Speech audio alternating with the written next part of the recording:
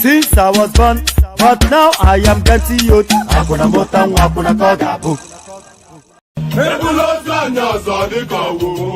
Okay now. To person between my pen. I see. I see what I want to do when you forget me. Okay. Papa, you look at you. And then you get out. Mama, say, I want me to go. I got no one to tell them, but where would he get? I got you to put it on the road. I don't know what they are doing. Why I don't want.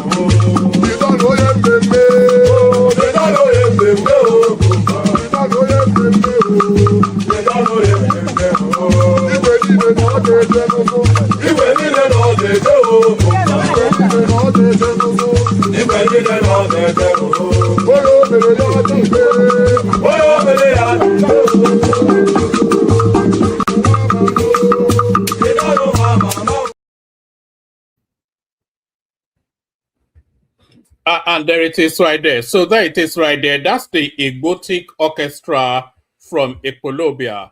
So that was the Egotic Orchestra from Equilobia. Good day to you. Good to be in your company and all that. Good day to you. Good to be in your company and how are you? So look how relaxed I am. I look almost like a slob. Maybe I'm too relaxed. I should really be sitting upright, but it's what? It's 1:30 a.m. where I am, so I have no reason other than to be slobberly. So apologies for the somewhat casual appearance, but then of course it's always casual the appearance. But good day to you, good to be your company and all that. And also the second apology, I've been AWOL for how many days now? For about 3 days I've been AWOL, so it happens sometimes. It was for no other reason that I just felt fatigued. I did want to come up, but I didn't feel inspired to come up. So, and as I always tell you, if I don't feel as though I'm going to enjoy it, then I would not do it. So over those last 2-3 days, I wanted to come up, but the spirit did not move. So the spirit has to move me to do it. But I have missed you guys though. Hopefully you have missed me. So good day to you and all that. Hope you are having a wonderful day so far, wherever it is in the world that you are. Good day and all that. So thank you, Tony. Good to see you there, Tony. So the protocol remains the same. Click on the like button, just as I invite you to do so. Click on the like button. Subscribe if you're not already subscribed. Please do that. Like and subscribe. If you want to come and join me on the screen, there's a hyperlink that says StreamYard. Click on that. It will bring you into a studio space. As soon as I finish delivering the body of the talking points, I'll let you onto the screen, engage you in conversation. So those are 3 directions. I don't want to call them instructions. So because some of you feel offended, an instruction is still a direction, by the way. Because if you are being instructed to do something, you're being directed to do something, or let's call it an encouragement. So the 3 encouragements so far is that you should. Where am I hearing myself back? I beg your pardon. Let me just hold on. Un momento. So like I said, like, subscribe if you're not already subscribed. We need numbers going up. We're after 1,000 subscribers this month. So that's the loftiness of that ambition. In fact, we should even get 1,000. We get a lot of traffic. We get an awful lot of people watch the streams, but the numbers don't correlate. The subscriptions don't correlate with the number of viewership that we get. So we want that correlation. At least we want pulling more towards the numbers than anything else. So we're after 1,000 subscribers this month, and you can set off on that journey by being one of them. So you'll be the first to subscribe. Then you are setting us on that journey to that 1,000 subscribers this month. So like, share, subscribe. Click on the hyperlink that says StreamYard if you want to come and join me on the screen. Share the links as widely as you can. Copy the links to the stream. Put them in your social media spaces. Put them in your WhatsApp groups, your Facebook groups, any and every of those groups that you mooch around on social media. Just put them everywhere.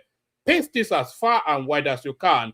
Tell them I said so. Tell them I give you the authority to invade people's privacy with my links. Go and invade other people's privacies with my links. So do that. Like, share, subscribe, and all that.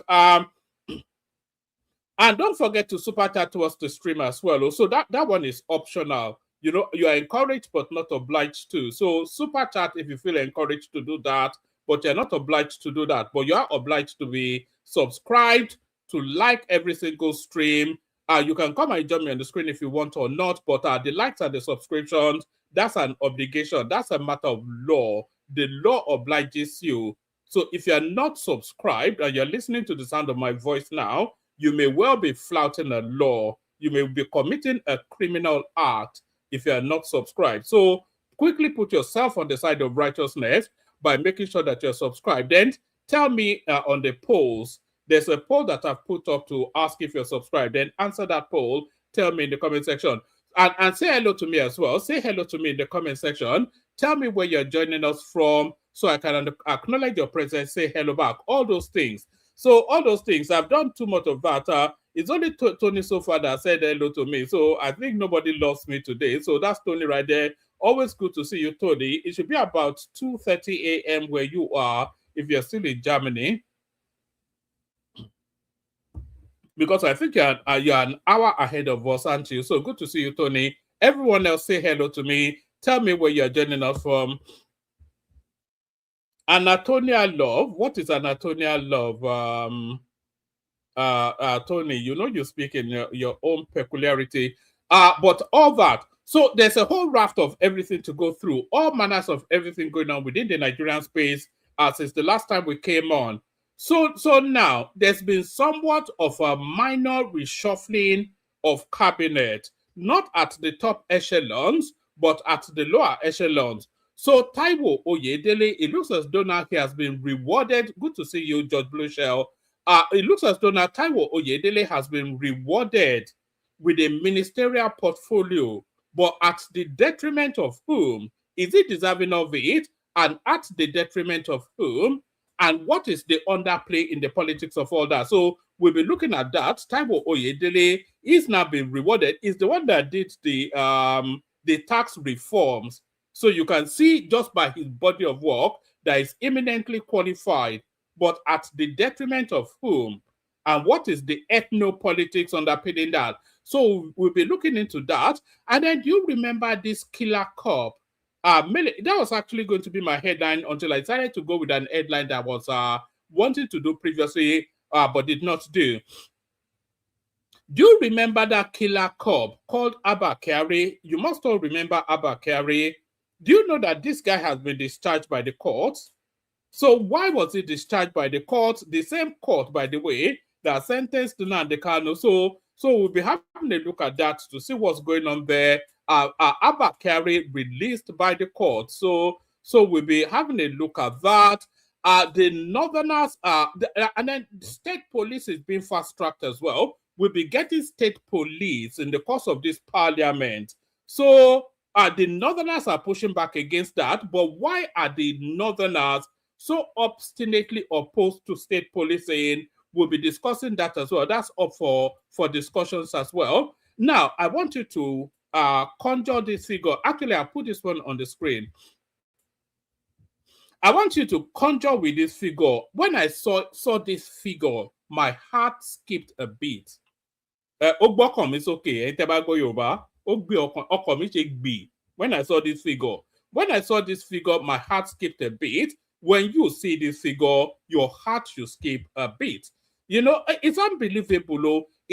Nigeria is a criminal enterprise. There's no equivocation about that. Look at what you're seeing on your screen. Can you all see it?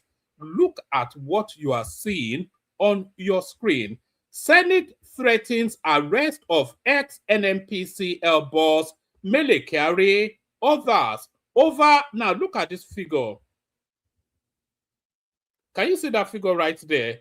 210 trillion naira audit queries.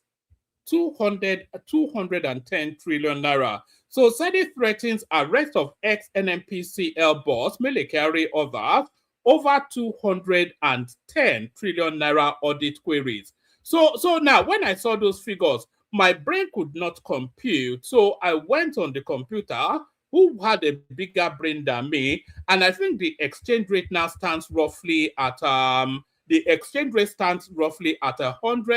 and not 100 though, if only it was. The exchange rate now stands roughly at 1,400 naira to the dollar. So I asked the computer then to tell me what 210 trillion naira meant in real money. And this is where my heart skipped another beat.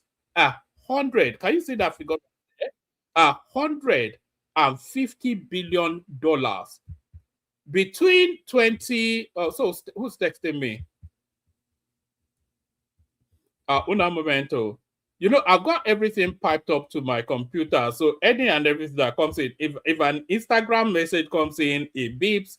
If a WhatsApp message comes in, it beeps. If any and everything comes in, it beeps. So that was that beep right there. No, so that's that figure right there. And that was between, actually, let me just give you the fullness of this, because this one really staggered me somewhat. Senate threatened arrest of ex-NNPCL boss Kyari, others, over 210 trillion naira audit queries. All right, we go through this one at speed. The committee also warned that it could issue warrants of arrest against former officials if they failed to appear before it on a date to be communicated soon. The Senate Committee on Public Accounts has threatened to issue warrants of arrest against former top officials of the Nigerian National Petroleum Company, NNPCL, over an alleged 210 trillion naira that lawmakers say was not properly accounted for. So these are the Buhari years. So look at these years now, between 2017 and 2023. So 2017, 18, 19, 20, 21, 22, 23.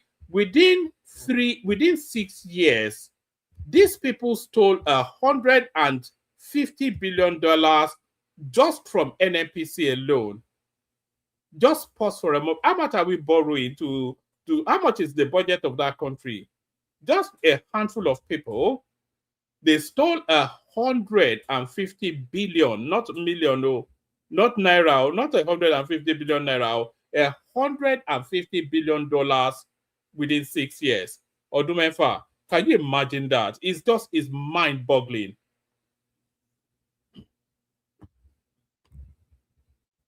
Although the whole of the Buhari administration was just one epic stealing exercise, the Senate Committee on Public Accounts has threatened to issue warrants of arrest against former top officials of the Nigerian National Petroleum Company Limited, NNPCL, over an alleged 210 trillion naira that lawmakers say was not properly accounted for between 2017 and 2023. The committee summoned a former chief executive officer of the company, Kyari, alongside, and listen to the names of the people involved in this stealing. You know, they've always said that the Fulanis have an account within the NNPC where where the largest percentage of our oil incomes go to.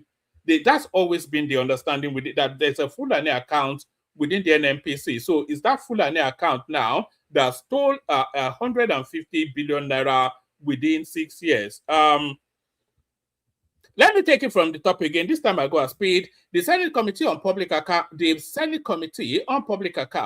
has threatened to issue warrants of arrest against former top officials of the Nigerian National Petroleum Company Limited, NNPCL, over an alleged 210 trillion naira that lawmakers say was not properly accounted for between 2017 and 2023. The committee summoned a former group chief executive officer of the company, Kyari, alongside a former chief financial officer. So Kyari won, so you already know where that name comes from. Alongside a former financial officer, Umar Ajia Isa, so you know where a name like that will come from, and a former group general manager of National Petroleum Investment Management Services, Bala Wunti. You all know where that name comes from. The chairman of the committee, Aliyu Wadada, issued the summons on Thursday following a review of audit reports concerning the National Oil Company. He warned that the committee could invoke its powers to compel attendance if the former officials fail to honor the invitation. The committee also warned that it could issue warrants of arrest against the former officials if they failed to appear before it on a date to be communicated soon. Wadada disclosed the committee's resolution whilst briefing the media after a meeting. According to him, the former management, I want you to listen to how they excuse these monies.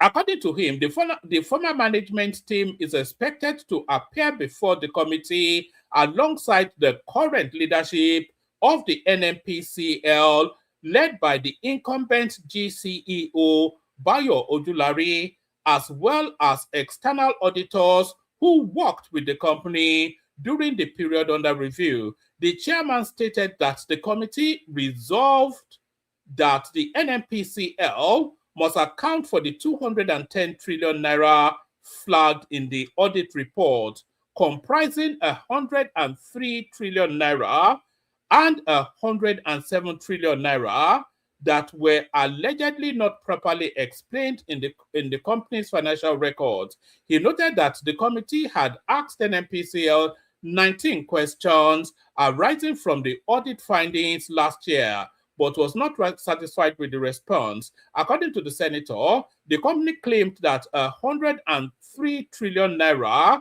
represented cumulative spending by its joint venture partner through JV cash calls since 2017, a response that the committee rejected. I'm not quite sure what that means, actually, but whatever it means, that's about $80 billion right there that disappeared into some foggy little appellation. The committee also raised concerns about 107 trillion naira recorded as sundry receivables in NNPCL's audited financial statement as of December 2023, which the company said was owed by several banks and other entities. When the two figures were combined, the NNPCL needs to properly account for 210 trillion naira. So there it is right there. It's just a luta continua. The looting continues. Lawmakers further questioned the expenditure of five. I want you to listen to this one, actually. This paragraph, this sums it all up. Listen to this very carefully. Lawmakers further questioned the expenditure of 5 billion naira reportedly used to change. Now, listen, reportedly used to change the company's name from the former Nigerian National Petroleum Corporation to Nigerian National Petroleum Company Limited. So, I'm not quite sure what that means. Anyway, that's that for that. This to us in the committee is unacceptable, and satisfactory explanation must be given. In another resolution, the committee directed the NNPCL to refund to the Treasury all production costs charged against crude revenue within the period already under review, arguing that the company and its subsidiaries do not directly produce crude. So this is it now. $150 billion that has been disappeared by the Abokis in NNPC. So that's that. And I wasn't even going to start with that, but it's just that quantum of money. It's quite alarming. 150 billion naira. Not naira, I keep saying naira. $150 billion disappeared in. They will never get that money back, of course. So I think we all know that. They will never ever get that money back. Because that's a war chest right there. That's more than the Nigerian sovereign wealth now. The Nigerian National Reserve stands at $50-something billion. And the money these people stole is $150 billion. So they even have bigger muscles to fight you than you have to fight them. But that is the nature of the country that we are. It's just that country is a criminal enterprise. And they will get away with this, of course. This Senate committee that is stressing them, they're not stressing them out of any altruism or patriotism. No, they are sweating them so that they can cut a slice from what these people stole. Come and pay us off is what they are saying to them now. And as soon as those people come forward and pay them off, you will never hear about it again. Another shocking story will come up and we'll forget about it. $150 billion. $150 billion. It's ungodly, some of these things, man. When it's just so sad. But that's that. Are you sure about that, Baba? I did the math. No, 210 trillion naira is not 1.5 billion dollars. So, Baba, I think I did the maths. Am I talking? This is the maths now. This is the maths right here, Baba. It says that's that 210 trillion naira divided by 1,400, which is the conversion rate, and that, according to chat GPT, gives you $150 billion, not $1.5 billion, so $150 billion. If it was $1.5 billion, I don't think they'll sweat it that hard now. But those are the figures right there. Where do we want to go next? Let's go to Abba Kyari being released. Court discharges and acquits. Not Abba Kyari, but why are all the Northerners called Kyari anyway? Well, this is Abba Kyari in this instance, the killer cop. Court discharges and acquits Abba Kyari of 23 counts asset declaration charge. So I'm not even sure if this guy is still in custody anyway. I think they may well have bailed him.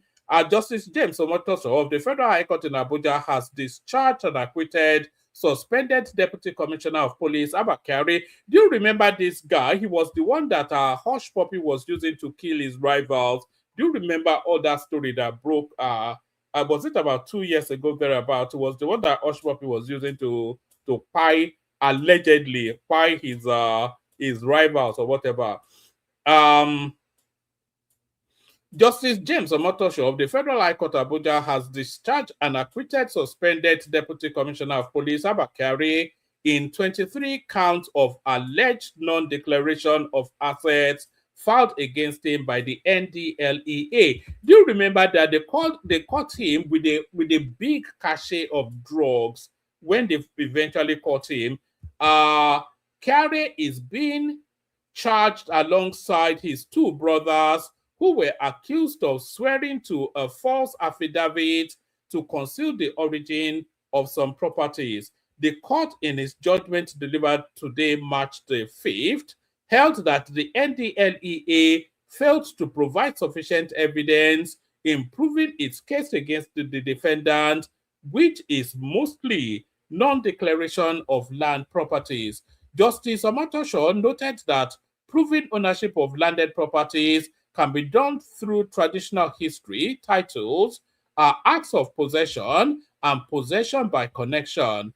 The judge, so anyway, they've acquitted, I don't think they've acquitted him of all of the charges leveled against him, but they've certainly acquitted him of a good chunk of what really weighs heavy upon him. Justin Court clears Abba Kyari, slams NDLEA for faulty prosecution. So that's that. Another one escapes the whatnot. So this one I agree with, actually. This one right here I agree with. This now next headline. President Tinubu nominates Oyedele as Minister of State for Finance. So the substantive Minister for Finance, as we all know, is Wale Edun. Yes, the substantive Minister for Finance, as we all know, is Wale Edun. But then there was some Southeastern woman that was his deputy, which is the Minister of State. But he now moves her, or I don't know, I think he actually moves her to another portfolio, but replaces her with a Yoruba man, which goes against the equibalance of the, there's an ethno balancing in appointments in Nigeria. So that slot was meant for the Igbos, but is moved it down to a Yoruba man. But eminently deserving Taiwo Oyedele, but nevertheless, the ethnic politics of Nigeria will raise its head. President Tinubu nominates Oyedele as Minister of State for Finance. President Bola Tinubu has nominated Mr. Taiwo Oyedele as the Minister of State for Finance, replacing Dr. Doris Uzoka Anite. Doris Uzoka Anite. So that's who is replacing. President Bola Tinubu has nominated Mr. Taiwo Oyedele as the Minister of State for Finance, replacing Dr. Doris Uzoka Anite. Uzoka Anite will now move to the Ministry of Budget and National Planning as the Minister of State, her third portfolio in the administration. President Tinubu has today conveyed the nomination of Oyedele to the Senate for confirmation in a letter to the Senate President Godswill Akpabio. Until President Tinubu nominated him as a minister, Oyedele from Ikaram Akoko, Ondo State, was the chairman of the Presidential Committee on Fiscal Policy and Tax Reforms, which overhauled the country's tax system. Oyedele 50 is an economist, accountant, and public policy expert. He attended Yaba College of Technology, where he obtained a higher national diploma in accounting. He attended Oxford Brookes University and earned a BSc in applied accounting. He also completed executive education programs at the London School of Economics, Yale University, the Gordon Institute of Business Science, and the Harvard Kennedy School. Oyedele spent 22 years of his working career at PwC. So that's Pete Mawick. Is that no, Price Waterhouse and Cooper, isn't that? Joining in 2001 and rising to become the fiscal policy partner and Africa tax leader. Oyedele is also a professor at Babcock University in Ogun State and a visiting scholar at the Lagos Business School. So there it is right there. So it's not so much is he qualified or is he not. And this woman, by the way, she was busy negotiating some high-octane deal. This Doris Uzoka Anite, she was busy negotiating some high-octane deal for Nigeria somewhere in New York when she suddenly got the notice that she has been sacked. So there it is right there. And talking about sacking people, Disu removes Udenyi as first PRO. Do you remember this Udenyi? He's the one that is always on the news telling us what's going on with the police, how they are failing in their duties and all that. So he's been removed by the new guy in charge. This one here, Southeast Development Commission targets $200 billion Southeast economy in 10 years. So this is do you remember Tinubu created this agency, this commission, as he did for every geo region in the country, by the way, to dedicate especially to the growth of their particular region. And what the Southeastern Development Commission is telling us is that they have the ambition of growing the Southeastern economy to 200 billion within 10 years. So that's a lofty ambition indeed, especially seeing that Monday is not a working day in the Southeast. So good luck with that. Good luck with that. What else do we have? Yeah, so this push for state police now, the Northerners are pushing back. Northern politicians not ready for state police. This is Madi Shehu. Well, whether they are ready or not, it's coming, and it's coming this year. Public affairs commentator Madi Shehu has said that while many Nigerians agree that creating state police is necessary, he doubts whether northern politicians are truly prepared to support it beyond public statements. He made the comments in a post shared on X on Friday, where he accused political leaders in the North of failing to invest in key sectors that could have prevented security crises currently affecting the region. According to him, state police are more than desirable given the commitment of stakeholders, but I have my doubts if northern politicians are ready for the state beyond the oral demand. He said many of the security challenges that later spread across the country started as local problems, but became national disasters because leaders in the region continuously and deliberately refused to make investments into crisis sectors. This is considering how they allowed local security issues blow and snowball into national catastrophe on account of their continuous and deliberate refusal to make investment into crisis sectors. Shehu criticized what he described as years of misguided spending by, and if you're talking about years of misguided spending by northern politicians, what constitutes governance in places like Bauchi and Yobe State is for the state to pay for them to go to Hajj, and the state to pay for their feeding during Ramadan. That is how they determine what a good governor is. Nothing to do with education, nothing to do with electricity. Forget do you know what they consider to be infrastructure? They were asking Bala Mohammed about infrastructural development in Bauchi State just the other day, and he was talking about how he has built a new state secretariat and all that. You know, that's what constitutes development in the north.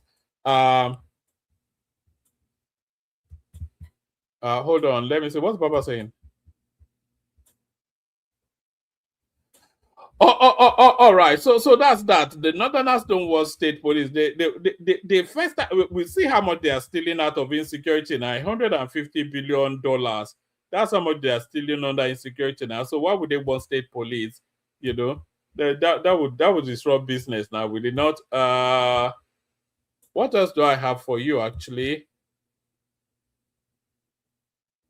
Yes, we've already done this. Tinubu reshuffle. Tinubu reshuffles finance ministry, nominates Oyedele as Minister of State. So we've already discussed that. All right. All right. Let me start bringing you some of the clips that I have. So let me know if you can hear the audio on this one. So we started off with this Aisha Yesufu clip. If we go into 2027, let me tell you, it is a war we are going into. This is Aisha Yesufu talking her usual inanity, this time on her channel's television. So let's see what she has to say, and let's see how she justifies that headline. That was done at the back end. Oh, hold on. Let's start from big election. You know, it's sacrosanct, and that's the thing that must be given. Madam Yesufu, if this is happening early in the day, do you fear that something might be down the road? There's something that you probably don't know that is in the offing. Yeah, absolutely. I mean, this is APC has not shown it's a party that has the credibility to do the right thing. It has always shown itself to behave in an anyhowness kind of manner. Of course, we know those things are going to come, but we are confident about the fact that Nigerians are tired, and this is not just about, you know, this party, but Nigerians are taking it. And as we go into 2027, let me tell you, Sean, it's a war we are going into. Nigeria. You know, I really hate. So what do we know about Aisha Yesufu? We know that she's a top functionary of. We know she's a top functionary of the obedient movement. We know that about Aisha Yesufu. So when she's saying Nigerians want this and Nigerians want that, who are those Nigerians is the question. Because she doesn't speak on my behalf. I'm not sure if she speaks on your behalf, but we know she speaks on behalf of the obedience. The obedience are Nigerians too, but she cannot use that catch-all like she speaks for the entirety of the country. She does not. She doesn't represent my worldview. She doesn't represent my aspirations for that country. She doesn't represent anything that I believe in or stand for. So when she's saying she's speaking on behalf of Nigerians, who are those Nigerians? That's the thing. We all know who she's speaking for now. She's speaking for her daddy from Oka, which is fair enough. They are Nigerians too, but it's just that catch-all, as though she's been put forward by anybody to be the public voice of the Nigerian people. Yes, it's a war. And let me land.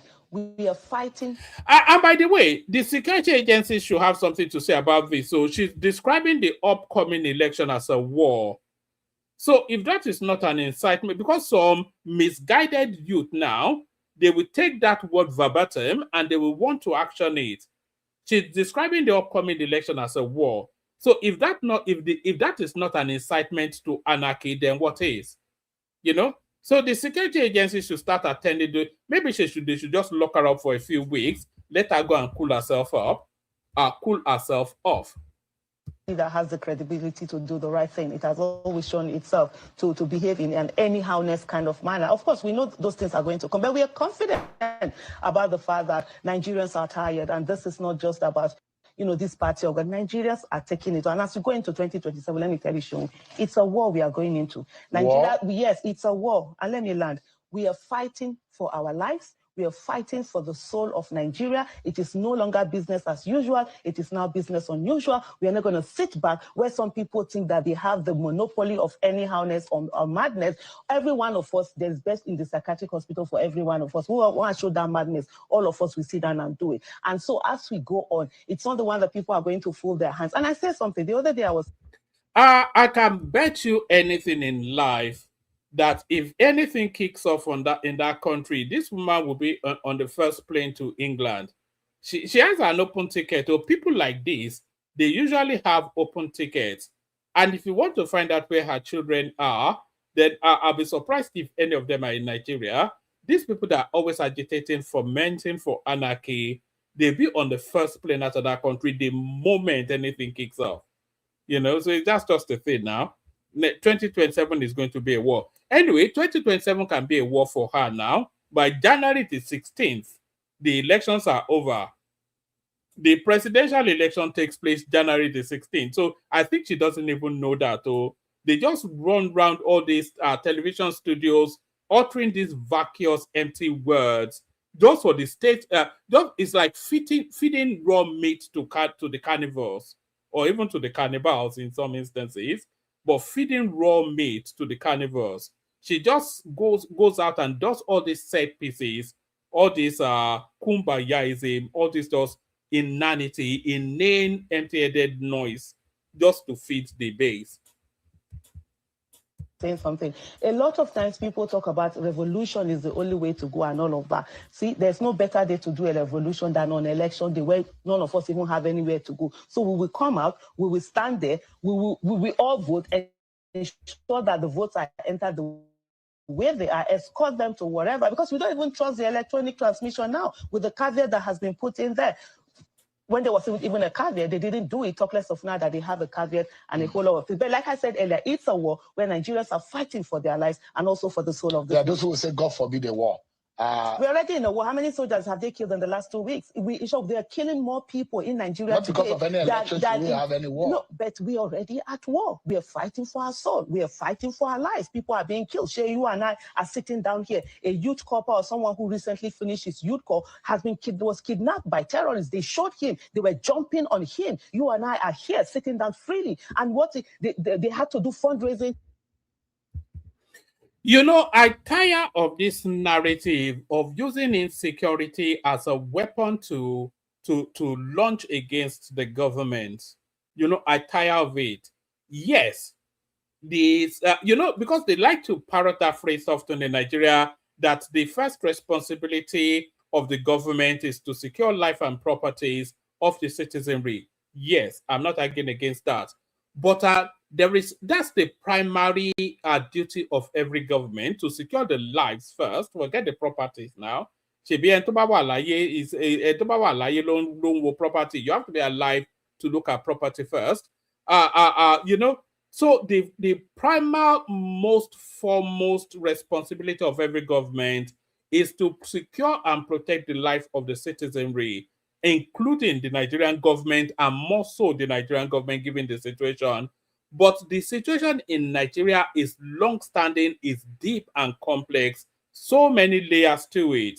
So to use this to pedestrianize it, to lower it just as a political grenade, just to lob, it trivializes the experiences that people are going through, and it fails to acknowledge the complex. So it's just annoying that the government is security all the time. It's somewhat of a ludicrous thing to say.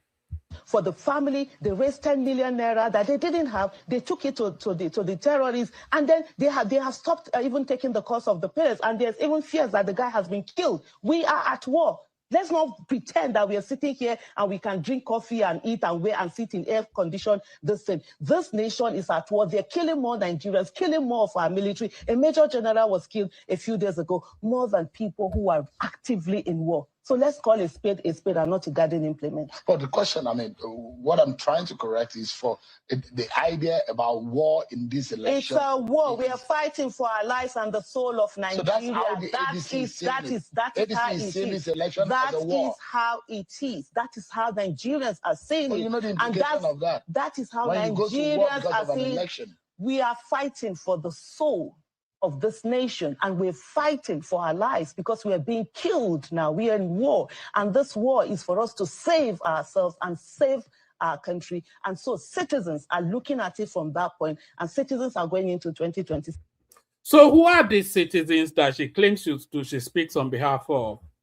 You know, who are these citizens? Now, she doesn't speak on my behalf, so it may speak for you. She doesn't speak for me. How can somebody like this speak for me? It's not possible now. Say it's not going to be. Who is the antagonist and who is the protagonist? It is going to be business unusual. Who is the antagonist and who is the protagonist in this war you are describing? You know where it is. Nigerians are the ones who are saying they're fighting for their lives, and they will do everything to protect their lives and the soul of this nation. You know why? Because this nation does not belong to a few people. No Nigerian is more Nigerian than any Nigerian. We all are citizens. She has all these pre-rehearsed peppy little phrases that she likes to roll out. No Nigerian is more Nigerian than any Nigerian is all Nigerian. She does it all the time. It's almost like a caricature now, like some sort of comedy skit. And we should have a nation where we would travel, not the ones that will have videos sent to us of our loved ones where terrorists are jumping after torturing them, beating them up, and jumping on top of their bodies. Everybody's lives must be secured. And as long as one person is not safe, none of us is safe. The issue that you've fixed with your reporter, who is responsible for that? All right. So that's Aisha Yesufu right there doing her usual whatever it is that we're calling what she does. But for all of the running down of Nigeria, that these people are running down Nigeria, a lot of people are running to Nigeria. As much as these people want to describe that country as a hellhole, a lot of people are running to Nigeria. So check this one out. This is there's a Black American community in Lagos that is supporting Black Americans to relocate here. So when they are talking about Black Americans, they are not talking about Japa and Japadas. They are not talking about Nigerians who've left Nigeria making their way back. They are not even talking about children of Nigerians who migrated out of the country that are making their way back now. They are talking about foundational Black Americans that are making the conscious and informed choice to choose Nigeria as the place that they want to spend their lives. And they are choosing Nigeria with all of their eyes open and fully informed. I'll get to that in a moment. But at this, there is a Black American community in Lagos that is supporting Black Americans to relocate here, helping them to settle and build a large community of Black Americans in the city. It is actually quite interesting. If we don't get our acts together, these people will drag us on the internet 24/7. Issues like power supply, infrastructural maintenance, urban remodeling, waste management, and proper landscaping have now become inevitable to address. It says that is why we must be very careful. We don't need a lazy governor in Lagos. In the future, Lagos is going to have so many Black Americans living here. I have so many videos about this, though I don't even post all of them. But things like reliable power, proper landscaping, environmental care, and effective waste management have become unavoidable because of the influx of Black Americans into Nigeria. A different type of setup that I'm used to in America. So here is an example of those Black Americans. So you listen to her in the moment and you see how she has structured her life in order to be. This is why I'm saying they are coming in informed. they understand exactly what that country is about, and they are still making that informed choice to come and live there. And when you listen to this lady in a moment, you get exactly what I mean. But just this first, it says that is why we must be careful. We don't need a lazy government in Lagos. In the future, Lagos is going to have so many Black Americans living here. I have so many videos about this, though I don't even post all of them. But things like reliable power, proper landscaping, environmental care, and effective waste management have become unavoidable because of the influx of Black Americans moving to Lagos. So it's unavoidable not because Black Americans are moving to Lagos. So it's because we want to live in a decent, well-structured environment, even as Nigerians ourselves. The government should also be open to working with them on ways to improve the city, because Lagos is naturally a place that people gravitate towards. This development has opened up many opportunities for Nigerians as well, so everyone can benefit. It doesn't take much to start fixing things. Kudos to the governor, but a lot of work still needs to be done. So here is the example that she's hinging all that narrative on. So this is a Black American lady right here that has made the conscious and informed choice to go and live in Lagos. And this is how she has structured her life so that she can live in comfort in Lagos. Watch this. So I just got a new apartment in Lagos. There's no such thing as 24-hour light in Nigeria. So in order for you to get light, you kind of have to do a little twist and tricks just to get it done. So I'm going to show you all my solar power setup, give you all a breakdown of how much I spent for it. I will show you all how it works. Obviously, I'm not going to go on the roof, but I can put a clip in here of what it looks like on the roof. So let's go. Now, I have a couple of things that I have to power. I have my AC there. There's a room here. The room here does have a water heater. I try not to put the water heaters on at the same time because they tend to overload the system. I have another room here. I haven't put an AC in yet. They're actually coming today to put the AC in. And there's some sealing that needs to be done because it's just like way too damp in here. And then what I did was I got two ACs with Wi-Fi because when I come home, I ain't trying to be hot. This is my lithium battery. I got the LV Top Sun brand. And if you tap here, it's quite sunny out today. As I'm using it, I'm at 94%. And then here, I'm also at 97%. So my two batteries are full. These are 15 kilowatts per hour. I actually don't know what that means, but it's something. Here is where I have my setup where it's an automatic switchover. So when NEPA comes, it'll switch to the NEPA side. First of all, can we just shout out to like the very clean work that they did. I don't touch this at all. And this is the inverter. This is a 12 kVA inverter. I went with the Felicity Solar brand. Usually I can tell the load. So if I press here, so I'm only using one AC right now. One AC is about 13%, which is fine. So when my family comes over, obviously they're going to be using more power. It's just me right now. So I am planning to get another inverter. So we have a fan here just to keep this chilled. I also pay monthly to actually have the generator diesel to supplement the solar. Because I rent, obviously I couldn't put all my panels on the roof. I think I did about 12, 680, 685 solar panels. So that's essentially where the solar panels are. They were on the roof. It was not easy. I really had to convince them to allow me to put the solar panels on the roof. But essentially, I have power all the time. I don't really experience any blackouts. I can't remember the last time I've sat in the dark at all in my apartment. Are you going to spend money? Yes. This entire installation cost me about 8 million naira, give or take. And I really had to get that price down. And also we're doing a similar setup for my manufacturing space on the mainland. However, this solar is to supplement when the diesel runs low or NEPA is not acting right and the generator hours are not on. Last, I own this. It's a one-time expense. I never have to think about it again. And these batteries last up to 10 plus years. Let me know if you have any other questions and I'll definitely be posting more because this is definitely a different type of setup than I'm used to in America. Yeah, and that is right there. The Americans are coming, but they are coming informed. So she's not coming there to come and do, oh, look, it's a third world country. Oh, no, she knows what she's going into and she has made preparations to insulate herself from the deficits that the country has or the city has.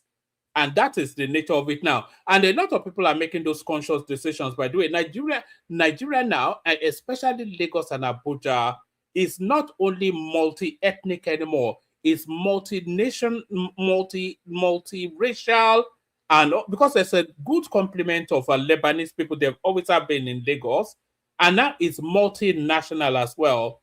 A lot of African upper middle class wealth, they choose to go and live in Lagos or Abuja now because they think that's where all the funk is. So the country is changing, for all of the things that you hear elements like Aisha Yesufu say, these people think differently. That's the yin to the yang of Aisha Yesufu. But I'm talking about the deficit. Do you remember they were trying to make the airports cashless?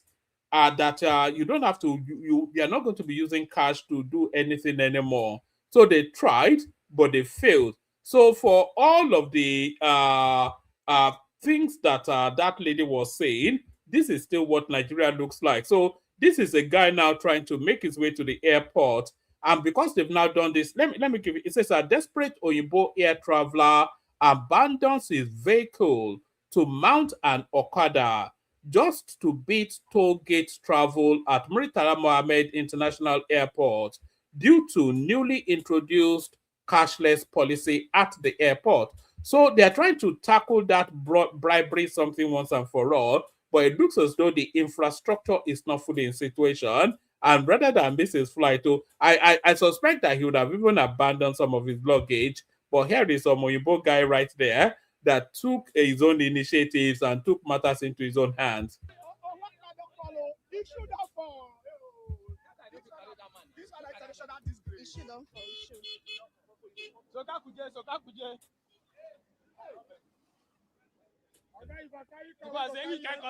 Which country be this? This is where we find ourselves. You people, you come and help us. Come and help us. The money when they collect for Tokyo, making them use that money. You could hear the obedience shouting in the background, of course. That cashless policy has since been suspended by Tinubu, by the way. But that's the Nigeria that we still, this is the transition from how the country was to where it needs to be. We do want that cashless policy to sanitize the airports and whatnot, but there's some teething problems in the process, and those are the chinks being ironed out right there. So that's an Oyinbo man right there. That's they say, may Nigeria not happen to you? It looks as though Nigeria has happened to him. What else do I have for you? Let me give you one more, and then I'll send the link into the comment section. If anybody wants to come in there, you can come in. So here is the is Israel-Iran-America war finding its way into Nigeria. Oh, no, that's not the one. No. The Nigeria's new police chief launches state police committee. So the state police something is when, not if. Oh, I had a clip of oh, did I remove it? I had a clip of Nigerian students protesting on behalf of the Iranians, jumping on Israeli flags and American flags and all that. I had it. I think I may well have removed it. Let me see. I'm talking slowly to see if I can quickly find it. Oh, do I want to show you this one? No, we're not doing Igbo bashing today. When we're doing Igbo bashing, I'll play you a clip. Remind me that I want to play you one clip when we're doing Igbo bashing. You know how we enjoy our Igbo bashing on this platform. Oh yes, here it is. So as I said, the Israeli America Iran war has found its way into Nigeria, and this is how the Nigerians are giving that particular goings on expression. This is the Nigerian position on the Israeli something. Students in northern Nigeria seen marching and denigrating Israeli American flag in solidarity with Iran. So here is what our northern brothers think of what's going on in Iran. So let me just give you. I'm going to mute it because there's a bit of music and I don't want to be copyright struck. It's not as though you people super chat anyway. So let me not get copyright struck as well. So this is the Nigerian position. Then this is the Aishas in the north are sending a message to Donald Trump and Netanyahu. So that's what I'm not quite sure what's going on there.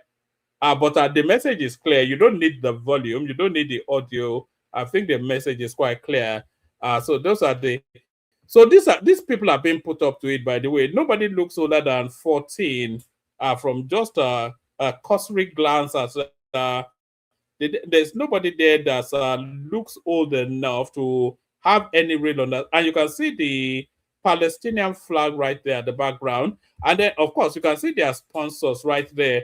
So this one's right here. You can, from the way that headscarf, you see where my cursor is circling right there. This man in the middle right there, from the way that headscarf is, that tells you it's a Shia Muslim. It's part of the El Zakzaki sort of sect within the Nigerian Islam something. So those are his people right there. So those are the Shiites in Nigeria, just signaling then their protestation about the spying of what's that their leader again that was spied, their supreme god in Iran. So that's that. What else do I have? Nothing else. Let me show you just one more thing. You know, if you've ever wondered how to make your billion, this is exactly, if you just look at this screen right here, herein lies your billion. This will, if you want to be richer than Gote, the answer, your pathway to that wealth is on this page that you are seeing on your screen right here. Top 30 countries in number of internet users. So this, not internet users, not phone users. So not people that have devices, phone devices, and subscribe to a phone service. So internet users. So top 30 countries are in numbers of internet users. China has the largest amount of people using the internet, followed by India. The United States comes third. Indonesia right there, Brazil. But Nigeria has the sixth largest, 136 million people purchase internet data in Nigeria. What they use it for is where your millions lie. If you want to make if you can find a way to take 10 naira off half of these people every day, you'll be richer. Even 10% of them. What's 10% of that? That's 13.6 million people. If you can find a way of taking 10 naira from 10% of these 136 million people subscribe to internet service in Nigeria, if you can find a way of taking 10 naira from them, even 5 naira from them every day, then that's where your billions are. So Nigeria has the sixth largest internet use globally. So that's that right there. Is there anything else? All right, that's all I have to offer. Let me play you the Kegite music, see who turns up.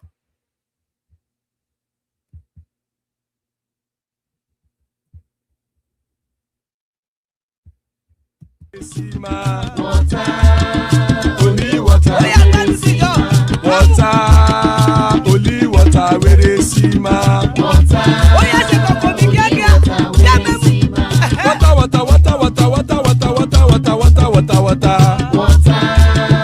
only water, where they see ma. Hapa o naido, hapa o naido, hapa you don't come o.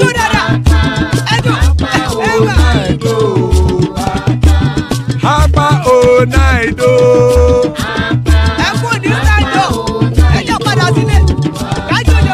Oro kẹ̀kẹ́ ẹlẹ́mùrè o. Ilé ṣọ́díyà kẹ̀kẹ́ ẹlẹ́mùrè o. Bobby master kẹ̀kẹ́ ẹlẹ́mùrè o. Chief Latif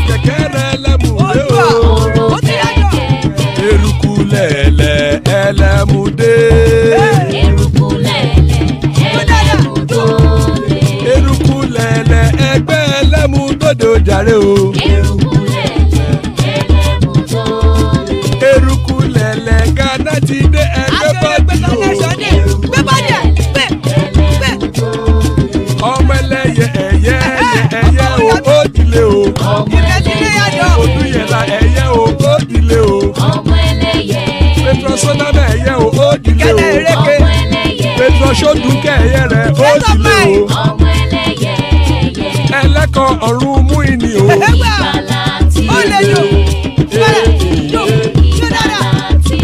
Àkùkọ ọ̀run méjìkọ.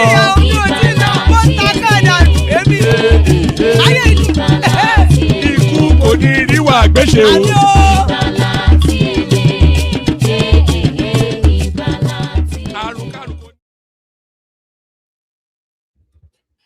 And there it is right there. Kuko Niru Agrishe may death have nothing to do with us. Joining us, Ola, always a delight when Ola is here. The excellence that is Zita, yes, she's here. The majestic Baba is here. And for the psychedelics, Tony is here as well. So everything represented, the good, the bad, and the, I don't know, let me not use that metaphor. Good to have you, ladies and gentlemen. Good to have you all. So let's start it off, kick it off with you, Ola. You came in first. So what are you looking at in the news? Not an abundance, but Taiwo Oyedele, now the Minister of State for Finance, I think it's deserved, do you? 210 trillion naira missing from NNPC. I did the math, $150 billion is just unconscionable. The Northerners not 100% on this state policy Tinubu is pushing and all that. So good to see you, Ola. Let's start it off with you. One man, long time. Welcome back from holiday. You know, I wanted to come up, but I just wasn't. My mood just wasn't there. Yeah, and you know, I've always insisted if I feel I'm not going to enjoy it, I won't do it. So I just thought, no, not today. And then anyway, thank you. Especially when you are making millions. You are making millions of pound sterling. So that's a good one. Amen to that. But not the sort of millions that Abba Kyari was making from NNPC. Baba, you see that our NNPC is, it's a crime scene. So when they mentioned that amount, I'm definitely not in doubt because, I believe that they'll be audited and they know exactly the amount that maybe some amount that is missing. But then that's not even my point. So my question is this. I don't know who knows. Why was the former Minister of State for Finance removed? Why was she removed? She wasn't removed, though. She was moved to budget and something to make way for Taiwo Oyedele. And I think because the work he did on the tax reforms, it was so excellent that they just needed to slot him in somewhere. I think that was probably what happened. So why not Taiwo around that place? Because to me, so have you heard about this 1.15 trillion naira not disbursement for capital projects? Did you hear anything about that? Yes, I heard it. I heard it was a lot. I heard it being talked about on TikTok, but I wasn't really fully engaged with it. That the Minister of Finance not releasing funds. Apparently they called Wale Edun to come and account, and he couldn't say anything.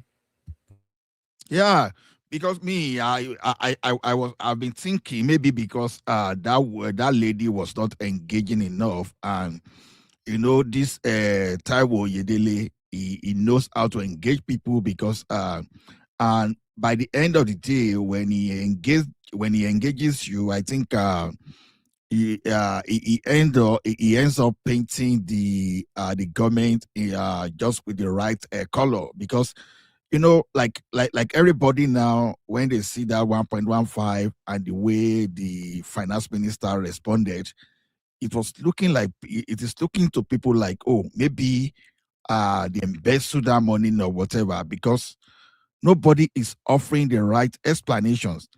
And my experience about Nigeria is that money may not be missing, but when nobody offers the right explanations, so they be some kind of conspiracy theory around that money is missing. So, but person like Taiwo Oyedele, is a kind of person that will engage you where you lie against what is when is what is actually happening. He exposes everything with his own explanation, fact for fact, and you will hear all those things. But you see, this our ministers, the core minister and his deputy, we've not been getting the right information from them. So I think that may just be one of the reasons that they did tactical firing by moving that lady to another sector. You understand why they brought Oyedele? To me, I'm definitely happy for sure. For sure, I love the move, but then I think we still deserve to know why they moved that woman, because when you talk of 1.15, there's something for sure that I know in that country. There are a lot of ghost capital projects. So if they are not implementing, I will start thinking along that line. I want to know why they are not implementing.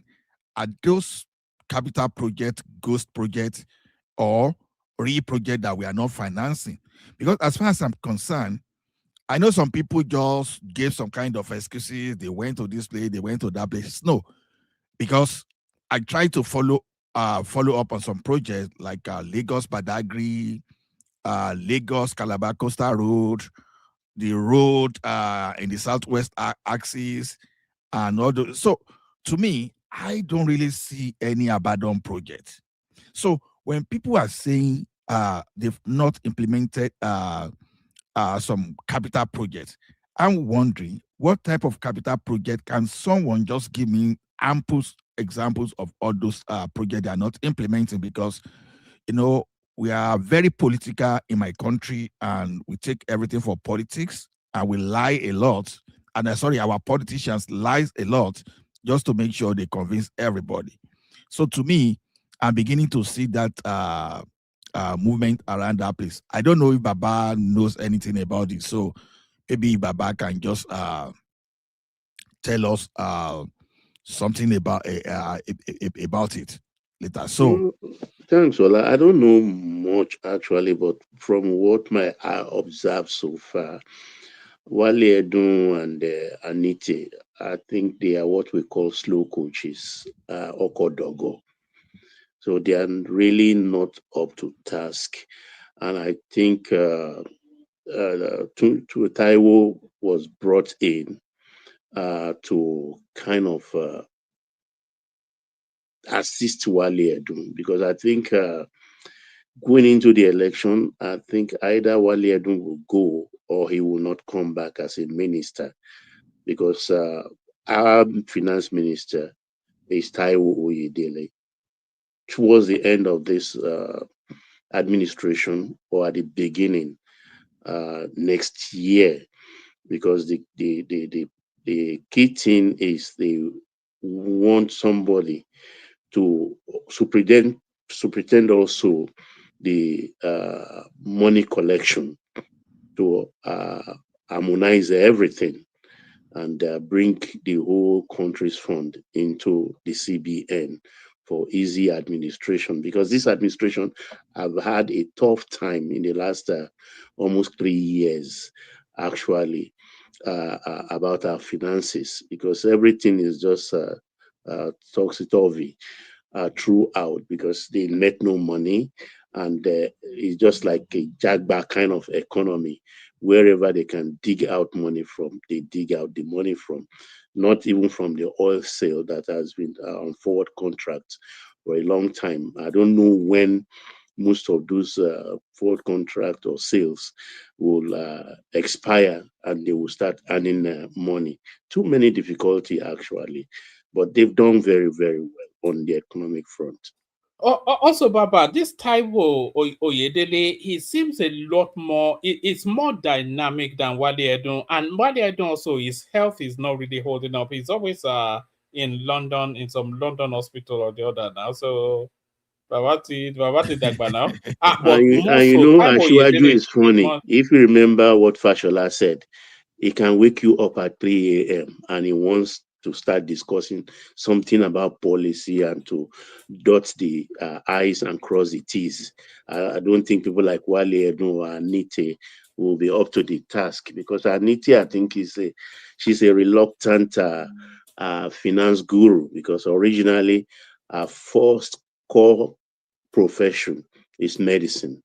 Don't forget about Oh, that. is she a doctor? Yeah, she's a medical doctor, Oh, of all course. right. I thought she was a PhD doctor, not a medical No, one. yeah, medical doctor. So you can see Is medical Taiwo doctor. Wow. Oyedele PhD as well? It's a PhD, isn't it? No, he's got a lot of masters and MBAs here and there, actually. And don't forget, he's also a lecturer at Babcock. So Yeah, that's why, Harvard, like Oxford. He's well Ola said, qualified. he engages easily. Hmm. I was on the Yeah. platform with him on TikTok, explaining to just one group, just a tiny little group of. They just invited him and he turned up. You know. No, he will, because the guy is very responsive, and that's one quality that we used to know, that we know with anybody that worked with Tinubu, because for sure, whosoever followed Tinubu during his time as the governor of Lagos State, his commissioners, they were super, they were super responsive, and they engage people a lot. So one man, or the other one that I want to contribute to, is this state police. This is one of the reasons I actually I wanted this man there, that is there. So I'm happy they start discussing the matter of that state police, even though I have some reservations at this point. And by the way, this of a man, before it's made the Inspector General of Police, he used to laugh, but all of a sudden, this man now is now looking like Sonny Abacha and Diagbo. He doesn't laugh again. So before with his that tooth gap tooth, tooth gap, how do they call it? We just be smiling. But since this guy has become the acting Inspector General of Police, the guy no longer laughs. So it's just, but I like his approach, though, even though I have some reservation, because I started wondering, because I heard before that the guy there before, Egbeto Kun, was not actually disposed to the idea of state police, that he was opposed to that. So, because I was like, why now? Why not having this framework? I begin to wonder, is it that the National Assemblies is slowing down the bid to form state police? Is that the reason we don't have state police now?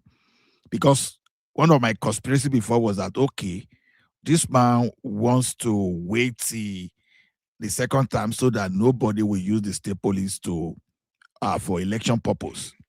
So, but now at this rate, I'm confused too, because is he going to use something like executive order, or how is he going to do that? But anyway, I love the idea that we are finally moving in that direction of that state police. So, because Yeah, we and need sorry, that. Ola, and this zoo actually is having that steering committee, because each state police will have 15% of their strength, of their manpower strength, from the federal police.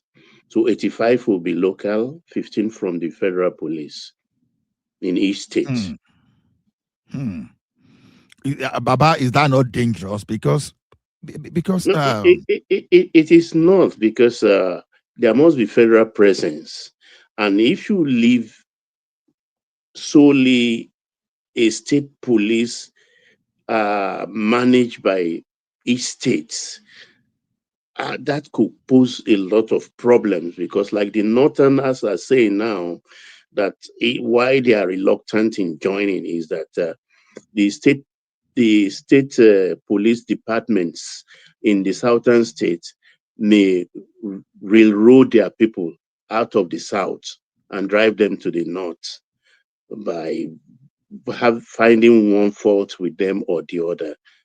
And they will rather run away than be clamped in jails. Yeah, So, Oga Baba, we are running a federal system, for God's sake. Why can't we just run it the normal way, or we stop running the system? You know what I'm saying? All those I don't conspiracy understand. theories. Expatiate on that, please. Yeah, okay. What I mean is that we are saying we are Federal Republic of Nigeria.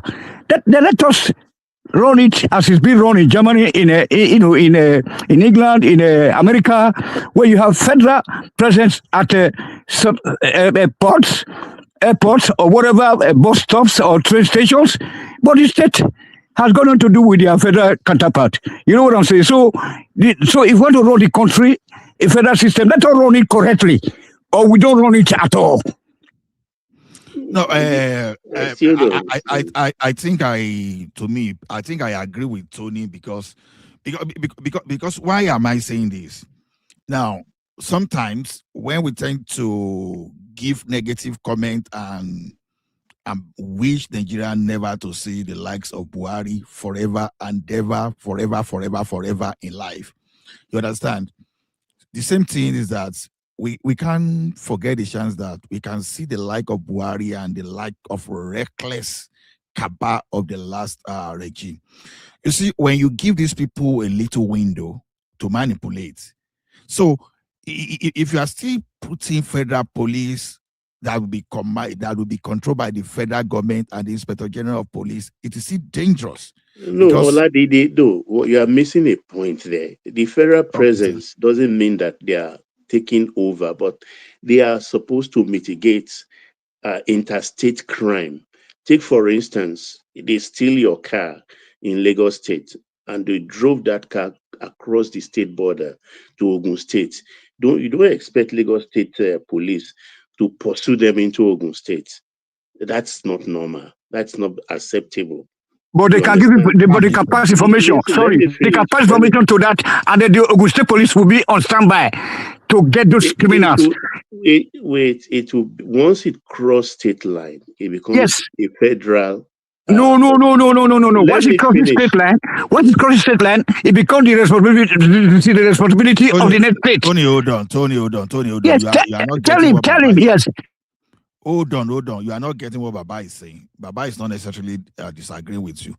Baba, continue, sir. Once it crosses, the federal police will take over. It becomes interstate crime. That is what is done in the United States of America. Because when you leave it to states, you leave state to their own devices, the Ogun State may be NDC, the party there, and Lagos State could be APC, and they are at loggerheads all the time. They may just not answer the Lagos State police. So it is the job of the federal police to seamlessly take over the crime and the criminal and pursue it effectively, and it goes straight to federal courts. The police are independent. They are independent, sir. They are independent on their own in a federal system. Hold on, Tony. You are not getting what Baba is saying. You are not getting what Baba is saying. Baba is talking about. Sorry, Ola. Baba is talking about a two-tier system, so that if the crime happens within Lagos State, that's the Lagos State police responsibility. If that crime spills all the way through, let's say there's a syndicate running Lagos State or Ogun State or your state, so that's a federal something, because it's unreasonable to expect them to handle it individually. One state will be, so that's a federal crime. Like Baba said, if it crosses state lines, then it becomes a federal matter. So that's just the universal standard. That's how it's done everywhere. Everywhere, that's what they do. One man. Anyway, we shall make Nigeria talk, sir. Go ahead. I greet everybody. Baba, Ola, Tony, Mama, I greet everybody. Dr. Me, how are you? Alafia. Ekaro.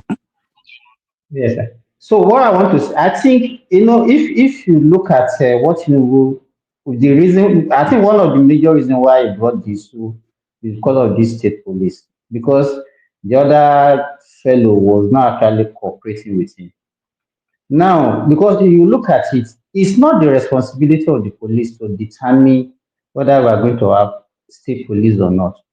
But the only thing they can do is to see how they can harmonize both the federal and state police together so that there won't be any friction. I think that is the assignment that he has put in front of the IG now. But because if you are looking at it, which crime are we going to say, okay, belongs to the federal, which crime are we going to say belongs to the state? Let's assume we started state police now, and some states say they are not ready. That does not mean that others states that are not ready cannot carry on. So what happens if we have some states that have state police and we don't have, and some states don't have state police? So I think that is the assignment that he put in front of him for now. I get you, sir. I get you, sir. Sorry, my people. Those states that don't want to participate, they have the right to opt out of the federation. So they can go out from their own country. That's what we are talking about. We got to be serious. You know, we got to, if it's 10 states that agree to have state police, then they can form their own country, regardless of what section or region of the country they are coming from. The other state can be on their own. It's either they do it in a federal way, proper way, like it's been done in Australia, in Canada, and all the places, or they get out of the federation, called Nigeria. Tony, what about states that want to do it but can't afford to do it? Then what happens? No, they have to. They must find a way to to do it. They can borrow money from other, federal government can assist them or whatever, Yeah, woman, that's the reason why I really came. Ola, if you can just permit me. You see the daily post you just showed. I don't understand the aim of the typical northern Nigerian politician. Are they in that marriage called Nigeria to sabotage the rest? Because I do not see the reason why they are kicking against this state police thing when their governors have signed to it, whether reluctantly or not. Take, for instance, Kano State. And like all other Sharia states in the north, they have the Hizbah police. Kano State alone have 15,700 Hizbah police. 15,700 Hizbah police. And that state is telling me it's not ready for state policing. Same thing for Gombe, Jigawa, they all have their Hizbah. So if they can pay their Hizbah, why can't they or convert them naturally to their state police? Because this state police, whether they like it or not, has come to stay. Yes, it's not going to be easy, but we cannot continue to find problems for solutions we are trying to apply. So if they are not really ready, it doesn't really matter. The rest of the country can carry on without them. Because if they find money to sponsor pilgrimages of their state citizens, if they can find 2 billion to marry a young man and a young woman and give them teju foam and bed and a token amount, or give them goods to start to rear, then they can fund the state police. So all these excuses will not wash anymore. I'm only just glad that we have a politician for the first time that is the president of our country, and he knows what he's doing, and he's ticking all the boxes. Tinubu wants it within Tinubu wants it within the life of this parliament. He doesn't even want it the next. He wants it now, and the Senate have promised before the end of the year they will deliver it. Yeah, I think Zita has something to say. Yes, sir. Yes, ma'am. You don't seem to see reason why they don't want state police. Tell us, please. You don't see any reason. You see. Me, I don't understand the people. They keep on confusing. Me, I understand why they don't want it, though. They cannot handle it. let me tell you why they cannot handle it. You don't give a madman a gun. If you create state police in Nigeria, more especially in the north, that virtually anybody or any young person in the northern part of Nigeria, more especially northeast and northwest, is actually Boko Haram. And you officially harm them. You think the state governor can control them? You see, sometimes when some people say something, they might not come out openly to give a reason why they said that thing. But for somebody like me, I look inwardly. Creating state police in Nigeria is trying to do what we cannot handle. But I rest my case. Shey una say una president want it and want it now. But let me ask, Zita. sorry. Sorry, Zita. Let me disagree with you, Zita. I have my theory on why they don't want state police. I think they don't want guns in the hands of the South because the weapon that the North has always had over us is violence. So I don't think they want us to have guns to be able to fight back. Yeah, you are right. You are right. If you read from kids, Don't you have guns now? From primary school, they are using daggers. Can I say something? Oh, all right, yeah. Come in, Pastor. The federal police that we have, there are northerners there now. And even our militaries that carry gun, they are dominantly northerners. So the idea of, majority of them are Boko Haram, they will go rogue, that one is not an argument. You understand? And from what I'm getting from some of their governors, they want state police now. Somebody like Fintiri say, look, we already have vigilante. And almost every state in the north have vigilantes, and those vigilantes are fighting crime. They are even risking their lives. That just like our Motekun. So they want them to be more organized. So the idea of they cannot. What if they are a country on their own? Wouldn't they even have army and police? No, size a bit talk rubbish. I can't wait for it to happen. Just talk rubbish now. I can't wait for it to happen. From what I'm seeing, currently, the state governors are even the ones funding federal police in their states. When last did you see federal government buy Hilux vehicle for police? Every governor in Nigeria, they always buying Hilux, buying armor personnel carrier for police. Correct. Buying so many things. The only thing they are not buying for them is guns. So the state governors. No, they even buy guns. Yeah, but it's the national security advisor that will import it for them. Exactly. So if the state governors withdraw their support from federal police, do you think federal police will be anything? So the state governors are even the ones funding the federal police. And so then until you call them state police, that's when they will function. Because they don't have control over them. But they have control to buy them vehicles. No control. That's not control. They cannot recruit. That's not a control now. You and I can even buy. You not remember when a sergeant stepped down Sanwo-Olu and told him to get lost? Look at it, that one. Buying weapon is not a control now. Even me and you can buy weapon, buy vehicle for police now.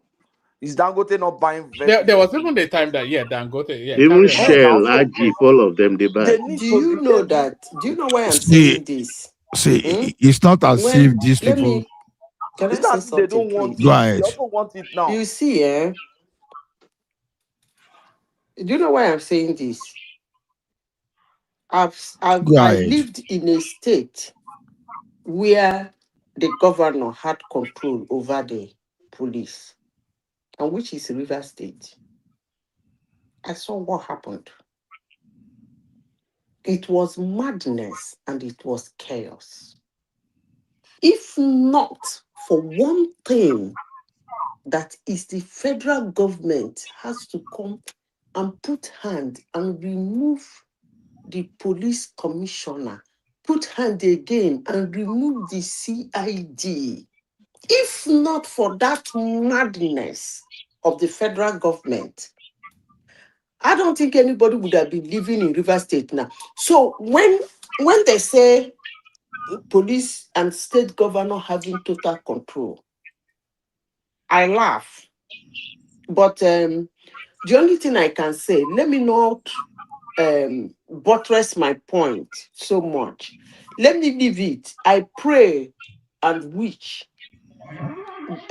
Tinubu enforces it so that by early next year or before the end of this year, every state has their own police.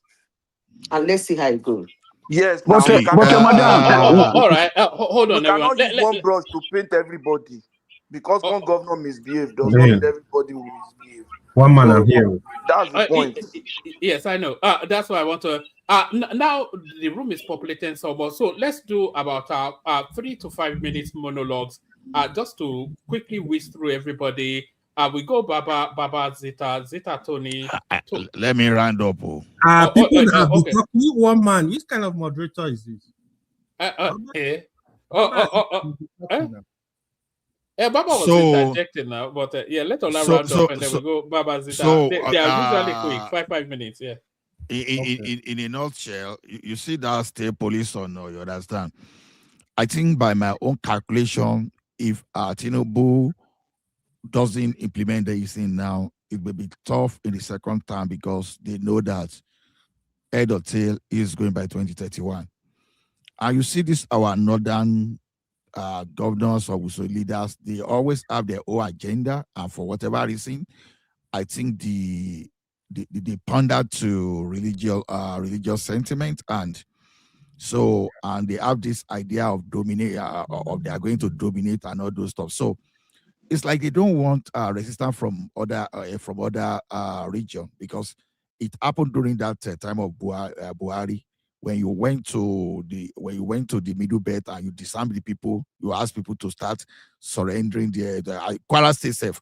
You asked them to surrender their ding gun and all those stuff, all for them to submit all those things, and for the terrorists in the bush just to go and run people over. So, to me, that state police, whether they like it or not, it has come to stay, because if you have state police, okay, now Amotekun is a form of state police, for example.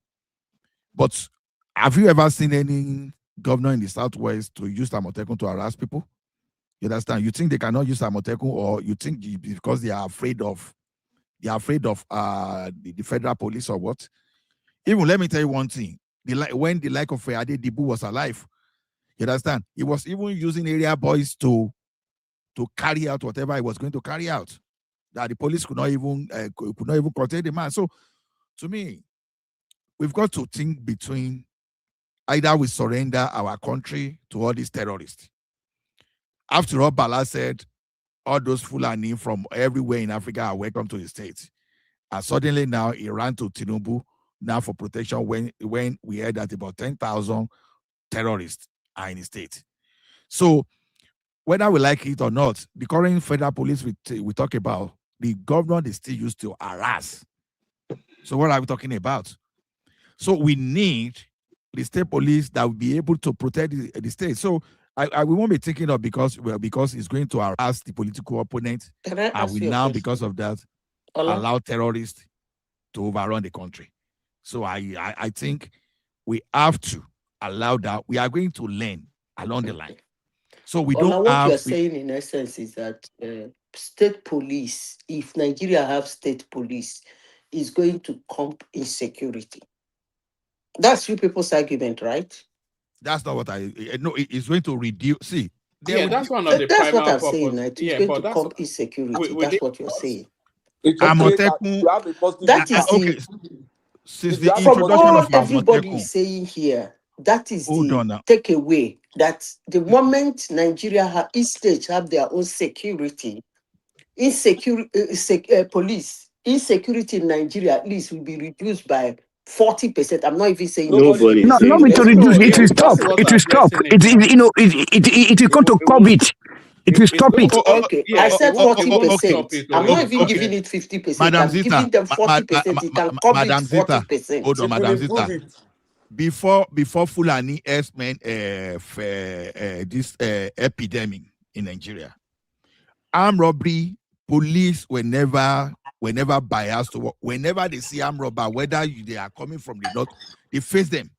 But immediately it became some kind of a terrorist coming from some certain ethnic group, all of a sudden they start looking at the body language of the commander in chief. They started looking at the body language of the inspector general of police. That from there they started looking at the person that happened to be the chief of army staff and the person All the DPOs. So, yes. So what? But when we introduced Amotekun in Western in the Southwest, what happened? Yes, Baba take over. The thing reduced. So all this idea of governor is going to because governor is going to abuse it, so we should not surrender. We should not surrender our country to terrorists. Right? So we find solution to that. Let us, we people. It's not my business. No, why is the president not abusing federal police?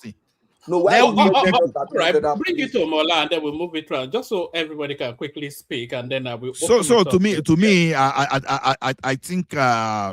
I think they should go ahead. I think we need to implement. We need to pass that in before the end of this year, like the Senate president, like the president wants to.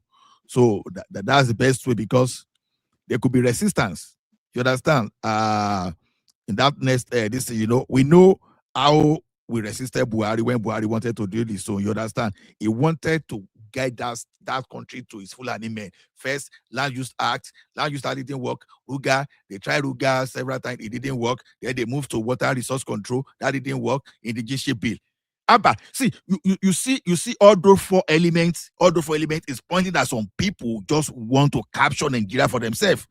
And we now say, okay, the ethnic nationality in Nigeria, they don't have means of protecting themselves. This is the first time that someone is bringing the idea of everybody having his own security, so that we will face madness with madness. We are not thinking of they will face political opponents. When they concern that bureau with overload, protect the citizen. Let the political class, let them go and resolve their own. Thank you very much. Let them go and buy themselves.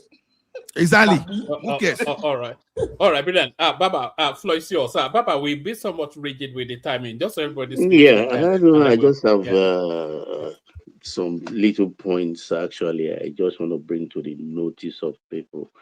I think every Nigerian, whether average or above average or below average, should be very thankful. Honestly speaking, if they calm down and look at the terrain called Nigeria properly, political terrain, I think they will come to the full realization that we have somebody who is not shy of taking decisions at the helm of affairs in Nigeria today. And of course, the direction we are going is full restructuring, despite whether one region likes it or not, one way or the other. We will get there, because I saw something a few days ago that made me very, very sad. It's about Oriental Energy. Oriental Energy is an oil company owned by Ndimi, Alhaji Ndimi.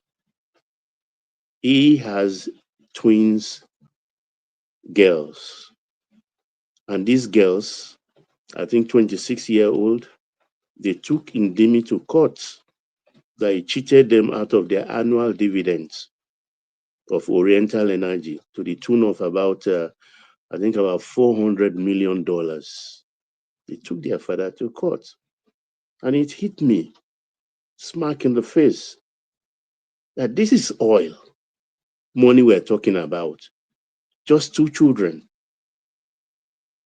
are suing their father for cheating them for about what is due to them, about 400 million.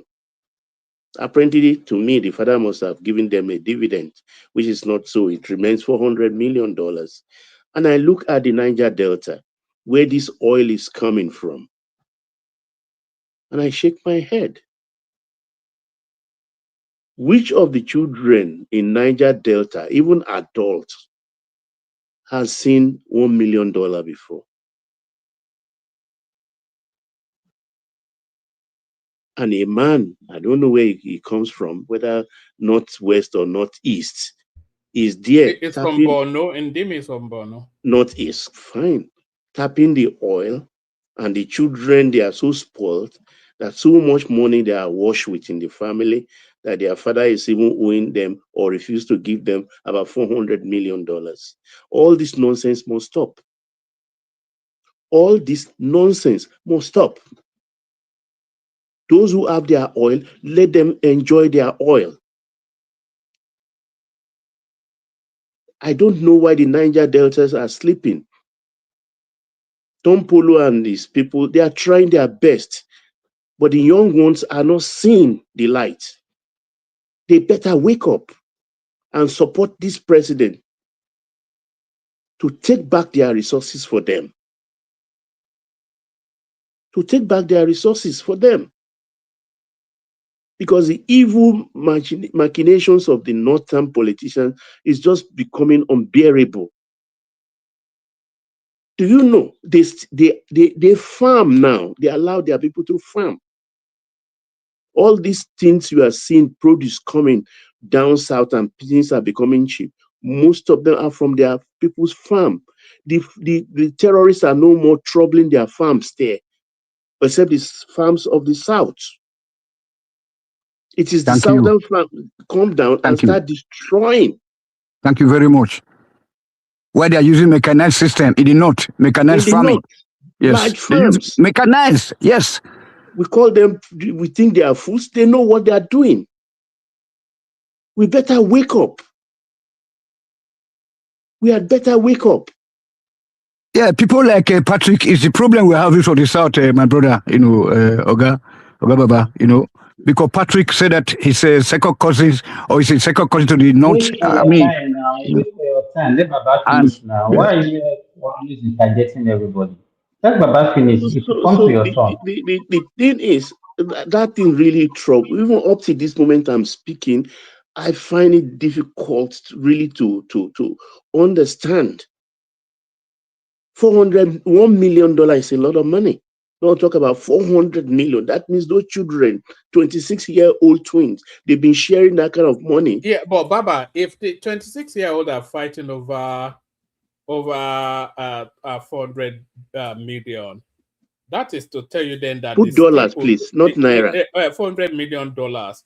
That is to tell you then that the stake will be about $3, $4, $5 billion now. Because they will not want they're not fighting for the majority of it now. No. They are fighting for a portion. Yeah. So the stake will be about $3-4 billion. Let me quickly 4 billion you're talking about. Baba, let me quickly correct something, please. Yeah, I know you are deviating. So the first thing they did sue their father, they sue Oriental Energy. So the and that money, is dividend, though, not even hold on. The money in question is 43 million, 43 point something million dollars. How much? 10%. 43 point something $million. 10% of the money. That's 10%. So they sue Oriental Energy because they are entitled to 10% of the dividend. So that's the case. Okay. Thanks for the correction. Fine. You are saying Oriental Energy. Who is Oriental Energy? It's Alhaji Ntimi. He's the largest shareholder. What have those children done? And he's held on to this oil well. I don't know his JVC partner. Sorry, was it not Buhari that gave him that? Do you know it's Buhari's in-law? No, not Buhari. But it's Buhari, was it about? But he's Buhari's in-law though, because I know. No. Hey, hold on, one man. So Buhari just gave daughter to Idimi like 5-6 years ago. So Idimi had Oriental Energy way before now. So he had those oil. I think he had a well during Abacha's time. Yeah, during Abacha, I think that was the time he got it. He got those wells. Yeah. So these are the kind of things I really want the Niger Delta people to wake up. The Ogoni people are doing very, very well. They are squeezing the balls of the president to make sure that even the university established there, they should bring it to international standard. They should not just stop at that. They have to do the ecological cleanup in that region. So the Niger Delta youths, they better wake up. It's not a matter of fight. It's a matter of lobbying this president to make sure they restructure and let everybody enjoy whatever God has given them in their region. After all, Out all the 36 states, we are all blessed with one thing or the other. Because right now, the central bank is even buying gold from the gold miners in Nigeria, and they kind of smelt them in overseas. I can see the reason why they are doing a smelting farm now. Firm now in Lagos. And CBN has already $3.5 billion in gold reserve, and they want to build it up. And that is commendable. That is for the first time, because the way the world is going now with this restructuring of the world order, politically, economically, I think the gold reserve will be the currency of note, instead of this basket system we are just using, which is kind of calotin. Lastly, I saw the bandits in hijab talking about war, and I laugh because they like hyperbole. And I look at the bandit in hijab, maybe maximum 5'8". She's not even enough for breakfast. They are much from Auchi. Most of them, all these actually so they are too much in Auchi. For some wicked politicians, I will advise her, go and buy trainers, and she should start wearing jeans. Put on spandex first, and put on her jeans, and very good tied up. Because she wants war, she will get war. She should go to Iran to go and fight there. Today we have they don't the other eavesdropper. We have the other eavesdropper. 17 days now under lock and key. I hate all the Auchi people. And heaven is not falling. So whoever wants to foment trouble should be ready for the consequences. Because when 2 years ago, it was Abaribe. Abaribe said, and I heard him clearly. He said 2 years ago, the committee for the electoral reform was formed and well funded by the Senate president. Abaribe said that. And they've been working since 2 years. So what have the opposition been doing until they slept, until they passed the bill? Now they want it reversed. Where do they do that kind of thing? To reverse a bill, to serve your whims and caprices? In Abuja election, local election, that you don't have more than even 3,000 polling units. You couldn't even have 1,000 agents to man just 1,000, 1/3 of it. You lost the election, you are crying. PDP, who folded their hands and did nothing. They got Gwagwalada, and you say you want war. They will see war. No doubt about that. They think this country is the president is playing. They never see anything. Thank you, woman. I yield. Oh, all right, brilliant, excellent. We're going from Baba to Zita. Zita will be a bit rigid with the time because I think people are pushing to speak. So we're talking about the newly appointed Minister of State for Finance. We're talking about the Northerners pushing back against state policing and Aisha Yesufu threatening war. Abba Kyari has been released. He's not been released though, but he's been acquitted of so many charges. That was the rogue policeman. So either those or anything else that interests you, Zita.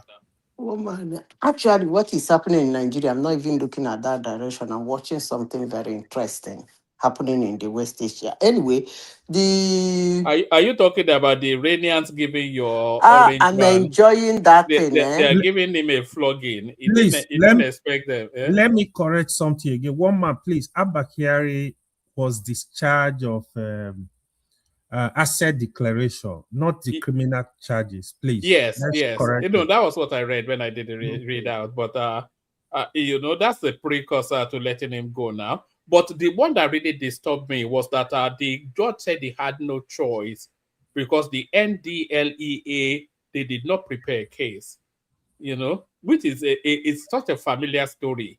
you know. Nigeria is a Yes, crime scene now. It's a crime But scene. no, Even they if they always discharge do me, I will not that. be surprised. Even here, even in the US, they will tell you you didn't present enough case, so they will discharge the case. Like they won't even tell you to go back and then get the case right. They do it a lot in the United States and this place. That's true.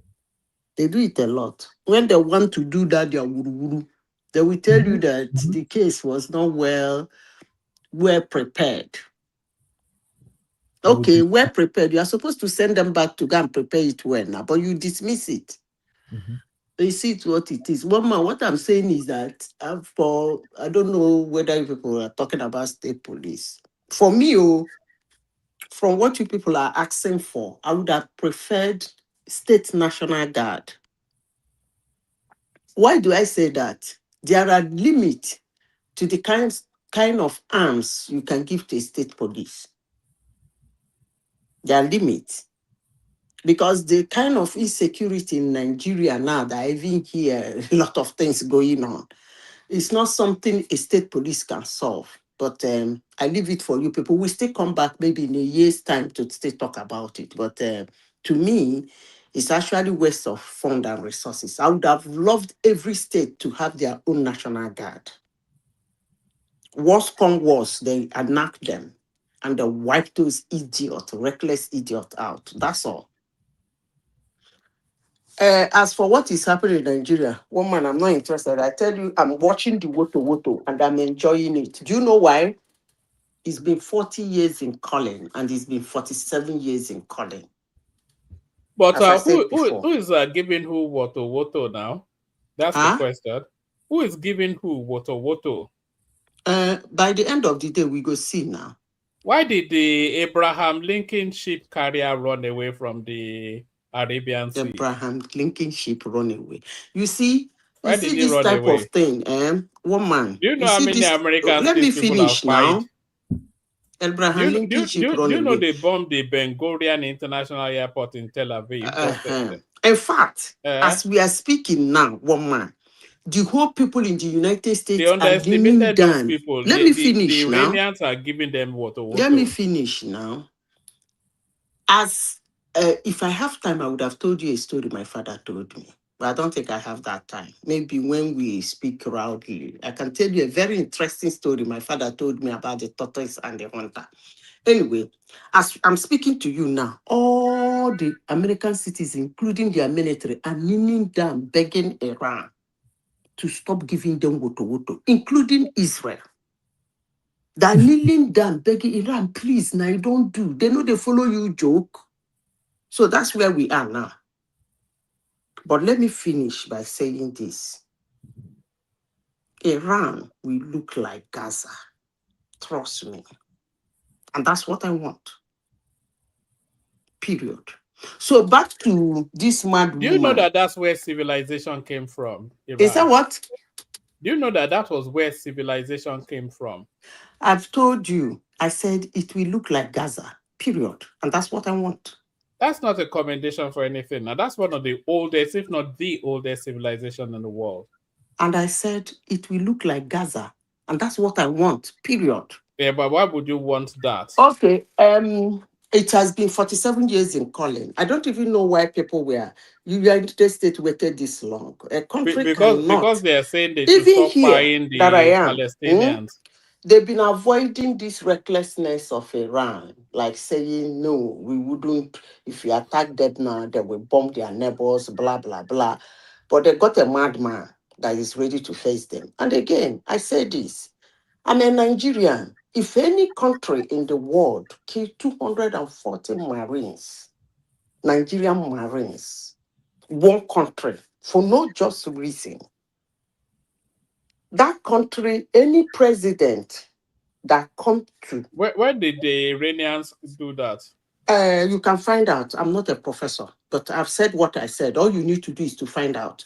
So if any country killed 240 Marines, Nigerian Marines, any president that wins to be the president of Nigeria, what I will be looking from him is what he's going to do to that country. And it's 47 years in calling. Do those set and I'm of happy it principles is apply happening to now. the... It's now or never. To So those set if of you think principles, that the first civilization in the world, I don't care. But what I want is for it to look like Gaza. That's all I want. Period. But let me go back to the mad woman from Urum. Where did you call it? What's her name?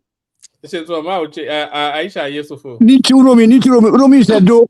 That's Auchi City, which is Hausa place. Hausa City in Edo State. You see, this is the problem the world is having. People that are not supposed to speak are speaking, and they have people who listen to them. And they have people that even gonna stand up for them to defend them, probably go into the street and carry their propaganda. You see that lady, I've been asking this question. What did that lady even do in Nigeria to bring him to this level that she will be somebody that will be making reckless comments here and there and have people who follow her? And up to today, nobody has told me what that lady has done in Nigeria. What brought her to this limelight? That she's now somebody who throws tantrums without being arrested. I can't believe this. She's one of those who brought Jonathan down, Jonathan government down, this evil woman. Hold on for Zita, Tony. Zita, 2 more minutes. I think I'm done. Because I don't want to rain. Let me just shut up my mouth about that woman. You know, I agree with you on Aisha Yusufu. I'm not quite sure on what authority she speaks. And I think this is the new world that we live in, you know. The louder you are, the more attention you get. In the US. Of course, now, is that not usually the case? And my brothers are paying for her children, right? She's saying this gibberish and they're loading money into her account. All that money from the last election now that she never accounted for, you know? It's just unbelievable. It's like a parallel universe sometimes. She talks about accountability. They've been asking her to render the accounts of the last election for 3 years now. She just ignores that completely, you know? I'm going to see if I can corner her in an open space, and I want to force a conversation out of this woman. It's just unbelievable, you know. But there it is. We come to you, Tony, to AY. Tony, just give us a few minutes of your inevitable flavor. Your inevitable flavor. Yeah, that woman, an evil woman. Just like many people from Auchi, you know, people need to understand how Edo State is set up. We have Akoko Edo, we have Owa, we have Esa, and the Odiomos, the Ovia, that make all the Bini people, the Edo people. But we still have Hausa people inside that state. That is the problem we're having now. And that city is Auchi. Only that particular Auchi. We have Agbede, which is Edo people. We have Fuga, which is Edo people. Oh, my man, Andrew City. Then we have, Agbede and other places. And then we have Ososo, we have Okwila. These are Bini people, Edo people. But we have Hausa people who are in Auchi. And then their king is also just like Emir of Ilorin. The same thing. It's a thing that was conquered from us. War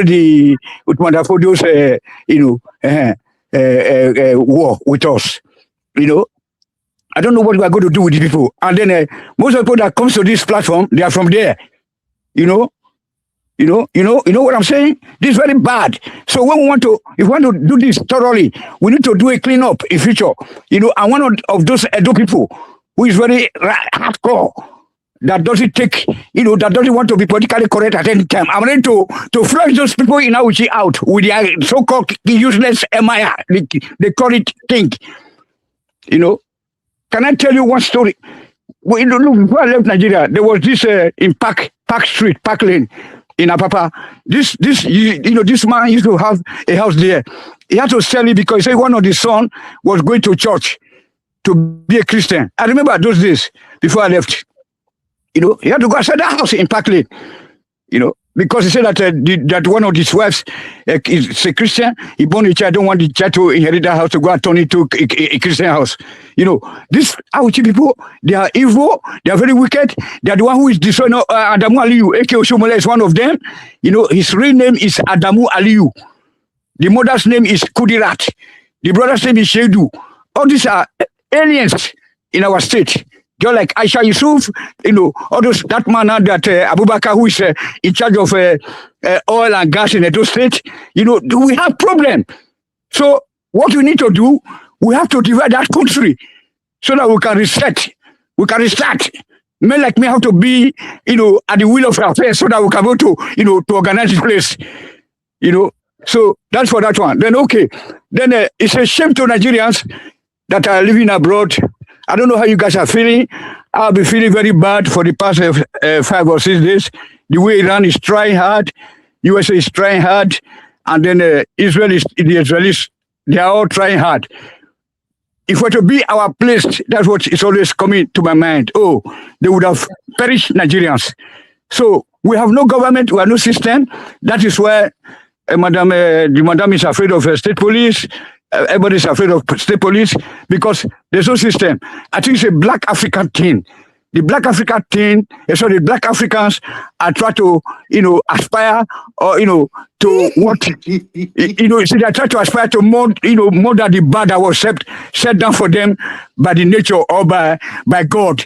So we are not, so black man, all you need to do is just like bush animals. You eat and shit and sleep. And wake up and eat and sleep and eat. You don't innovate. You are not part of this world. You don't contribute anything to the world. You know, you want to build a mansion. A lot of women are ashawo, you know, in abroad. They are doing hookups just to go and build a house. They don't think of innovation. How to train their children to be tough mathematicians. They don't think about nothing. So black people, look, they stop to they say, we want to do. We are not, look, our brains are not programmed or configured to be able to maintain a stable society. That is why that even when it's now Canada today, at least to Canada, then I was thinking about my brothers there, Patrick and Ola. I said, oh, your president was talking sense, was making sense. He tried to meet with the Indian Prime Minister. They want to take up the advantage of the war to be having some oil deal. What are we doing? What are the Angolas doing? What are all the Guinea doing? All these black people, like we're just between the bush's animal and the human race. We are not taking up the advantage to start to make some negotiation how we can be able to sell our oil that doesn't need to be transported through that canal. The humus. 2 more minutes, Tony. 2 more minutes. Thank you. Yeah, that humus, that humus canal that they would use. But our oil is free through the Indian Ocean to China, through to other places. No, but our people are just sleeping. If they're able to get some money, they forget about the citizenry. Then they go and buy jet. Second-hand jet from that outer man when they for Saudi Arabia, don't unite Tinubu, they united, they proud. Africa, it's a pity. If they bring look, if Iraq can destroy the whole Africa within a 5 days, that's it. So, okay, one man, I don't tell them finish. Say that now to divide that country now with because people they don't want state police because they think that they said that restructure. Everything means restructure for them. They want to the status quo to stay where they can be having an upper hand over the southerners, like the oil and everything. That's it, woman. Not division. Right, country. Thank you. Yes. And I agree with you, Tony. The Iranians, they can destroy Nigeria from what we have seen, within 1 week, they destroy the whole of Nigeria. They can destroy it. But thank you, Tony. They did too much. They did too much. They attacked 20 countries at a blue simultaneously. I can't believe that. Thank you. No, they will lose that war, but for me, they've already won. From what we have seen so far. Yes, they've done a great damage. They've shown a lot. All these iron domes and all this nonsense and all this chest beating. Ordinary Iran is giving them a bloody nose. But AY, you're up next. Hey, one man, greeting. Okay, how far? Why the door voice now? I did. Are you trying bedroom voice? You don't see one thing No, where you I want No, to. Tony, don't give am woto now. One man. Tony, You don't give see, am woto. Yes, hold on. I could see Hold on, Tony guys. throwing the jab, but he didn't Yeah, pick it up. you see, No, yeah, I shouldn't AY be that now. AY, he just this hold talk on, small because calm DSS is down. looking for him. Yeah, so Tony, you see when you were talking your rubbish now, nobody interjected you. Don't interject people, okay? Please let people speak. Are you there? Am I here? Yeah, Did I'm we lose here. him or did we lose Can you me? hear me? We Hello? can hear you small. Yeah, so I think I've dropped though. good discussion actually. Am I still But- here? Yeah, you are here. One man log out and come back. Taking it to drop me. One man log out and come back. Log out. But one man is clear now. We dey hear him. He can't hear us. So yeah, AY, let me hear you. Whatever you say might be used against you in the court of law. Go ahead. On the issue of state police, I really love Baba position. He has basically explained how that process works, right? It seems a lot of people don't understand how all the system works. So when you are building state police in Nigeria, you see, when you are having discussions, stop reducing discussion to tribe, region, ethnicity, religion. All I have problem with this your submission. It's very worrisome. I don't know how you hold on. I don't know. Hold on. I don't know the number of Nigeria you've actually related with. You have to be more open to listen to other people that are not like you. So Baba position was very apt. So when we have, you see, the biggest threat with Nigeria State Police, I'm 100% in support of state police, but the biggest threat is the state governors, especially this is new to us, right? So we still need to look for check and balances in the form of having federal oversight. So federal police will still have them. So like the way Baba was explaining it earlier, there are cases that are federal, so state cannot handle those cases. When transborder cases, interstate, so those are gonna be handled still by the federal government. I think we have a lot of experienced people like former IGs, top policemen. You get these people together, they will give you clue. They understand the system better. First of all, we need to establish there is no going back on state police. The second thing is get the experienced people together. They understand the challenges of the country, how they can build the system in such a way that it's going to be continuous. We keep modifying it. That's where I think we Africa people, we have a problem. They just build the system. It's not touchable. No, you can have state police today. Next year, we go there, we touch it until we achieve some level of perfection.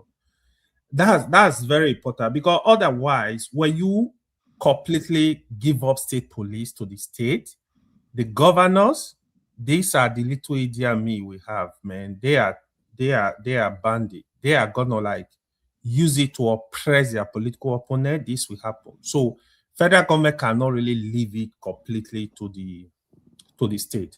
So I really agree on some of the submission made by Baba earlier. Then on the issue of the Minister of State Finance, I think Tinubu is finally he want to completely Yorubalize the federal government. It's sad though, but I'm not in support with that. But the person in question, I think is a brilliant chap. He did some good work with the tax reform, even though he did not really list it to Nigeria to even understand what they are willing to accept. Yeah, it did some good reform, which is good. But the politics I think Tinubu is playing, I'm strongly of the opinion that Tinubu want to replace Wale Edu. This is my conclusion. You know, Tinubu is very dangerous, a dangerous man. I feel he want to replace Wale Edu, so he just want to put this guy there, probably with time, Wale Edu is going to exit, then he's going to push him to the Minister of Finance. I think this is the direction Tinubu is going on that. I mean, so Wale Edu, sincerely, I don't know his performance. I know there are issue of he's not fit, he's sick around his personality, but when it comes to the financial aspect, especially the monetary aspect of the administration, I think I will give more credit to the CBN governor. I think he has done some good job. Yeah, the stabilization of the naira. If there is nothing to give Tinubu credit for, yeah, I will give him credit for that. Stabilization of naira is a good thing. I know, like, a couple of weeks back, the things still move down, move up, but at least people can confidently take their money from abroad, invest in Nigeria. You are not going to be scared of the inflation. You know, I think things have stabilized around that. Hopefully, they keep improving on that. That's a good one. What other topic were you guys discussing? Apart from this, Auchi, Aisha Yusuf. Yeah, we were talking Aisha about Yusuf. Aisha Yusuf telling us that next year will be a war, and then there's this interesting data. Let me show you it. Sorry, can I ask him a question? Yeah, you can ask him, but I'll put the data on the screen. But I ask him the question. But please answer. Why do you think? What do you think has been put in place that has not been able to allow the president to use the federal police against his political opponents? And do we think if we put the same thing in place, the state government will be able to use the state police? No, or are you telling me the federal government has also been using the federal police against political opponents? It is a different. The system is kind of different. So when you watch the federal, right? When you watch the federal, sometimes when you look at the rep and somebody, one other thing I forgot. Somebody, I think it was Sola, mentioned that the president can just do an executive order to create state police. How do you think Nigeria is banana republic? So the president does not have that power. So hold on. No. Hold on. I heard you say that. No. Don't let me finish. We will talk. Let me finish. Don't say what I didn't say. Okay, See, hold on. No. See, I won't allow you to go misrepresent my statement. You know me for that way, that I won't allow that. I said I would have loved the man to do something proper. I said maybe he want to use executive order. So don't tell me that I said he's going to use executive order. Where did you get that from? So first of all, the president does not have the power to use executive order to create state police.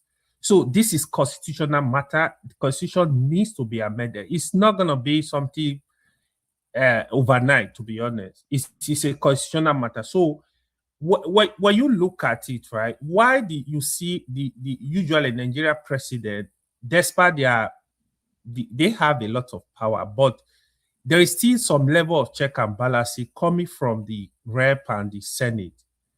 In the case of state, the major, I will tell you, literally almost all the states, the governors have full control of the House of Assembly. If it's not them, at least their godfather will have full control. So most of our House of Assemblies are useless, to be honest. There is no division of labor. Our House of Assembly, they are like what's it called? They are just like. So you think it's the National Assembly that is preventing the president from using the state from using the federal police against political opponents? You think it's the federal? You think it's the National Assembly? So hold on. The historically in Nigeria, it's not that they are not using Nigeria president. They also use federal police, not only federal police, even like EFCC. They use them against opponents. This is widely known. But the level at which they use them, at least, is still much reduced than when you give same power to state. Because in the state, the governors have too much power in those states. So That's why the issue of local government, the issue of as of assembly are useless. The governor literally tell them what to do. They just sit there and drink ogogoro and just pass it. So this is what is going on. They don't do nothing. So they are just at the structure of the governor. So when you look at the federal, for example, you still see rep deliberating on issues, having discussion on issues. Yeah, even though this is what the president wants, they would try to convince a member of the parliament that, oh, listen, let's go this way. Of course, they have, like in the case of Tinubu, APC dominate both houses, right? So when it comes to Senate, you still see people going against them because there is opposition. When you look at state government, most time, even the House of Assembly, there is no opposition. So you literally have like 90% of one party, 100% of one party. So it's very difficult. That's why you see with state, if they have power, the governor will do more damage. They will go after. You've not answered Patoski's question, though. You just dance around it. I've answered the question. That is the reason. Let me tell you what I've said over and over. You see, our democracy since 1999 has degenerated to the level that we think Abuja is the only level of government. Aisha want to speak, the president. Farubiti want to speak, the president. AY want to speak, the president. Comparable Far want to speak, the president. People are not paying attention. You understand? They are not paying attention to all those state governors. So that's why they go away with so many things. Now, when you start devoluting power as supposed to be, everybody start carrying pressure to them too. See, those people, even as powerful as they are human too. They are afraid. They know they will be out of that place one day. But just because the pressure is not focused, the beam light is not focused on them, they go away with so many things. So the pressure is not on them. So that's what I'm technically explaining to you. The president could have as well, because that's what I said. That was demonstrated very well under Buhari, how you can misuse the federal police, even the military and everything. You understand? Even Obasanjo was a little bit better compared to Buhari, because there was a little bit of abuse of police under Obasanjo too. You understand? So anybody, any of those executives can abuse, but we can't say because of this excuse of not one, they will abuse. It's the duty of the citizen of the state to stand against any oppression, any abuse. 2 more minutes, so, 2 more minutes. So you see, Ola is taking my time. Ola, see, we need to try to stay on fact. I don't think Buhari abused state federal police or federal what's it called, agency against people like that. No, I disagree with you. In the case of Obasanjo, yes, Obasanjo was brutal with everything, with police. So why was the DG of DSS sacked? Hold on. Obasanjo was brutal with state police. Why did Oshiba just start the DG of DSS? Hold on now. You hold on, please. Let me just speak. When it's your turn, you speak. Obasanjo was brutal with police, with EFCC, with whatever. Buhari, when it comes to Buhari, I don't know of cases where Buhari was breaking the laws. I remember even most of the elections, APC lost a lot of elections during Buhari, because all of them, the evil Tinubu is not left out. Tinubu use federal power. It's normal when people are in power. They use it. The only time this problem is going to stop supporting one person against another. They are all guilty, most of them. All of them, as a matter of fact, is to have a proper separation of power. That's the only time this madness can stop. For example, using EFCC against your opponent, using ICPC against your opponent. If you are a member of APC, you are allowed to escape. So this thing, they'll be going on. So don't pretend that they are not going on now. Even during Tinubu, they are going on. So we need to have a proper separation of power where the legislature, the executive, and the judiciary have their place, so that we can have proper check and balances. So it's a problem. It's a problem we have in the country.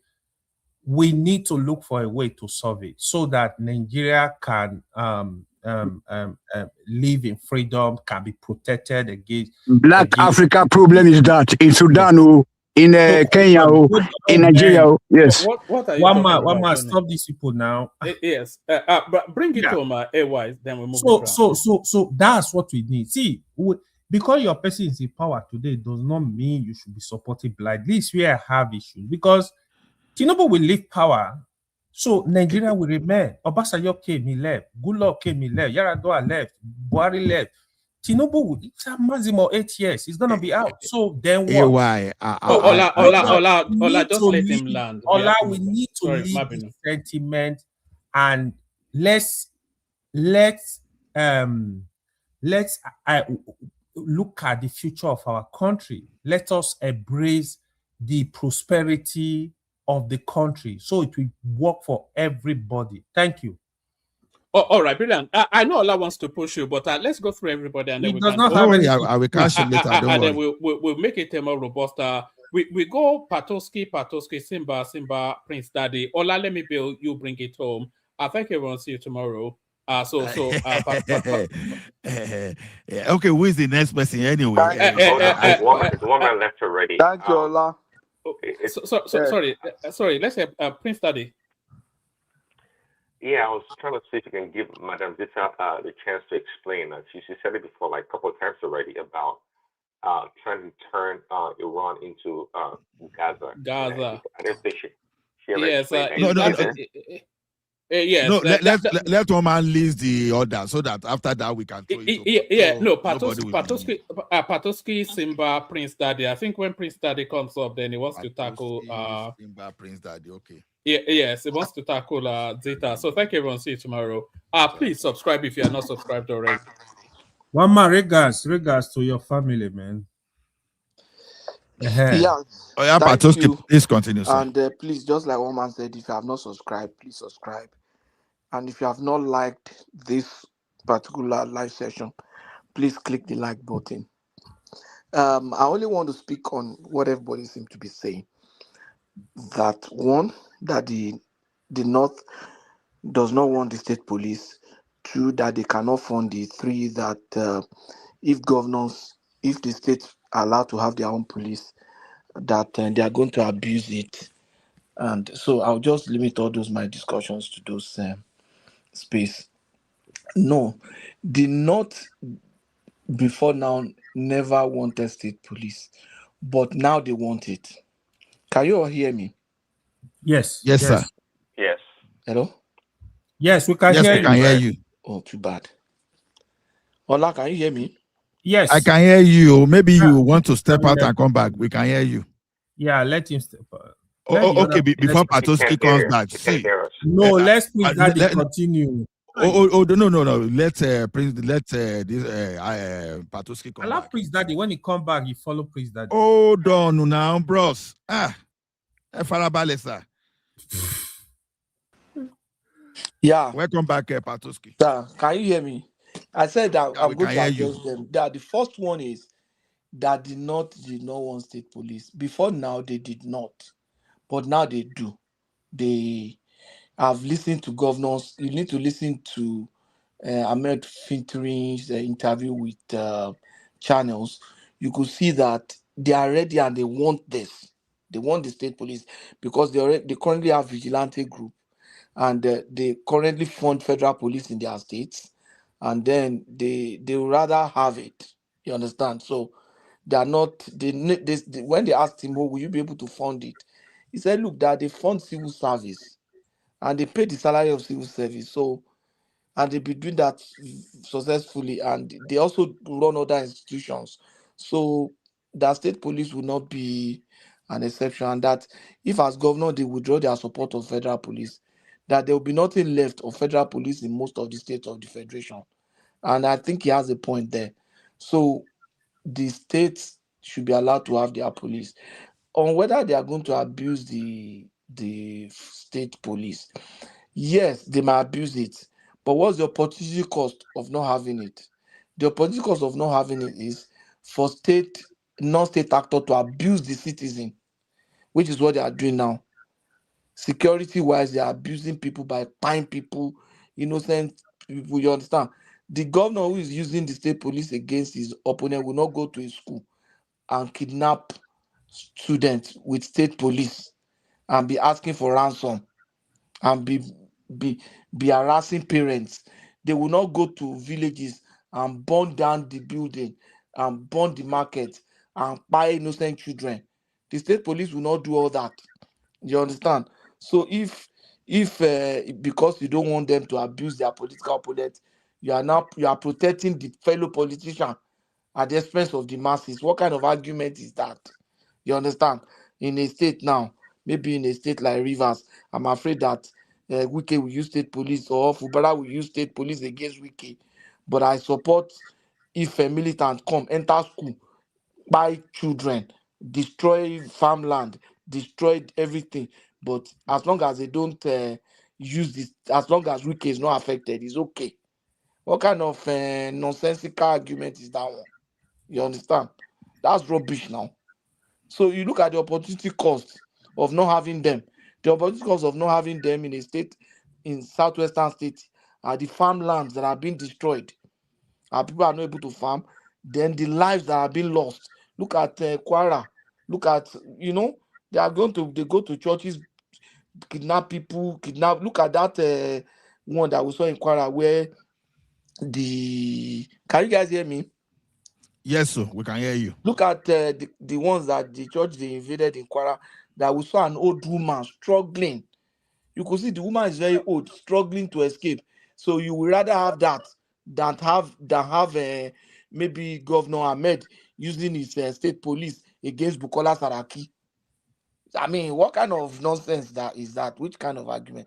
You would rather have the militant, the Fulani militant, harassing that kind of old woman, harassing women, kidnapping them, asking 100 million from people who don't even have 5,000 to feed. You would rather have that instead of, I don't want them to use state police to harass Saraki. I don't want Yaya Bello to use state police to harass Natasha. But let all the farmer and the old people that in the church, let them be kidnapped and be sold for their body parts.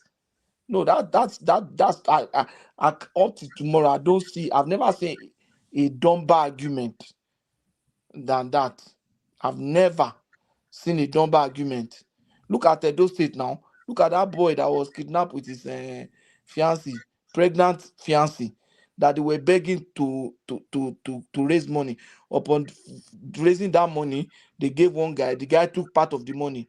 They released the girl. They refused to release the boy. I don't know I can't even remember how the case went. So you would rather have that than to have Okpebolo use the state police against Obaseki. We can't even that one. So I think I flogged that enough. If the federal use state police to harass, it's okay. Let the state governor also use it too. At least no, Patoski. One thing I find disturbing there is even as terrible as IBB and Abacha, where they did not use police to harass the judges in the country. Yes, now the judges were still delivering freely. Yeah. But under Buhari, what never happened for the first time, they harassed Onoge, the Chief Justice of the Federation. And here why you are telling me that Buhari did not abuse the federal police. They put National Assembly under siege. The DSS were placed the National Assembly under siege. Aisha Buhari. Point of correction. Aisha Buhari. Yes. So even Aisha Buhari ran away from that country. So see, we've got to have this state police show. We don't want to concentrate in the architecture. Okay, we are talking about Buhari now. We are saying that the Tinubu is concentrating power to Yoruba now. The same way someone can come and concentrate power of that security architecture to this group of people. You want to be protected within your region.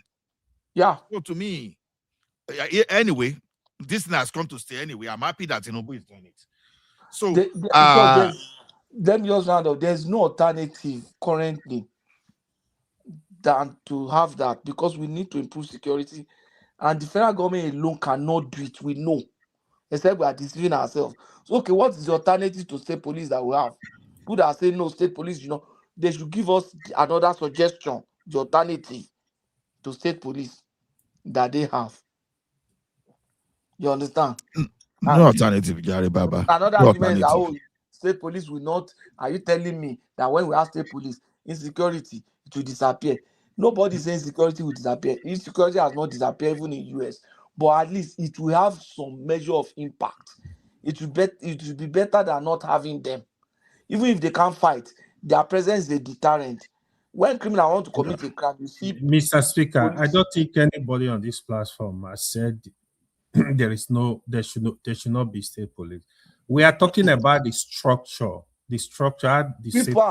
Nobody will not put. The madam said so. Madam said that there shouldn't be state police. That a governor, that one governor use state police in Rivers. If you see the way you use federal police to harass everybody, if you give me just because one governor has, I think you have to listen to people you discuss it with, because what you said, oh, that's a dumb, stupid idea. It's not. No, The argument was that one governor used state yes, police. it's still Let me tell you what happened.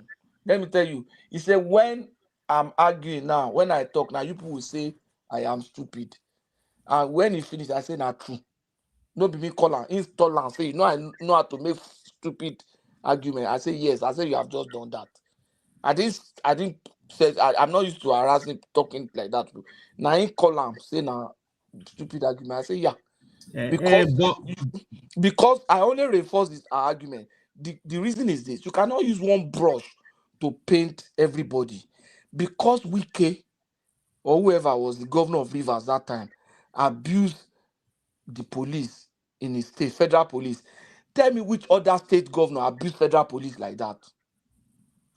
Is it not the same influence that Wike is supposed to have over federal police? It's not the same influence that a state like Akwa Ibom is supposed to have, because Akwa Ibom also have money. Let's assume that Wike has money. Police are not under the control of the state. This is what the argument is that federal police, even in Rivers, was abused by the state. I said, if one governor, I don't think you understand the issue. No, the argument that was there, I'm not talking of the issue. The argument was there. So I said, you cannot, because once governor abused police, you cannot assume that every governor will do that. If you are giving somebody like Akeredolu a state police, it was not likely to have abused that state police. You understand? If you have given somebody like Fashola a state police, it was not likely to have abused it. You understand what I'm saying? Okay. Why do you think state police is going to be successful anyways? Why do I think state police is going to be successful? State police, if you have state police in Nigeria, you have 36 states. You might not have successful 36 states, but at least you have at least 2-3 states. And those 2-3 states, even if it's only 3 lives that they are able to protect, that's 3 lives that would have been gone. So there's no way you look at it and you say it's not okay. In other places where you have state police, there are rogue police in states, in cities, in counties, in US, fine. But it doesn't mean that if it failed in a particular country, I've forgotten one country like that, they have terrible police. It doesn't mean that it will not succeed in other states or other county. You understand what I'm saying? So they do Patrick, hold on. They do share information. I don't know why we are afraid. State police, they share information. If anything's happening in my state, I will pass information on to the next state so they can accost anybody. We are in Germany, we're in Canada, we're in the USA and England. We have Scottish police, we have the Irish police, etc., etc. What the hell are we talking about? Let me give you an example. Okay, Prince Daddy. Can I interject, please? A minute. Let me just round up with this. Hold on, comparable Fatu, you will come in, because we are going to give you your time. We go to Madam Sita after this one. Don't worry, you have your time. Prince Daddy, for example, you have a Ola, criminal what kind of rubbish is that one? Is that the yeah. instruction given to you by woman? I say he's going to have his time after No, Patoski is going to I just leave. want to interject. Everybody's interjecting. And Well, hold you on, wrote comparable fact. you asked one man. What instruction did he give you when he was going? Hold on now. He's Who is talking of that? Simba, interjection. you're not in charge of this platform. Will you stop your nonsense? So, I'm not Simba, talking to you, this so you is should keep quiet. for everybody to have their own floor after Patoski is When going to no, I'm leave. just asking you a simple thing. He gave you No, it's names Simba before he after left. me. How Say did he Simba. arrive it? Say Hold on, Simba now, Yeah, after it me. is this is what I Simba's want. turn after Patrick. Yeah, Simba. I Oh, just okay. want to interject. That's a I know question, like what Simba everybody's is asking a talking question. about. I'm not trying to take the time away from anybody. Let him Okay, interject. Abba. I understand. No. You are going to interject a comparable fact. I understand. No, Simba is saying different thing entirely. It's not against you. Comparable fact. I got what Simba is saying. You know, After don't mind that comparative. I don't know what is after wrong with him. Patoski is going to be Simba. Yeah, I understand what he's saying. What Simba is saying. Yeah. So, comparable, I want to ask a question. A comparable fact. Go ahead. Yeah. I think my point. I think I'm on the line of what Patoski is saying. The state police. I'm one of the advocates of state police, but it's not going to be universal, right in every state, because there are some particular there are some governors that have this hegemony. It doesn't matter, they want to control, they want to dominate, so they're gonna replicate that in their state, whether you have state police or not. They are doing it in the federal. An example, an epitome of that is Wike. If you give a Wike state police, he's gonna be an autocrat in that area. Just nothing he's gonna do. He's gonna use state police to subdue people. I mean, like a tyranny, like he is. Of course, we have a tyrannical Is that government a we have question right now, or a all over the solution? country. Even That's a Tinubu, question. You said you is wanted a to ask a tyrannical, question. president. So I don't know. I don't know I don't know how the state police is going to solve the issue. But is it doable? Yeah, let it be. Okay. Now, if you have Sorry, Prince Daddy asked a question. If you don't mind, let me just respond to Prince Daddy. See, Prince Daddy, okay, why do we think state police is going to work? That it's not going to fail. Look at it this way. You arrest terrorists in Ado Ekiti. You took that terrorist to a court in Ado Ekiti. You were going to try that terrorist. And a signal now came from Abuja. Please transfer this case to Abuja. And that case is dead automatically. Because the state police, the police are the one like taking people to court instead of that, handing the investigation rather. But when you have state police now, you understand. Because these people, they know that this terrorism they are spreading across the country is almost as good as game over. It's not going to be easy, but it's going to be game over. A crime like terrorism, I think, would be beyond the state police. Usually, the federal agencies will swoop in to take over the case. So that might They not don't. actually They work. don't take over. They collaborate. no, for terrorism No. is a federal crime. Yeah. Yes, some crime like that, They take the over. DSS or whatever can come in and demand the person be released, and it goes back to the federal jurisdiction. Yeah, So, but okay, I got your point, but that's just one of an those things. example. That's one of those things we want. No, it's even one of those things we want them to handle. In that say, look at what was Amotekun responding to? Kidnapping, local terrorism. That was what Amotekun was responding to. But immediately they started Amotekun, what happened? Kidnapping reduced in the southwest. Patoski, Now, I'm not against state policing. I'm not against it. The reason No, why I'm but asking the kidnapping question is is a because state crime. You have it in the the reason I'm state law. asking the question. Hold on. The reason I'm asking the question is because at the end of the day, an effective police department or police force would need resources. They would need to be paid, have resources, and be empowered. Okay, that's just the bottom line. So, in other words, money talks at the end of the day. And as Nigeria is structured right now, we all know that this is the way it goes when it comes to the progression of oppression in Nigeria. The army oppressed the police oppress the common man, and the politician oppress everybody. That's just the way it goes. So even at that, army can come to a state really and deal with a a local police officer, the way it is structured right now. Unlike the West, right? A military person in America, for example, is just a common person. If it's not a war in his barracks, he's just another common civilian on the street. If he messes up, he's going to be dealt with. But not so in our country. The military always have power over the police. Please, Daddy, don't reduce what happens in Lagos to everywhere in Nigeria. So, yes, it is common for the military and the police to clash in the street, but not so in every part of that country. So, I don't think I agree with that. But what I'm telling you basically is this: your forest. Forest guard is a form of state police. So maybe you are going to get a forest wing of your state police. Then you are going to get traffic arm of that state police. You understand?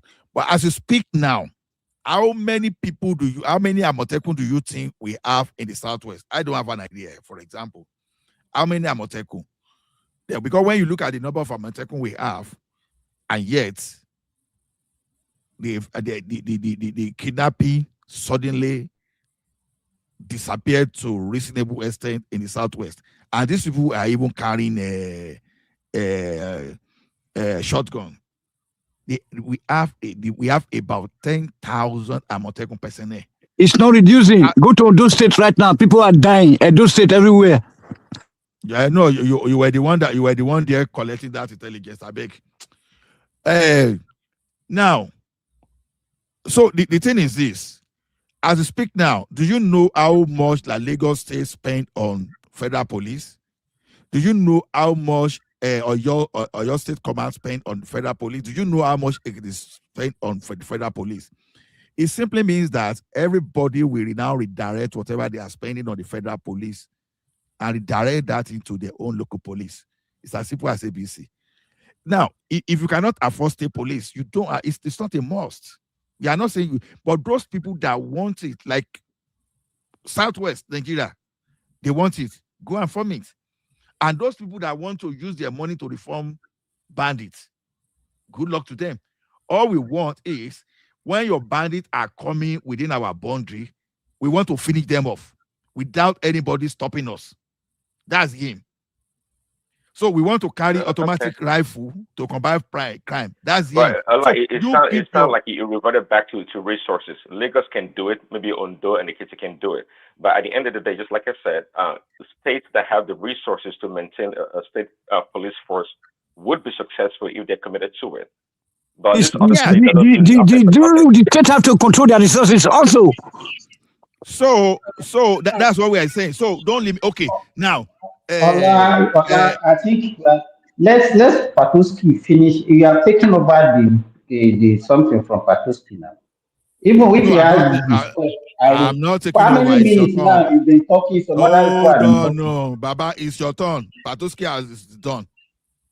It's your turn. You ran out. Okay, so you are using my time.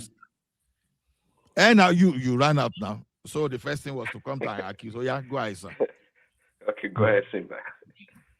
Okay, good morning, everybody. Once again, yeah. Good morning. Let me start by talking about this state police of 18. I don't think there should be any argument against having state police in Nigeria. I think everybody should embrace this, no matter even any point that we have against it. I think the merit is more than the merits. So I don't think it's something that we have to be wasting our time on. Any state I don't think there is no any state in Nigeria that cannot afford state police. We are fixated on the northern states that can spend billions of naira to send people for Hajj, to arrange private wedding for people. And they the one that we are not saying that they cannot afford state police. I think it's a joke. If they don't want, let them just leave themselves and finish themselves with the insecurity they wanted. Any state that wanted, let the federal government approve it, and any state that wanted state police should have full approval to establish their own state police. Any argument against it, I don't think whatever argument we have against it cannot outweigh the merit of having state police. Just recently, in my hometown, a divisional police headquarters was commissioned. If I tell you how many police are in that division, they are not up to 20. Ola. For a population of more than 100,000 people, you will have less than 20 policemen. The federal, and you know that whatever we say, crime is local. If you have state police, I don't think in a divisional police headquarter in the state, they will not have just only 20 policemen. And out of them, maybe you have the ones that are just the chief that cannot even do anything. Maybe the only functioning one will be like 5 or 6. So we are just wasting our time. Tinubu should try as much as possible. Whatever will be any encumbrance or any problem that we can face, let them also set up committees of maybe legal luminaries, journalists, the opinion leaders in the society to harmonize the problem that we might have. But any argument that a state police cannot function, I'm not saying that if you have to state police, it will totally eliminate crime in Nigeria. No, but at least it will reduce it to the barest minimum. So we should just stop talking about it's not going to work. Why are we so pessimistic? Everything in Nigeria is okay, it's not going to work, it's not going to work, it's not going to work. We talk about social first subsidy. Now we have done it and it's working. We talk about arbitrage in the foreign nation as if it's nothing that is possible. It has been made possible. So there's so many. I don't know what we actually wanted as Nigeria. We wanted good things, but when we wanted to implement it, we have resistance to it. We are talking about tax reform now. We are resisting it. So can you imagine South Africa having almost $60 billion from tax alone, a population of 60 million people, and then a population of 230 million people are resisting to even pay. See, how much are we even getting from tax in Nigeria? So I don't know why we are so pessimistic and resistant to change, and then we want good things. I don't think we actually know what we wanted in that country as citizens. We are even worse than our leaders. So that's what I want to say about state police. Then the appointment of Oyedele as the Minister of State of Finance. When Oyedele now, Taiwo Oyedele is not that his name. Taiwo Oyedele. Oyedele, sorry. Taiwo Oyedele. During that budget defense that Edo went for, he opened up something. I think the major problem Edo has with, I think the two of them, they are not actually working in harmony. There is no good relationship between the Minister of Finance and Minister of State of Finance. Because if you look at the way he answered that question, that is not his responsibility and he doesn't know anything about. How can you call yourself Minister of Finance and you just say that you don't even know what is actually happening to your junior minister, what your junior minister is doing? You're supposed to oversee everything now. So what that one exposed is that I think the two of them are not working in tandem. I think that's one of the major reasons why they actually reshuffled to move out to budgeting. And so I think that has answered that. Which other, and the Aisha Yusuf, these are our female version of Erufai. That woman, I think, yes, our female version of Erufai now, because she talk recklessly, she talk as if nobody can do anything to her, she can say anything and she thinks she can go. And, now she's doing it to all the people are watching, they are praising her. Now, if they now arrested her, they say it's a political witch hunt. How can you say that the election that we are going through now is a war? It's a reckless statement. And Nigerians believe that, okay, maybe they always like anybody that says anything against their government. They don't look at the repercussion. How can anybody even, and this useless woman, if he does ordinary gunshots, she will run away, no? And they are making this restless. The people that are quitting war, can they even withstand ordinary guns or anything, the sound of gunshots? And so I don't know why Nigerians always pray for war, as if war is a good thing. The Iranian people, even we that were in the Middle East now, we know we are feeling the impact of war already. Talk less of the people that are there facing it. And some people will now be making reckless and then you have some Nigerians that will be defending them. So I think the best thing, if you have a good government, is that woman should be arrested and should be queried. So which other topic are we talking about? No, I think maybe in the course of those are the major in the topics. course No, we of are still going, we're soon open to Glasgow later. So, Prince Daddy, do you want to go first, or AI want to go before you? Who want to go first? Prince Daddy, are you there? See, Prince Daddy, that was asking the everything since so. Madam AI. If AI is there, let Madam AI go. That's fine. Madam AI, are you there? Otherwise, we give the floor to AY again. Okay, AY, defend yourself now. Hold on, I'm here. You can hear me, Ola. Okay, speak. Speak then. Speak. Because I want to hammer AI, and Simba is here to help me. Oh, yeah, go ahead. Prince Daddy. With Simba, I don't think I heard anyone, AI nor any other person that said anything against state police. So that's Dr. Simba for you. That he comes and just chooses side and make his argument. Nobody's ever condemned state police. If anything, I think that's the problem with Dr. Simba. If anything, we are questioning why it would be a success or maybe a failure. It doesn't mean that we don't want state police. There's nothing wrong in trying to ask questions and deeper into a subject matter. Okay. No. So, let me say this. Maybe you are not here when Zita was talking earlier on. She was even saying that that she cannot work. That's what she was even saying. So it's not as if I just choose what to talk about. So people were against it. Zita is there. I'm not lying against her. If you listen to her submission earlier. Yeah. Well, Zita, we were like about 9 or 10 on the platform. So 1 out of 10, it's okay. It's not that bad. So that's their position. And again, I'm in support for the it's not about. Sorry, repeat that. It's not about people on the platform alone. One man even read some a caption that some people that the northern leaders, the northern governors are not ready and they don't want it. So if I'm speaking, I'm speaking to the people that are listening to us, not only people on the platform. So don't limit my discussion to what people are saying. Well, if I heard Patoski correctly, I thought Patoski said initially the northern governors didn't want it, but now they are for it. Is that not the case, or not true? But anyways, to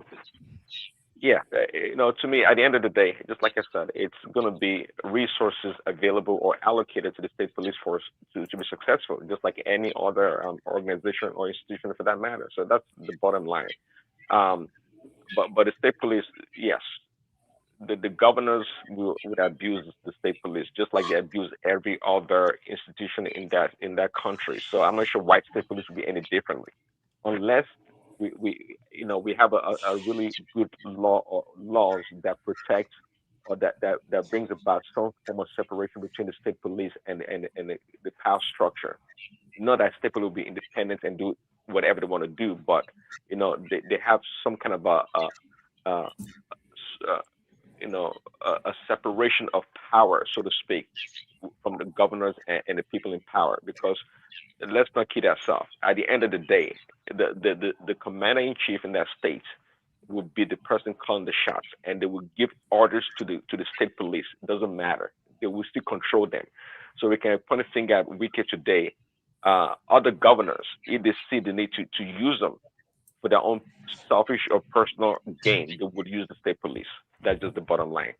Okay, so as we are pushing the state police, hopefully we are pushing strong laws also. What would be the worst scenario of the worst use that they can put them into?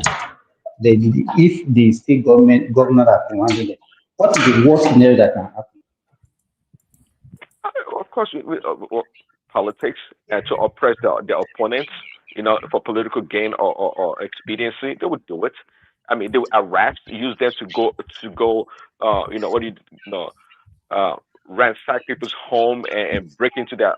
They would do it. I mean, come on. Even here in the Western world, they do it.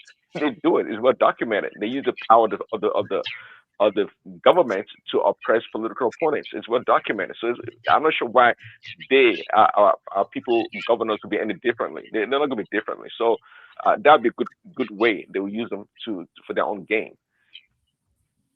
But how can that one now outweigh the advantage of at least securing people who save their life and property? Is it the life and property?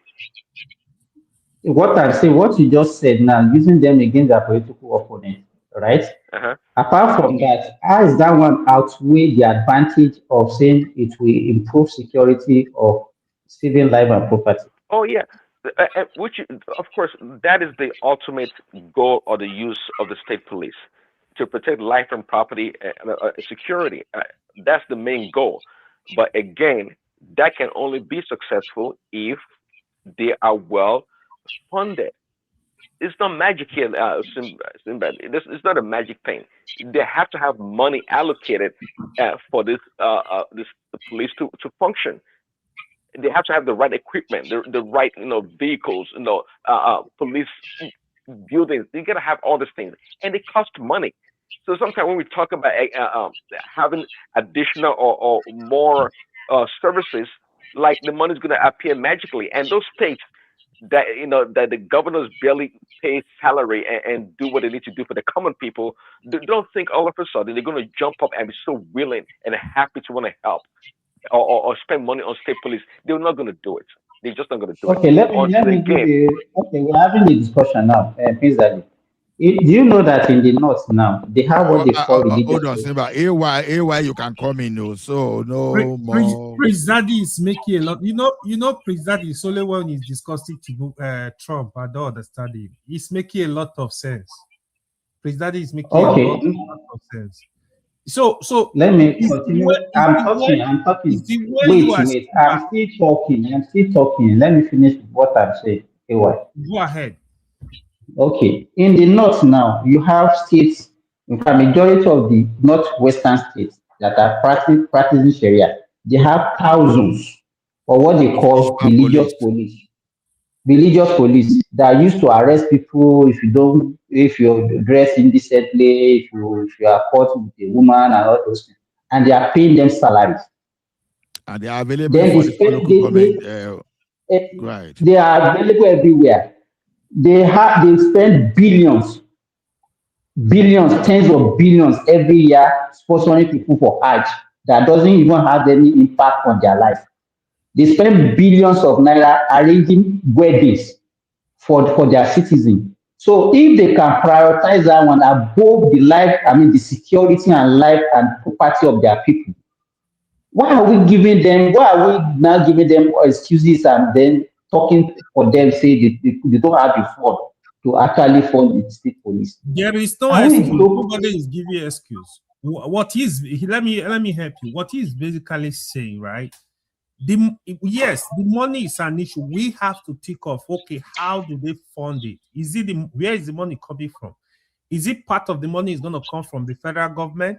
So if the federal government, for example, they are adding 1 billion naira, for example, to every state, okay, because of now you are going to be responsible for paying police. It will not be the responsibility of the police. They are not sharing the federal police that see anything. That is the role of the.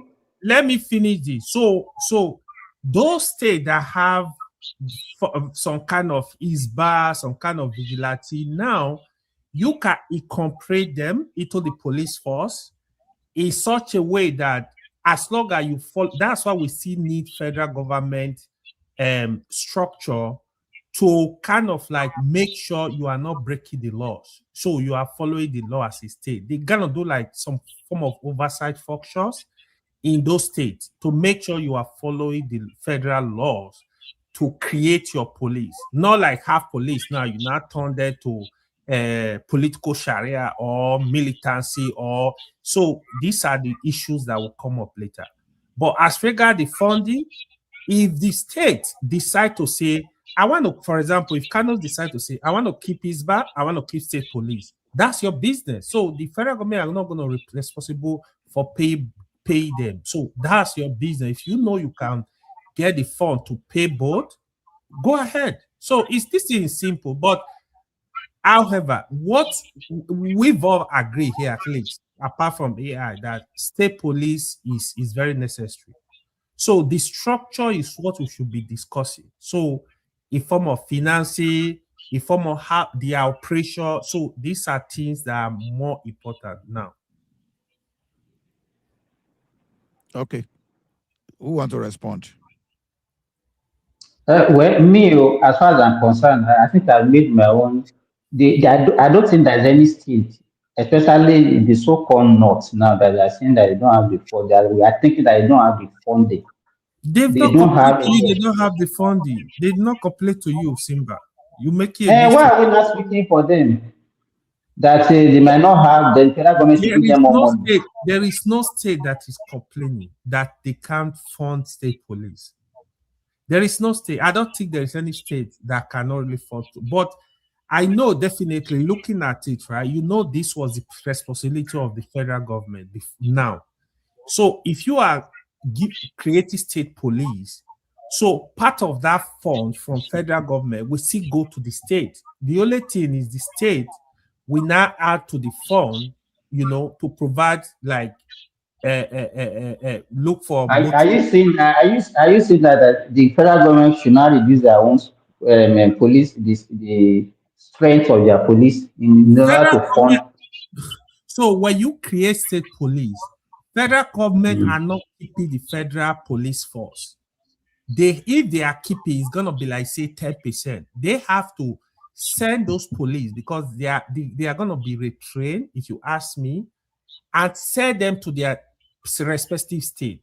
Police from Lagos should go to Lagos. No. So is that what you think, or what is what they are yet to do? So what they are proposing, what I heard they are proposing, in let's say for example in Rivers State, about 75 to 85% of the police are going to come from Rivers State. Then you have federal police that are up to 15-20%. This is what they are proposing, but until they finalize it, we'll not see what they want to do. Well, I don't have a preview to what they are proposing in terms of say maybe the federal government has to share weight now, that they have to share, because if you look at, we are under policing now. So if federal government is now to say, okay, they are shifting the responsibility to state and they will reduce their own spreads for the state to take, it's not improving anything. We are talking about what I think one of the way me I'm thinking that okay, having state police is going to add to the number of police that we have. No, not my. No. What are you saying? You said no. No, this is my personal opinion. What difference is it going to make if the federal government said their own and then the numbers still remain the same? What are we talking about? So I don't know the detail. This is my own personal opinion. So I feel. I don't think so. I don't think you are right. Okay, maybe I'm wrong. What I think they will do, they will give up. Federal government will give up some of the federal police, you know, to their state. They will keep some. But we will see what they are going to do. But however, we have to go on the route of state police. So Allah will stop complaining. I think if they want to do it, let me tell you something. When people talk about funding, I think Prince Daddy is the one talking about that funding mostly. So now in 2019 only, you understand, because it has been the tradition for the state to sponsor those police. You understand? In 2019 only, Amosu admitted importing 1,000 AK-47 rifles to be handed to the police, right? And those were supposed to be Nigeria police. Now, I think when he was leaving, I can't remember the amount of the AK-47 rifle returned to the federal government that time, maybe over 2,000 AK-47 rifle and 4 million bullets. You understand? That the state government bought. Then 1,000 bulletproof vests and 500 helmets. You understand? And one personnel carrier. So that's what Ibukule Amosu alone under his government. But and kept. Not the one, apart from all those pickup that were donated initially. Now the one way we say ink they keep for the side that it was handing over as it was going, and all those one are tear rubber, all those things. So it's no longer a news. You know that Lagos State government is the chief funder of police in a Lagos State command. So when they say people cannot fund the police, I don't know, that's not even the major thing. Even Amotekun today, it's Amotekun at home that they're not paying them about 10,000 Amotekun personnel in the southwest. Kano State only has about 9,000 each per police. Kano State only. So the question is this: where are they getting the money to pay their ISPA? And now when it now comes to state police, they don't have money. But ISPA not a form of police? Is Amotekun not a form of state police? So, but I think the principle behind this thing is to make sure that nobody is stopping them like it was during the time of Buhari. You should allow them to perform their duty.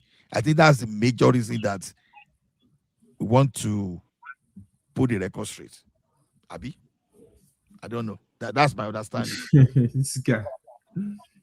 You are Buhari. See, me and Buhari, we go fight reshuffle. No, forget that story. Me, I know, now. Are you sure you are going to meet him in heaven? Let me just assume. Maybe Prince Daddy know where we can see Buhari. Buhari was a good man.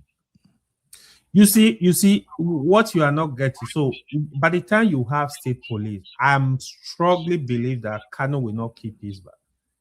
They will either incorporate them into the state police, and because they don't have the money. I don't think they have the resources to keep his back and keep state police. So that's gonna be a lot. So Isba is basically state police now.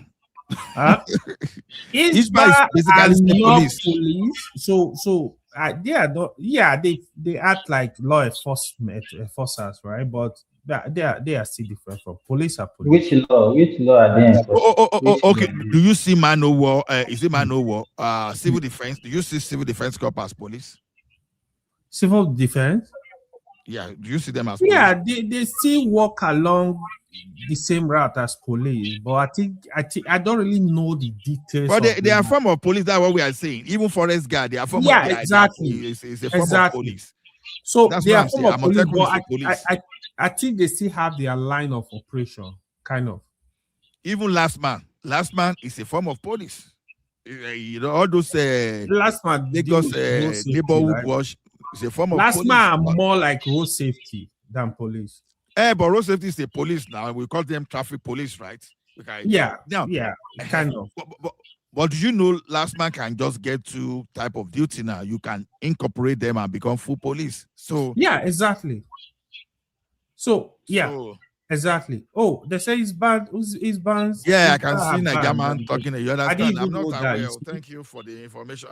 Yeah, that's why we need to. Yeah. So whatever it's a kind of restructuring, right? So whatever the state want to do when we have state police, they restructure the law enforcement agency they have.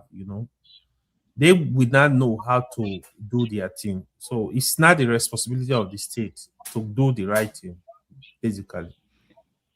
No. You know what I've always the matter of state police. Not be now today. Not be today. I don't dare as old as when Nadeco people proposed that thing. Since that time I don't follow them. No be today.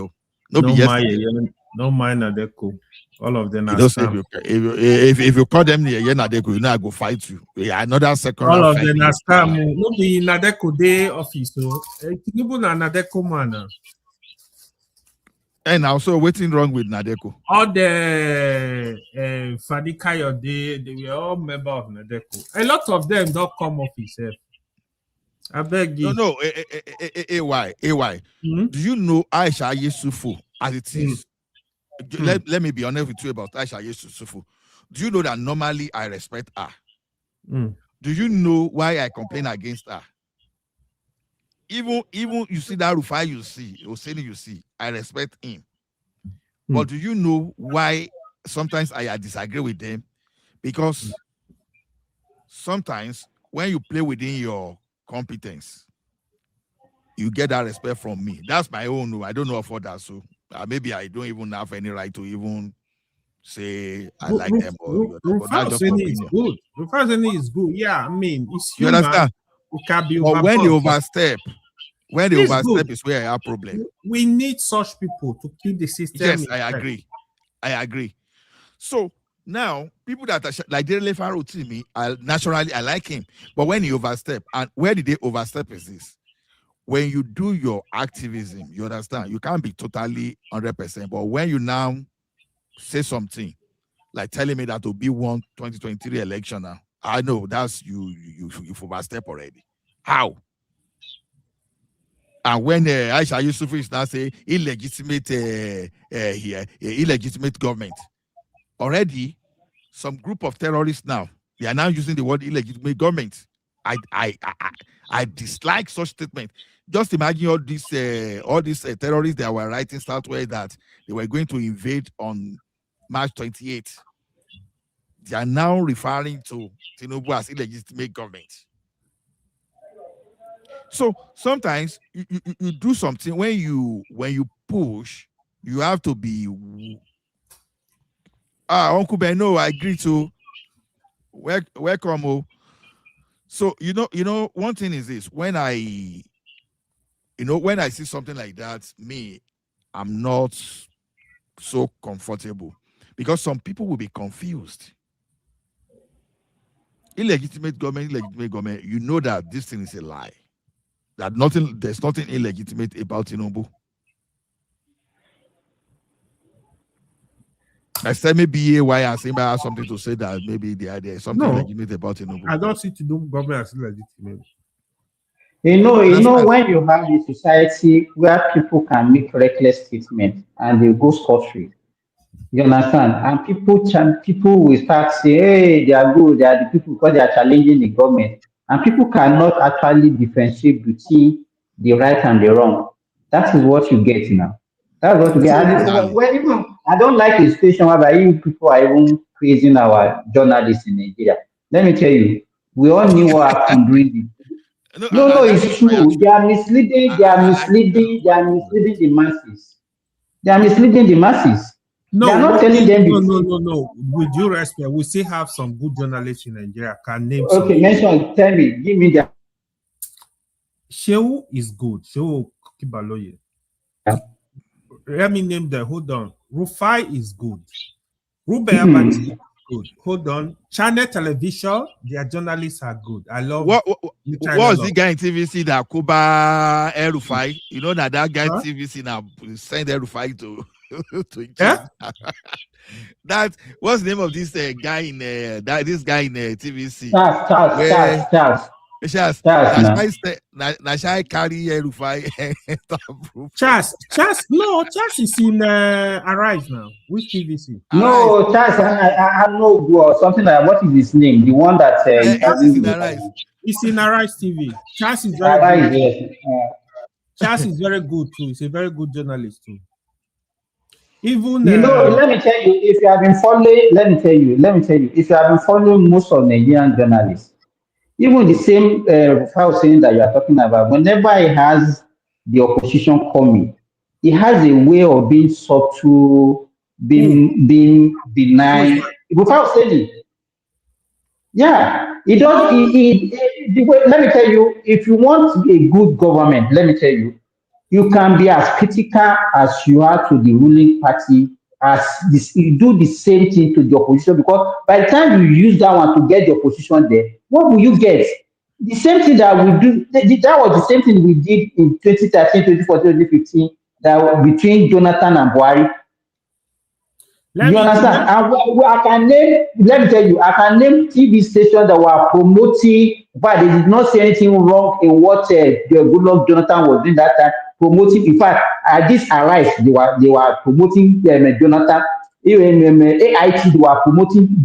Let me tell you, Nigeria journalists or journalists, they are one of the major problems that we have in that country. No, They are It one of has the not major. reached my turn They are again. not giving. They are not giving Nigerians what they actually need in no. Nigeria. Hello? The information, the right information. Let me tell you this. Can you hear me? Journalists, we are coming. Hold on, Journalists Madam are Mayor, we human. can hear you. We don't Let me announce Okay. just quickly OT say for this. Federal TV. So may you come in now. Let me just You, quickly say this. Journalists, yeah, after a while you can come in. journalists, they are still human, right? Rufai Hussaini, yeah, sometimes what I don't like about Rufai Hussaini is when he sometimes I feel he doesn't respect his guests too much. Like he doesn't give you that too much respect. He hit it to you. He might have his own biases, but on the whole, I think he's good. He's a good journalist. They have their own style. Shehu, anybody, even anybody will love to come and meet Shehu. So even if Tinubu come to Shehu now, Shehu is gonna hit you with a hard questions, but he's gonna be friendly. So after everything, he's gonna laugh. Hey, Mr. President, thank you. So Rufai is not smiling at you. He's giving it to you. Bam, bam, bam, bam. So he doesn't care. When you go to channel like Charles, it's also good. Charles, That's not true. let me share my opinion. This is the problem Nigeria have. When you see Charles, I have watched Charles questioning Peter Obi, questioning a lot of politicians. Charles is friendly, but Charles is he's a well-trained journalist. He will go to the question. He doesn't keep the question away. He will hit them to your face, but he's friendly. He's doing it friendly, just like Shehu. Shehu is also well-trained. Shehu is very friendly, but it doesn't mean he's gonna keep those questions away from you.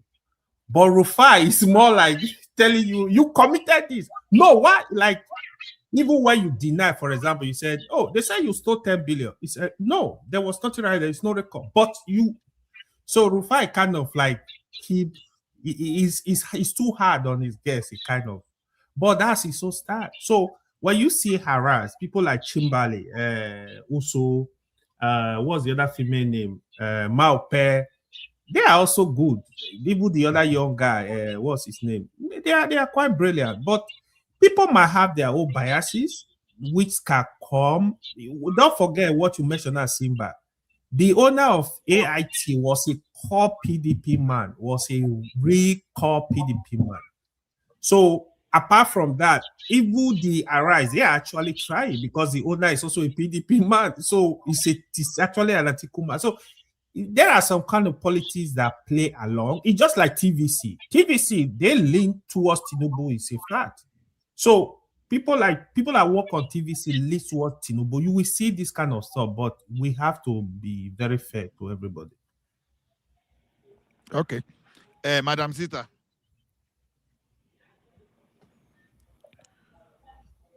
Madam Zita. She don't go again. When she now come back now, she will say, "What are you discussing?" So, did you guys skip me? And Yeah, I fire said on. it's not true. Sorry to interject you. What I is shouldn't not have true? done Go that. I ahead would and have tell us allowed you what's to not say true. what you want to say, but I just came in. That was I'll Tell call us it a what's not reflex true. action. I'm sorry about that. But No, let me no say problem. this. When you say Madam, help me eat a while very well. That man has been troublesome to me. Help me hammer in very well. You know, Help me you hammer a while want very well. people, you want I homogeneous don't do that now. You discussion. know I don't do that. Okay. What I'm saying is, if you say a journalist, forget that most of them are not actually journalists. They are just talkers. I don't know what they don't journal anything anyway. But let me say this. If you say you are a journalist and you have a pattern, why I came in and say it's not true, the pattern should cut across everybody. So if you are in the habit of interjecting your guests and then putting it onto them and rolling your eyes and blinking your eyes and trying to beef, it should cut across everybody. Because if you are a journalist, you should understand that no human being is perfect. So whenever anybody comes, we hit him at that place you want correction. Say that hard truth, not to hurt the person, but to shape the person's life, period. But that guy is, I don't even know why that guy is still there, maybe because of obedient and all that. In that He's Arise making TV, is the other guy, what's his name? The one that what does he's doing prime is that, time. The guy that, they make a lot of money online. They make a what's his lot name of now? Is it Charles? Hello? Hello? We can hear you. We can hear you. So is it Charles is his name? The other one that does one prime time, something like that. He usually You bring say people. the one that put El-Rufai in trouble.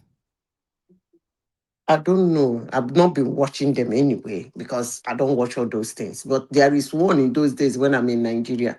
His name is Charles. He used to bring people to question them. He's very professional.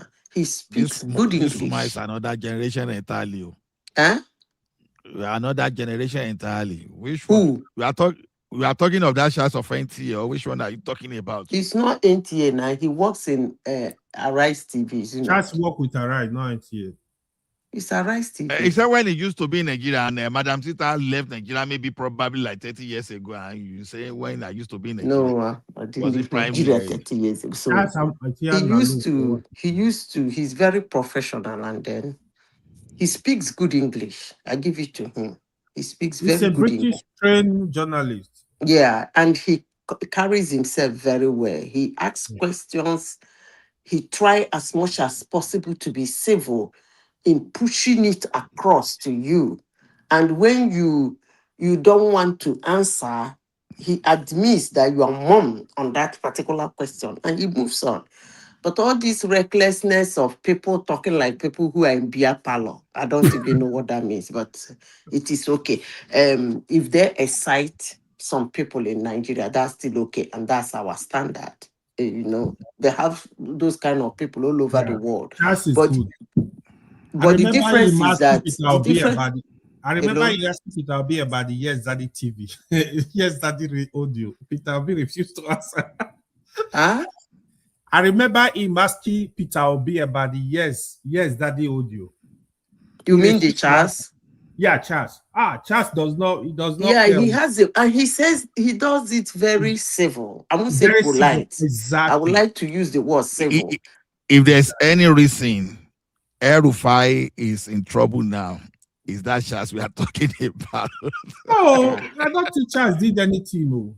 I know. You see, there's a way he interviews you, and if you are not careful, you run yourself into trouble. That is what makes a journalist. You have to exactly. Ask I know. I agree.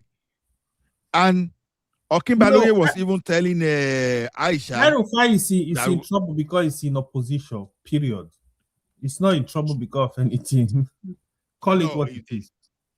Madam Sita, your boyfriend El-Rufai is he not the one that ran into trouble when he said he was tapping the device, the communication device and they went to his side and they found something like that. No, they didn't see anything. They said they saw something. No, you know what they did? They took away. I don't want to talk. Useless. I don't want to talk. Flash drive. So they don't know they even took away token. You don't know the difference between token, hard drive. Oh man, those are the flash drive. ICPC. You don't know what No, wait.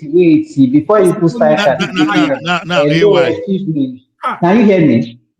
Like we can hear you. Okay. Did you see all those things? Did you see them physically?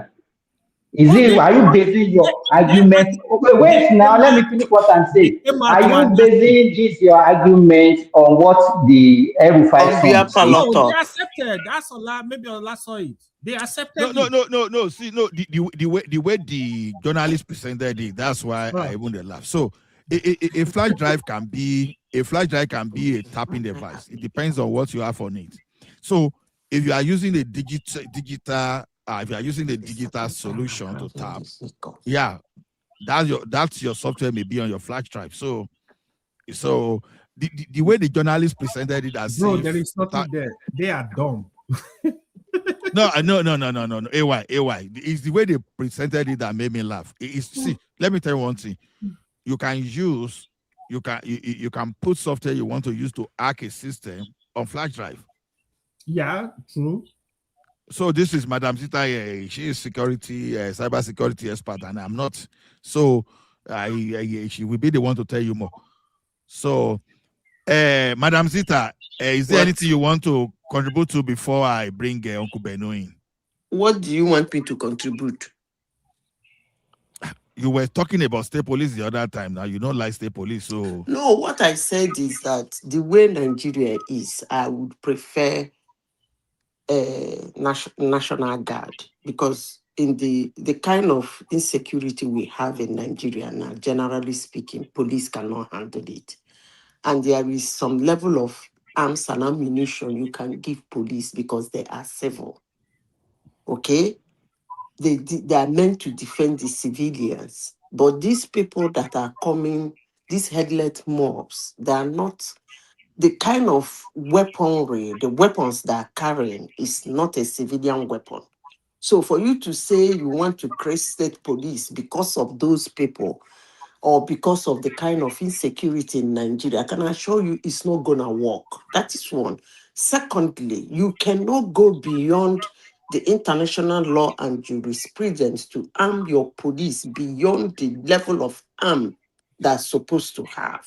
That's why I said, if they want to do anything serious in Nigeria, states should have what I call National Guard, a kind of their own mini military, so that whenever the headless mob come around, they can come out with armored vehicle, they can come out with anything, they can come out with it, they can fly helicopter, they can fly bomber, they can do anything. So that's what I'm saying. Okay. And I know most people will not understand it because they want state police, but that's still okay. We will still come back here 2 years later or a year later, inshallah, to discuss it. No, now the thing you did the other time, now you say, one year I saw in your look, you understand? Like what you said the other time, because you did not qualify this, so it made people to misunderstand you. So now we have the idea of what we're saying. Okay. We can say you are not necessarily against the state police. Okay, thank you. Apart from that area, I still look at Nigeria as our politicians. When I mean our politicians, like the governors, I see them as a low-class humans who you cannot have hand over such level of power to manage. Is going to be chaotic. I mean, even on the civilian level, it's going to be chaotic, let alone in the... let me shut up my mouth, but you people can continue. I think I've said all I needed to say. Okay. Uncle Beno. Mr. Ola. Happy New Year, sir. Uncle Ola, don't do that one now. I'm always here. I'm always here, sir. I'm enjoying the conversation. That's good. So on this matter of state police, which side you did? Because they say your brothers who are in the state house will misuse the police. So what do you think about it? And do you have any preference? Just like others say, we should let it in be status quo. So what would be your preference? I don't think there is need for a state police, to be honest. And you are an American, no? Yes. In Nigeria right now, I don't really see the need for the state police. And my reason is the insecurity we are facing. If the military cannot contain it, what do you think state police is going to do? I think they just want to create state police just to say we created something. The usual APC style. It's just going to end up being another waste of funds, another headless mob, or let me say another legal headless mob. All the state police gonna end up doing is to Hey, Uncle extort the Beno, citizen. do you know that? Do you know that the nature of sorry to cut you off?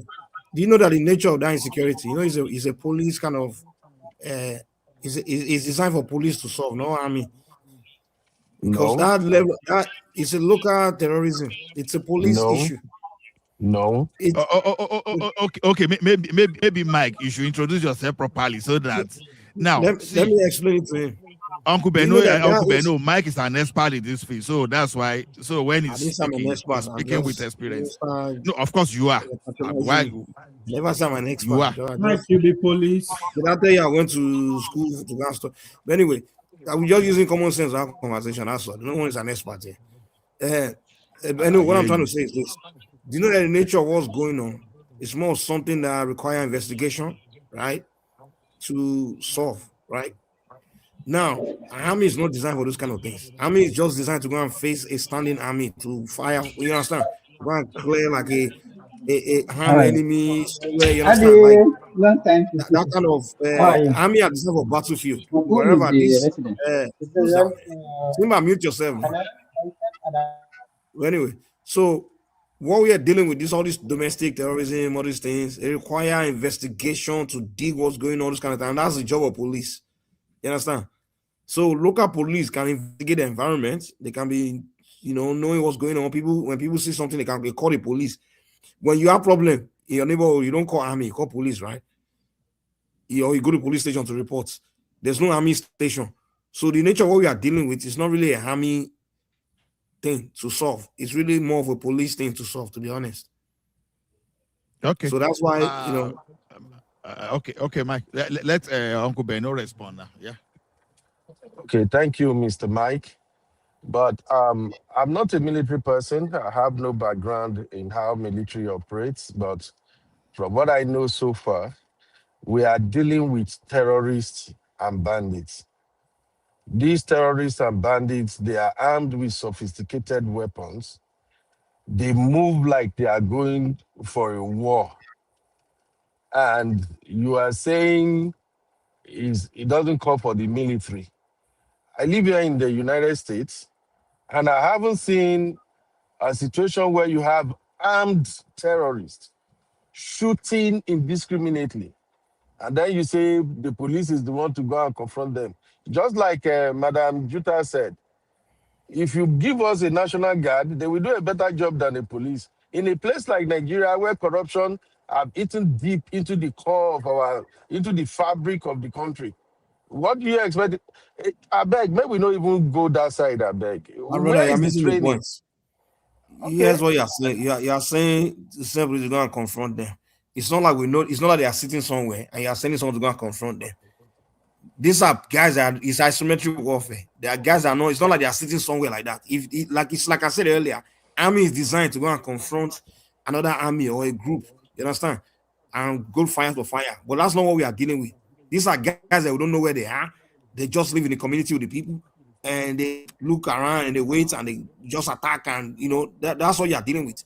But if you have police are the one that their job is to patrol the environment, know what's going on. Some of them are CIA, what do you call it, CID. They know what's going on. The people report to them every day to police station, all those things. So I'm telling you that this matter of this domestic terrorism is a police thing. Now, if they are all ganging somewhere, like let's say they are a army occupying somewhere, they can call army to go and face them fire for fire. That's why you call army in. You understand? See, my brother, I'm not ready to argue this. However, they It's want not an to do argument, it. man. It's just a simple I'm logic, man. explaining the reason why I think it's not the best, and it feels like no, you are getting it wrong. So I'm not ready to go back Let me and forth. tell you why. Let me tell you why it's important. The state police is important. With state police, the state are employing their police, meaning Mike, let me say this is very important. The state, like for example, I understand. Let Uncle Beno have his own take so that he will. But let me just make a statement. Ogun State now, or let's say Ogun State now, when they want to recruit their police, they are not going to Sokoto to go and recruit police. They are recruiting their people in their community, and people know the environment better. Exactly. That's the point we are making here. Go ahead. My brother, do we have Boko Haram terrorists in Ogun State, for an example. Have we ever had a situation like what we are having in the north? We know where the problem is, bros. The problem is not basically in the western or south. If you are talking about state police in a place like, let's say, in the east, where they have sit at home, and a couple of guys are saying we are defending our territory, it's different. The biggest insecurity challenges we have in Nigeria right now is from the north.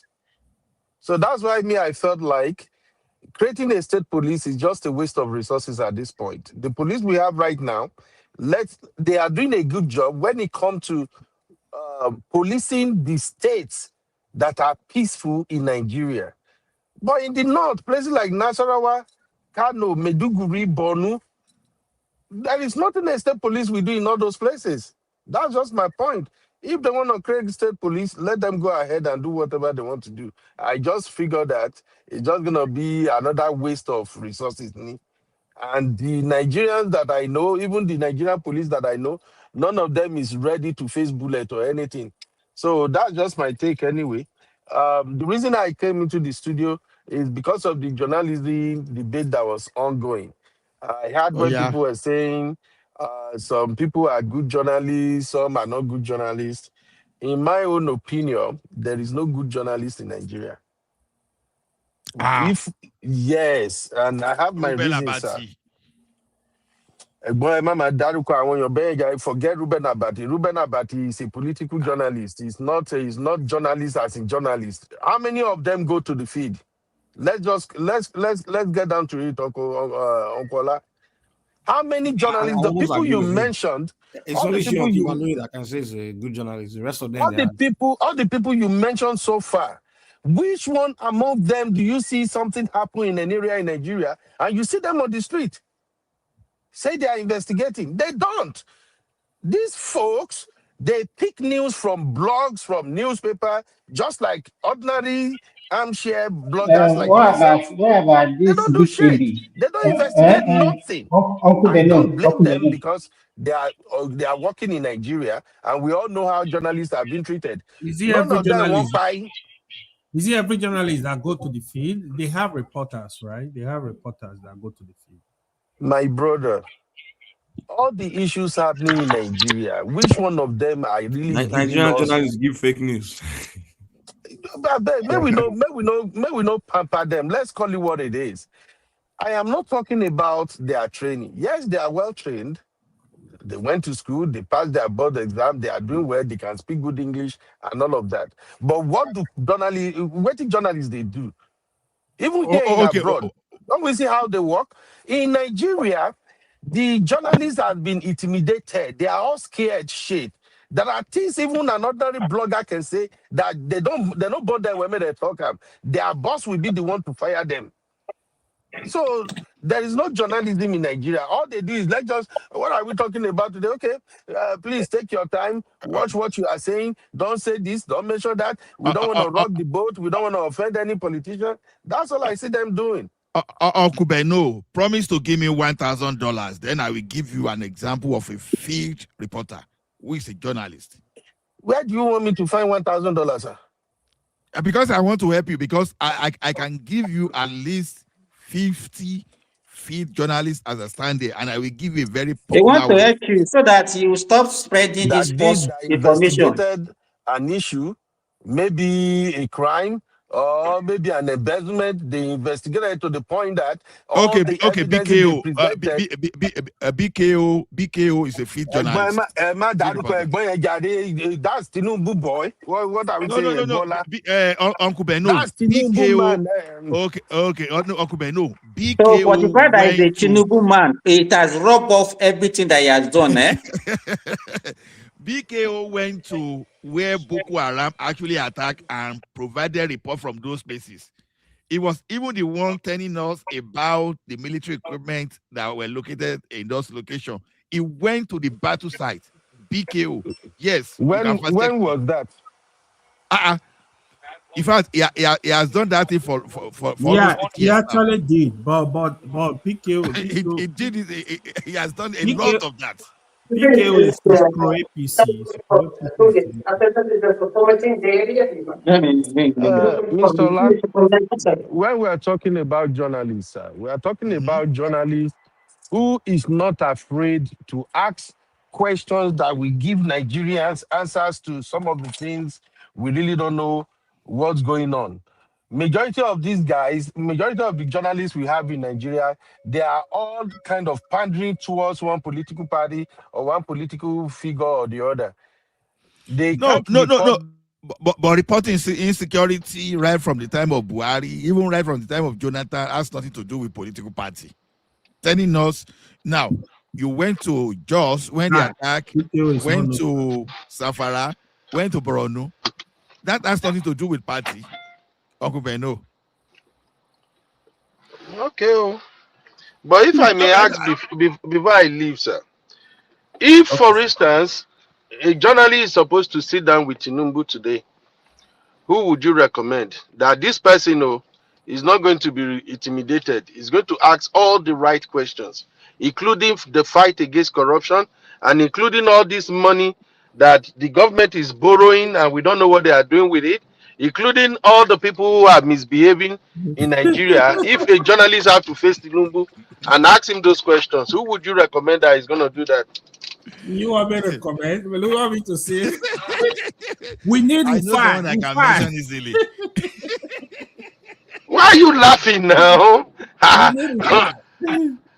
You know now, Rufai, Showore, no, you know now, Rufai, Showore, Fisayo Soyombo, Philip Obaji. So Dapo, Olorun Yomi, there are many of them, Baba. Who are those ones? No, Rufai. I mean, to be honest, Shehu can also do good job, but if you need somebody that will give you the answers, that will not. This Abba Kyari of Arise. Abba Kyari, or what's the name of that guy? The guy report from feed. So the thing is,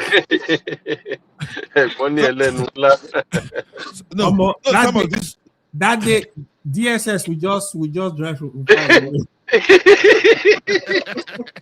I was saying, come. No, we don't need you here. But fortunately, Tinubu doesn't harass. You don't see that level of harassment or that Tinubu. You can give that to Tinubu, to be honest.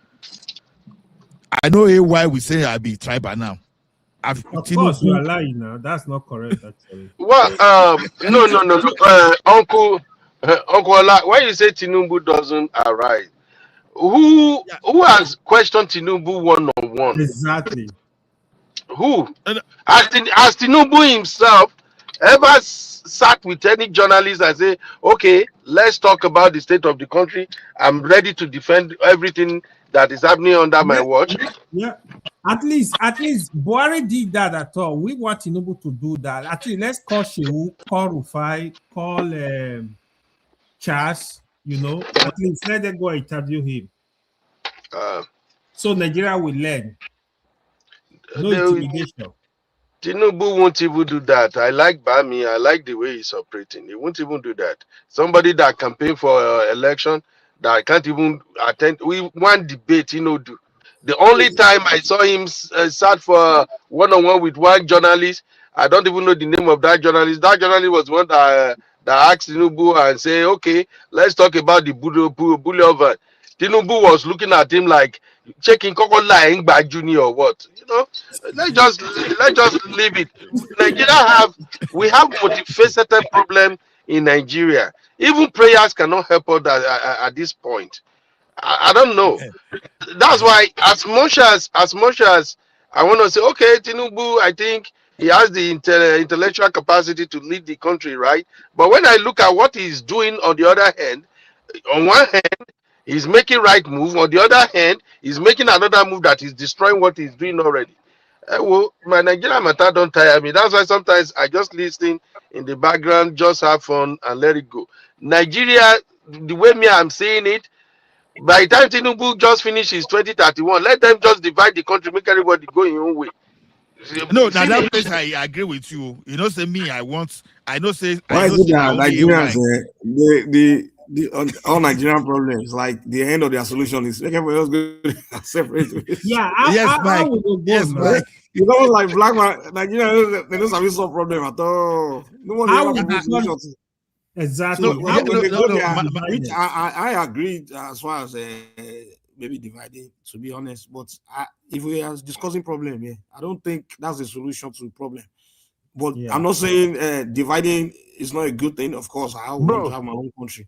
But if Wait, you are my talking brother, about you problems, say you don't think division is the solution to the problem we are facing right now. Did you just say problem of that, sir? insecurity. Wait, how is that solving insecurity? In a country right now where you see people who are dancing on Israel flag and American flag, you say division is not the right way to go. My Don't brother, you worry, don't bros. understand what I'm saying. When they come blow everybody off, then we Let, will know that's the You are right not way to hearing go. my. You are not hearing my. You are not hearing my question. Uncle Beno, I did for Okay. your back on this one, no. You are not hearing my question.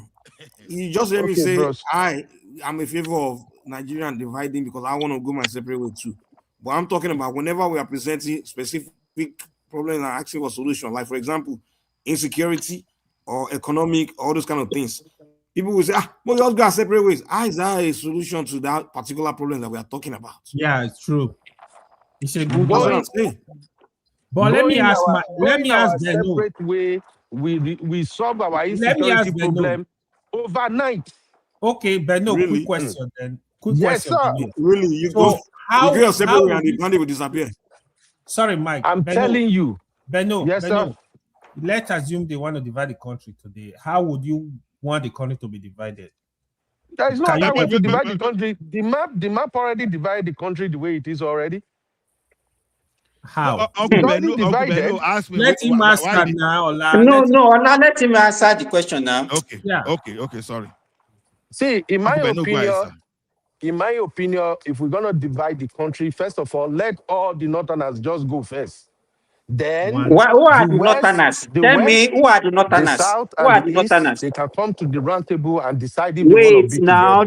If they don't don't gonna just be be together, talking. let everybody go. Are you not hearing me, Uncle I'm Beno? answering the question now. You say, You how are will not they divide answering. the You said country? let all the northerners go. Who are the northerners? You Define asked me, how northerners. do I think they should divide the country, right? You guys should let him speak now. Tell us where the north starts. The He territory of the said north. northerners should go. All I northerners don't should care. go. As You far should as tell I'm us who are concerned, the northerners. River Niger and Let River him Benue, speak. I ask your River question after. Niger, Let him speak. River Uncle Niger Beno, and go River ahead. Benue, River Niger and River Benue already divided the whole thing. I'm from the West. Yes, I'm from the West. If we are going to divide, let our own Oduduwa, may we go. If the rest of East and South don't want to be part of us, let them for their own country. Simple. I am not ready to defend anybody. If we want to divide, the map is very clear. The River Niger, River Benue, where they both meet, make the North go sort themselves. If Middle Belt want to be with the North, that's their problem. Give me my own Western state, case close. Then if they now say, okay, Let's look at the map you one know, by two. we work together fine. We from the East, we work well with the West, we work well with the South. Okay, let all of us be one country. Then let's negotiate. We've already seen the mistake we made now. This time around, let us negotiate oil revenue. What will be the boundary? Who is going to be the leader? Are we going to have like a central government, or are we going to have each region should have their own head, and then maybe we use one central pocket? Let's discuss it. If it's not going to work, East go, West go, South go. Case closed. I know people going to bring the issue of oil. Oh, oil. Don't we have countries that don't have as much oil as what we have in the Niger Delta, and they are doing better and they are doing great? We cannot we cannot continue to deceive ourselves. Our Ola, coming don't say together thank claiming you we are just one because he's Nigeria is speaking not what you working are. for anybody. To me, It as only far as works I'm for the elite. concerned, And that is why the is elite, they are not right there saying at the top. anything. You see the Akpabio, what's the other one that He's was just saying complaining, in but his village? it's not saying anything. I'm just complaining. I already give you Uncle my Beno, answer, my fire on brother. I Jerry. just ranting. I gave you my answer already. If you wake me today, say, Ben, how many they divide So Nigeria? River, The West, we are out to do it. Case close. Anyhow, I want to do it. Exactly. Bye-bye. That's all. No story. honestly, the only people I can say is easy for them to just is West, but the rest of them, I don't know how you want to package them. Okay. Google now. That Mike is even how do we sort out Kogi? Thank you. Okay, bro. My brother, no verse. Wait till you talk right now. What you just said right now is the problem we are having. If you can agree that the West is a done deal, they are okay. The other is how we're going to package. Then that tells you that the other are the problem. They are part of the problem we are having in the country. I asked a brother one time. I have a look. I grew up. I grew up with a lot of friends. Tony came here. Tony was telling us how cheap people say. Yeah, I grew up with a lot of friends from the East. You know, Tony is a person of particular concern. One voice, you Uncle Beno is still talking. Hold on. Go ahead. You cannot say because Uncle Beno is saying what is in your mind. You not give all the time. We are here for a discussion, not for one person to monopolize. Majority of my friends, they are still Igbos. And every now and then, we discuss all this thing about Biafra and everything. And one day, I asked them, if they're going to give you Biafra today, how many states do you think we form the Biafra? Is it going to be Enugu, Anambra, Imo, Ebonyi, which other one? Is it Abia or something? Maybe about the 5 states that you have. Is that what's going to form the Biafra? And they're like, no. You know the South. The South is part of us. If you go to Port Harcourt, half is us. And I'm Biafra like, is a scam. Then I ask a question. They are These criminal. other people you are referring to, are they ready to go with you with this Biafra thing? Nobody. Now their meeting started that day. So if we all agree that the West seems to be the part that they are together, they are solid. But this from other the beginning, then those other parts, they are the problem. You know the East, they agreed this because of the oil in the South. They don't want them to go. They will tell you, oh, the land belongs to them, blah blah blah, talking bullshit. They don't have. See. What you say, you make a lot of sense, even though a lot of people did not agree with you. So I know the South cannot even be together as a country because the Yoruba and Igbo man, they will just look at it. Mike will carry cutlass. Olago, they do Yoruba nation. So you guys know the reason why we haven't had civil war in Nigeria. Let me ask you guys one question. No, Simba, Uncle Beno cannot hear you. Maybe you want to log out and come back. He can't hear you. Oh, I can't even hear who is speaking. But you can every other person can hear me now. Yeah. Why do you want to log me out because of Beno? That's the point. Every other person can hear me. So if Beno cannot hear me. Simba, Beno is our last man tonight. He's speaking. You want to log me out just because Beno cannot hear me. Anyone agree Ola like this? I'm going to find out that person. You know. So you people are just talking like kids. How can you be dividing a nation? You think it's is something that you can just wake up one day and say, okay, you go your way. Is it that easy like that? Simba, what are you afraid of? You know, I'll be suspecting you. It's not a matter. It's not. I know AY is Fulani. Now. He is right. I know AY is Fulani South. You see, that's why I've seen that in his action. This is my position. If you can't solve a problem inside Nigeria, you're not going to solve problem in your your new country. The problem is the real problem is that we don't know how to solve problem. We don't know how to solve problem. That's where I stand. I'm neither here or there whether you divide or not. What I'm trying to say is the reason you guys always give to go is your reasons are ridiculous. I'm not saying I'm against going, but I'm just saying that the reasons are ridiculous. It's almost like you have a problem, you can't solve it, and you believe, okay, go, that's the solution. Yeah. And I'm like, what you should be asking is, how do we need to learn how to start solving problems? That's our problem in Africa. I think black men in general. I'm sorry because I see it. No, Professor Mike. Professor Mike. Let me ask for what Mike is saying. Right? Let's just want to run from problem, and we think. Professor Mike. Don't let us go to classroom. You understand? Let me ask what type of problem. You have to know the type of problem we are talking about. We have not solved any single problem in our country. Oh, okay. Let me ask what Mike. See, to add to what Mike is saying, Mike is very right. To be honest, you know, when I'm for one Nigeria. Has Mike ever gone wrong in your side before? No. Fortunately, we always agree on a lot of things. He speak because Mike is very objective. To be honest, you know. Even you Okay, people that will claim you will be forming Muslim or Christian, Mike is more truthful, is more objective than. But ordinarily now, we that are Muslim or Christian say, oh, Mike is very objective. I have listened to him. It's not because he's here, to be honest. See, the what Mike is saying, right? It's so easy. Even for example, the Yoruba think if they go, they're gonna have peace, they're gonna be all good. By the time you divide it now, it's there. You will hear your man will tell you Ijebu man is not real Yoruba. You will hear Lagos man will tell you. See, this problem will always come up. I'm of the opinion, even if you divide Nigeria into each local government, make it a country, and people that love division will bring another form of division. I think what he said is fundamental. We have to learn how to solve problems. Even the system we have now, it's not that it's that crazy, we are killing, it's that bad. We can sit there and have discussion. The country will work for everybody rather than everybody want to split it into pieces. You know, in the case of Sudan, when Sudan was just like Nigeria, you have the northern Muslim, you have the southern Christian. They were agitating. Oh, the North are cheating us. They divided the country. Exactly. In less than 3 months. They didn't solve their In they less than understand 3 that months. mentality was the problem. Yeah, in less than 3 months, the South started war. In less than 2 years, the North started war. They are still fighting.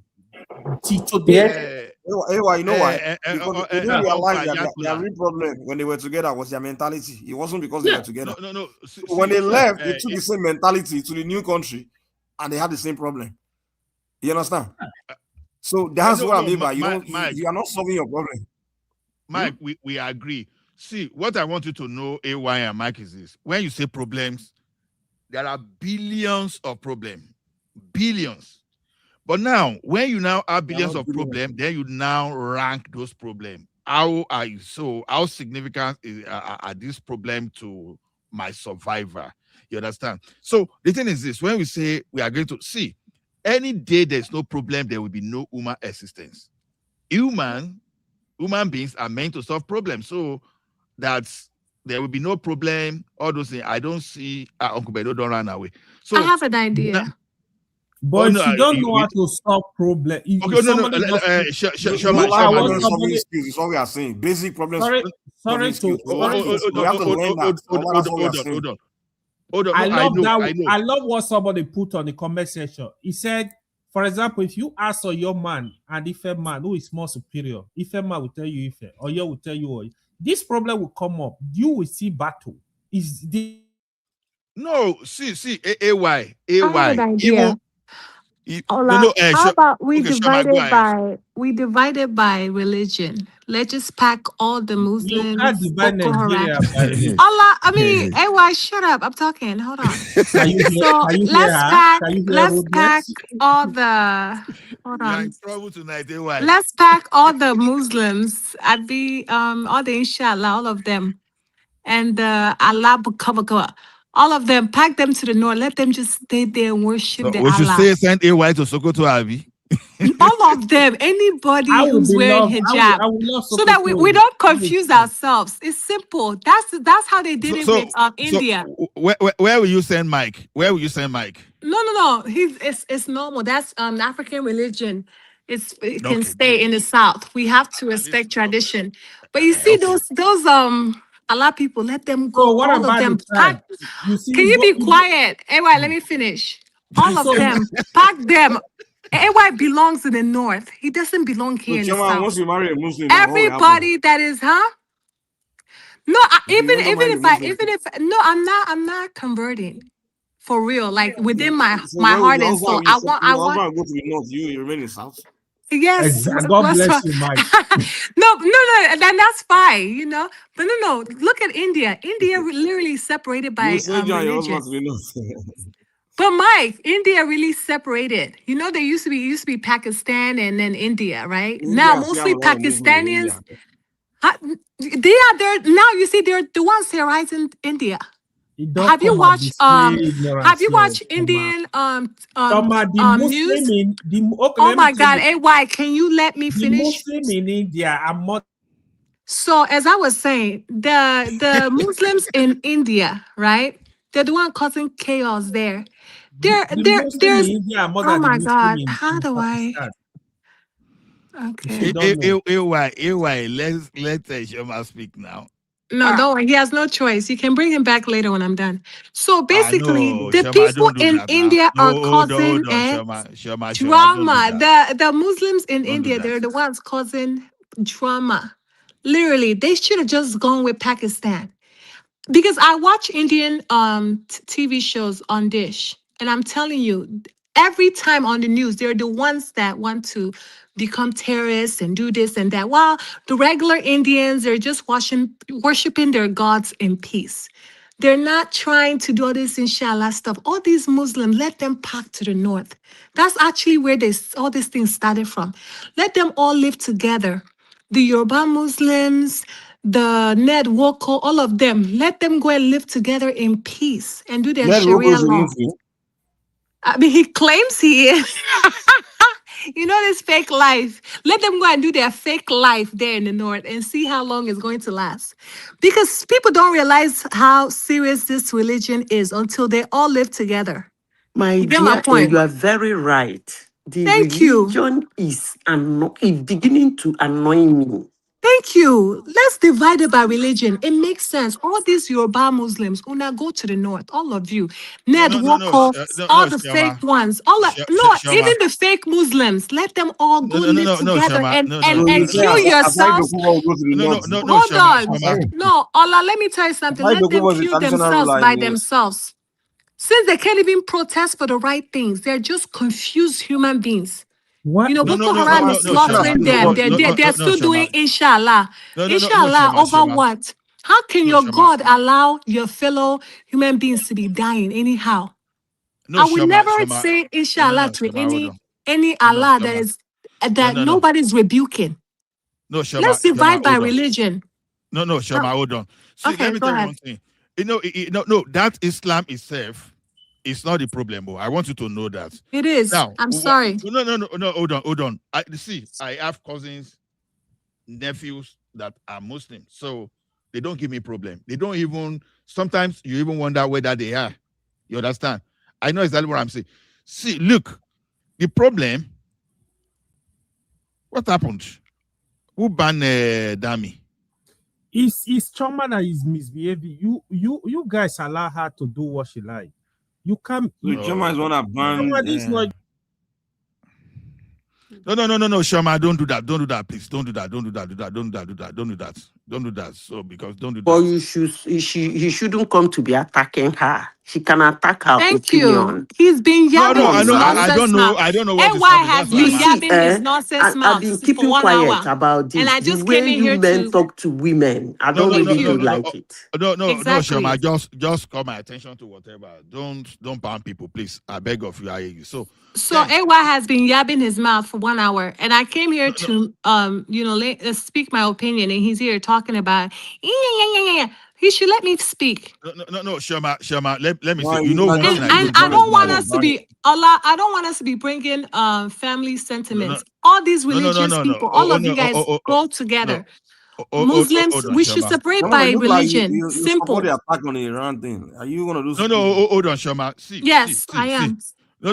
See, this is what I don't do. This is what I don't do. When I have that power, look, when man ban me, even one man happened to be the owner of that platform. One man can tell you what went on in the background. See, whenever I have power, one thing is this: I'm always careful with the power I hold, because I know if I don't have power, if anybody abuse me, the best thing I can do to that person is to yab the person back. But when I know that I have a particular power over you, mine is to respect that power. I'm not going to use that power over you. The best I can do is to yab you back. So if AY and anybody, if they come back, please don't let us send them out, because we are privileged. That's why we could say, no, I don't want us to abuse that. Wait, what happened to AY? We remove AY. So please, just calm down. So can I finish my comments? Hold on. And then you guys can go back we to can yab it having back. your. Please. Hold on. Did somebody remove AY? AY said they block him. No, I will unblock AY. Don't worry. Choma, you remove AY. Because I want to finish. I want to finish talking. I removed him from the studio so I can finish talking. Please don't do that. So let me finish. Let me finish talking. Please don't do that. If we can collectively divide Nigeria by religion, I mean, the world will be a better place. In fact, Nigeria, at least we will plan ourselves well. We will organize ourselves well because there's just too much when confusion. you convert, you move to the other side. You go and visit your partner or move completely. If you convert, if you're a Christian and you convert to Muslim, you have to go to live on the side of the Muslims. Exactly. If you're a Muslim, yes. I want to see someone like Larry go and live with someone like Hassan in the north. All of Una, inshallah, people that claim to be Christians and they are as radical as the Muslims radical. I'm not sure how you're any better. Hold on, so Prince Daddy. I see your those point. That claim to be Christians and they're as radical as the Muslim radicals. I'm not sure how you're any better. Let me tell you something. Even if it's a Christianity situation, I'd rather live with a bunch of Christians because I know I have my own faith. I know what I believe in. And if Christians do wrong, trust me, I will protest. I'm not gonna be like some of these people here. They're just going to have an argument in the studio on live stream. And Choma, I agree I will go out on the street and protest. Yeah, we can hear you. Yeah, we can hear you. Isolate the Muslim radicals and not lump everybody they don't want to protest. Condemn them. They don't want to condemn them. They don't. Look at what they're doing. In the north. We continue. Shema, just hold on for a second. Mike, I can hear you. Look at what they're doing in the north. Ola, you know about Nigeria very well. I don't know if Choma really know too much about that. In Nigeria, see, Choma is from the southeast, right? Now, that's one place where you can see is virtually homogeneous, where everybody that live there are just Choma's people, Christian. Exactly. Simple. No confusion. But the funny thing is that your people are they're flooding the north. Like, your people are the one that actually... But it's only business, though. Hold on. It's only business. But you say we should move away now. If you are... Muslims stay in the north, if you are Christians stay in the south. But your people, you can't stay in your place now. You guys are all over the north. No, that's fine. Anyone that find themselves there, it's at their own risk. That's fine. So but as I'm saying, just like Pakistan and India, let's just... Most are more of your people than the people from the north, to be honest, because your people are the one more in their space than they're in your space, to be honest. If you go to Kaduna, go to Kano, go all over the north, man. We have Fulanis in the we have them in the east too. Don't lie, they're everywhere too. But what I'm saying, we really, and I agree with you. And they're full in the south too. In the south is the point is, the point is Nigeria will be more peaceful if we can just like mark it down somewhere that the country is separated between south and north. We don't have to make it difficult. In fact, even the Bernard even said it. Simple. Why are we making things so complicated? You want to rationalize stuff. No. You want to rationalize stuff because you have family members that are Islam, right? But it's as simple as ABC, divided north and south. All the Muslims, all the Inshallah people, when I go to the north, Larry, go and live with Hassan and see how fun it is. Are you saying two countries? Let me tell you something. Your Mike, separated. So divide the country to two. I wish I could hear basically, I'm saying all the Muslims should live together. Please. Because this is a big disgrace. Now let me try to understand what she's saying. Now let me just ask you. I'm still talking. AY, be quiet. That's why you got kicked out. Shut up. So what I'm saying, North, right? You're too rude, though. Okay, I'm about to move. Choma, are you saying split the country, or are you just saying people should move to different locations? Which one are you saying?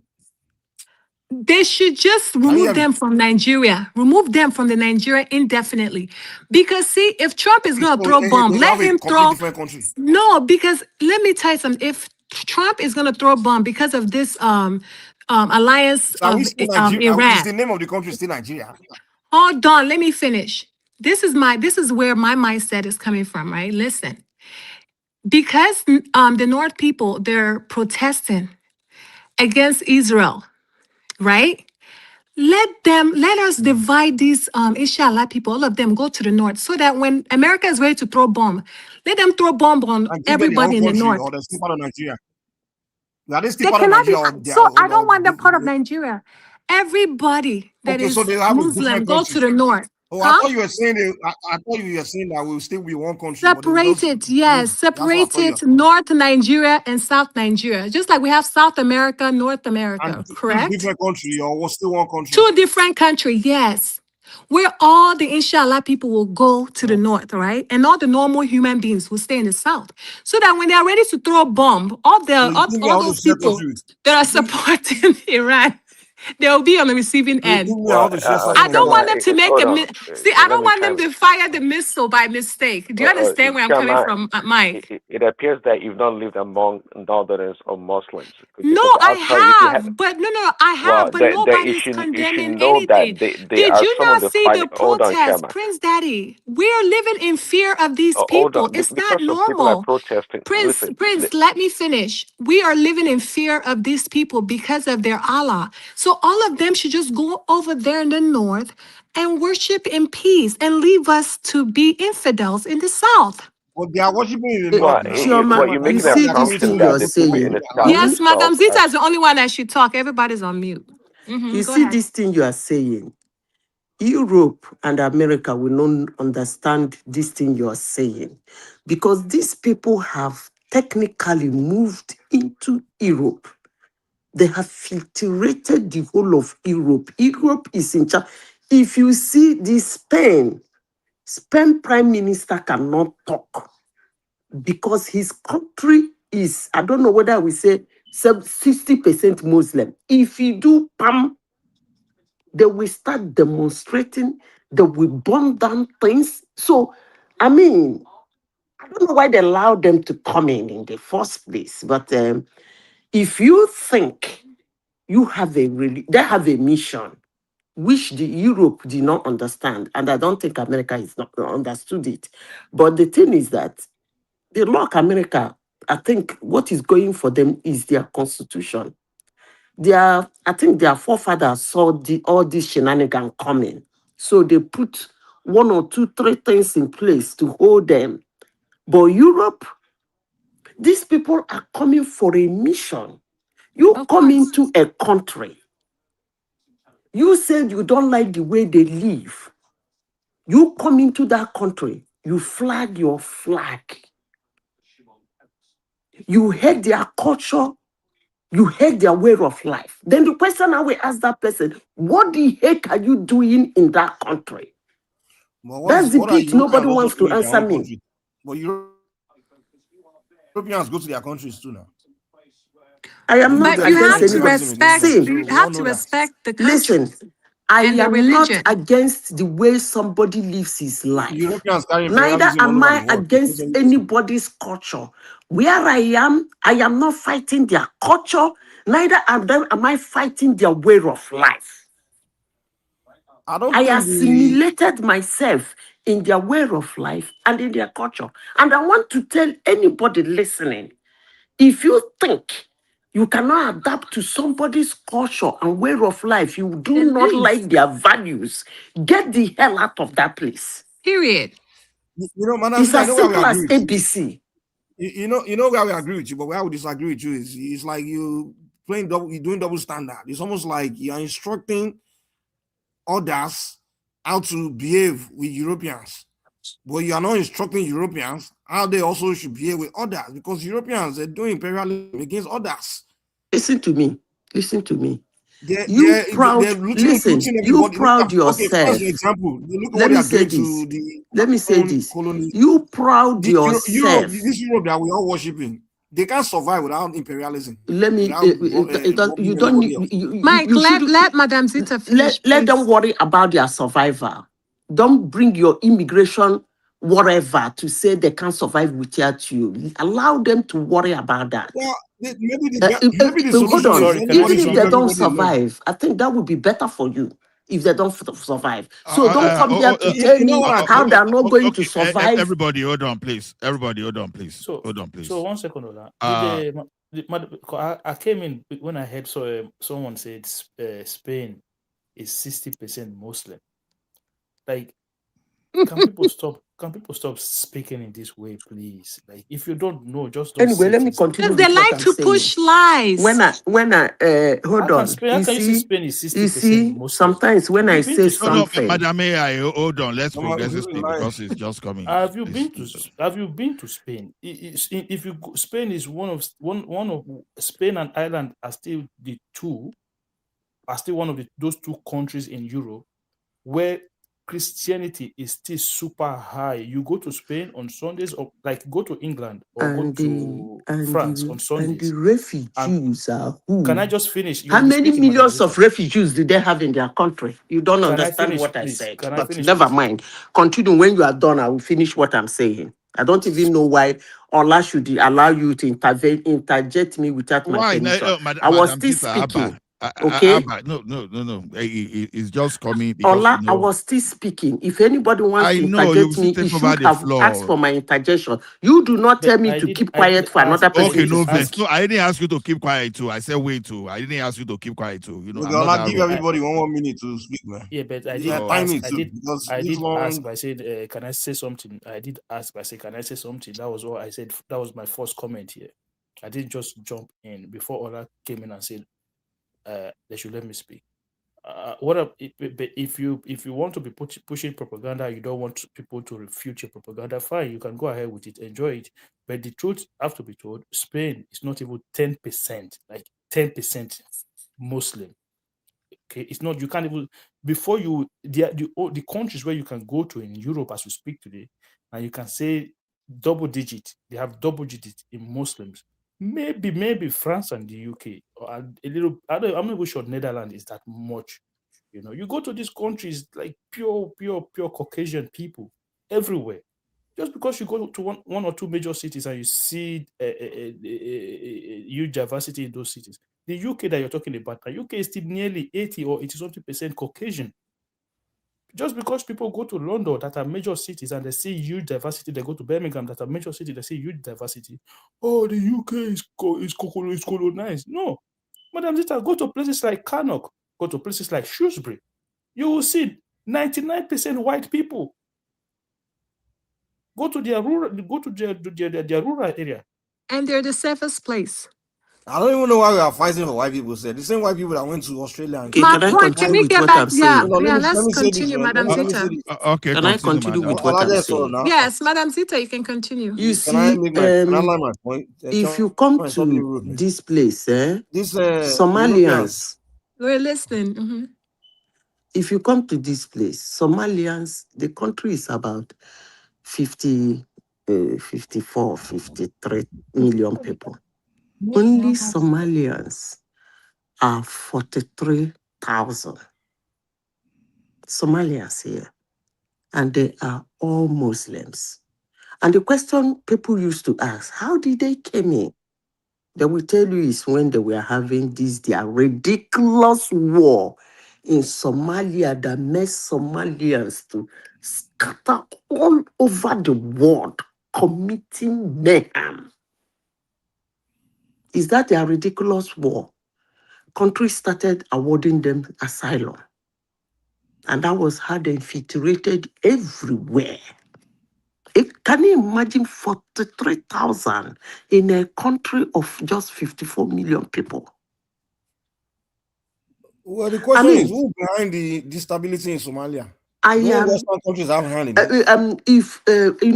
Mike, when people say this kind of a thing, I really begin to wonder. They have a hand in it now. Let me finish.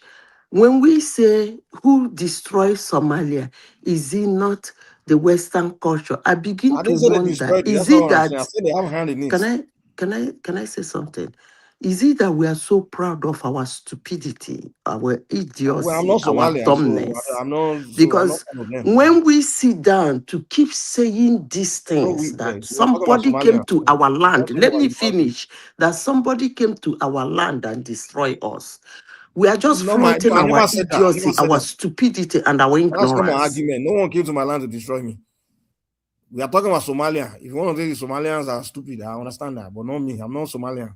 I'm just saying you are here holding the side of playing, describing the West as a victim of a people, and I'm telling you that the West is not a victim of the Somalians. If the West can go to Somalia to I am do not talking whatever they about want, the Somalians West. are also I'm going to talking the West to about do whatever they religion want, that and is it's a fair causing game. problem. I am not talking about the West. Please. No, you talk about the Somalians I in am their talking places, they're about a going there, the religion Somalian that is folk. causing mayhem. They sit in No, the their United States corner. drop They bomb in should Somalia. sit. What I'm saying is, they should sit in How do their they sit in their corner corner? all The people, alone and the practice folks their have to sit in their own religion. corner too. If they cannot tolerate and respect the values of other country, period, they should stay one corner in their own country, practice their religion. This attitude of them moving from north to southern part of Nigeria to cause trouble, to force people to be part of their religion, to do all manner of things. What I and Shoma is saying, what I and Shoma is No, in saying, general, she's speaking in general. including those your Somalia, if you want me to call Generally, them. I mean, Yes. She's talking If about their everything country is in Islam. shambles, they should get it right and sit put there. That's what I'm talking about. Exactly. Go ahead and bomb yourself in your If own you house. know you cannot respect a country's value, what they believe in, you don't like it, please well, do that should not go go for everybody there. now. That's my argument. Exactly. Okay. I agree In with your that. place and practice what you believe in. Ola, sorry, hold on. Ola, my last comment Hold- before I Ola, leave, give me please. chance to My last respond. comment, please. No, I Please, want beg Mike you. to speak to if you don't Yeah, mind. please, 1 second. Just 1 Just second, give me please. time. Mike, Yeah, do progressive. you want him to speak? Yeah, just or 1 second, you want- please. 1 second. I'm going to go No, now. well, guys, you gotta So, make it quick, man. Because I know you yeah, like to give quick. longest time. So, I want to quickly say something, right? You see the funny thing about life, right? The people who is speaking in English language today, who are Christians today, first of all, how did you become an English language speaker? The people that introduced that language to you, why did they not adopt your own language when they came to your country, when they They came didn't to your come to land? respect us, man, when they came to The do that. people who impose religion of Christianity on you, why did they not adopt to your own religion when they came to your land? Thank you. You see how we've reversed everything in a different way. And that's the point I'm trying to Why make. did they not? Why did they not accept your own culture when they came to your land? Why did they not accept your own language when they Why came did to they your not land? Today you respect? speak The English. Today you Europeans go If to you don't go need me church. to anywhere. answer you, I will answer you. No, But if wait. you're Before you making a answer, let me comment, answer you. that's fine. The fact of the matter is, Europeans don't If go you anywhere need me to to respect the people. answer you on your Madam submission, I Zita, will you can reply. come after Mike. Madam Thank Zita, you. let Mike speak. The You fact can of the come matter after is Mike. this: Europeans don't go to other people's society to respect their culture, to adapt to their culture. In fact, they go there to even conquer you, or they never, when they went to North America, they met the Indians, welcomed them, they brought them in. They didn't say they want to adopt to the Indian culture. They wiped them out. They shoot down after those one fed them. They start crying them. They went to Australia. The Australians welcomed them. Even we Africans, we welcomed them when they came. The South Africans, they welcomed them. They didn't, when they first came, what did they do? They trying to dominate the people, wipe them. So they don't respect others when they go to their space. So what is this idea that everybody now go to Europe? Have to, stop. If we want to say people should respect people for going to their space, they should go for everyone. It can't be just double standard where anyone that goes to any non-European that goes to European culture have to respect their culture and adapt. But then you don't give the Europeans the same address that when they go to other people's place, they should respect too. I don't see any respecting that Europeans are doing. Is it America just going to bomb another country and just, or is Okay, it when I want I don't understand this. I want to talk in depth. Don't only say it's only What the I Somalians that have to said go and respect the European. is, You go and respect the Somalians. listen to me. The Europeans came to your country. You form Mugu. They mess you around, your ancestors. And that is still the thing Africans are suffering today. So welcome because people is forming of the. okay. Can I finish? Because of the dumbness of our ancestors. So up till now, we still. Can I finish, please? They still see us as dumb, even when we have, we are good. Some of us are even better than them. But because of that initial interaction they had, they categorized us like that. Now, back to what we are discussing. before we start being all around the place. Well, maybe they are done, but hold on, please. Let's go back to the main discussion. Mike, I know you're trying to divert this conversation. It's not going to happen. We're going back to how we should divide all the Muslims, go to the north, the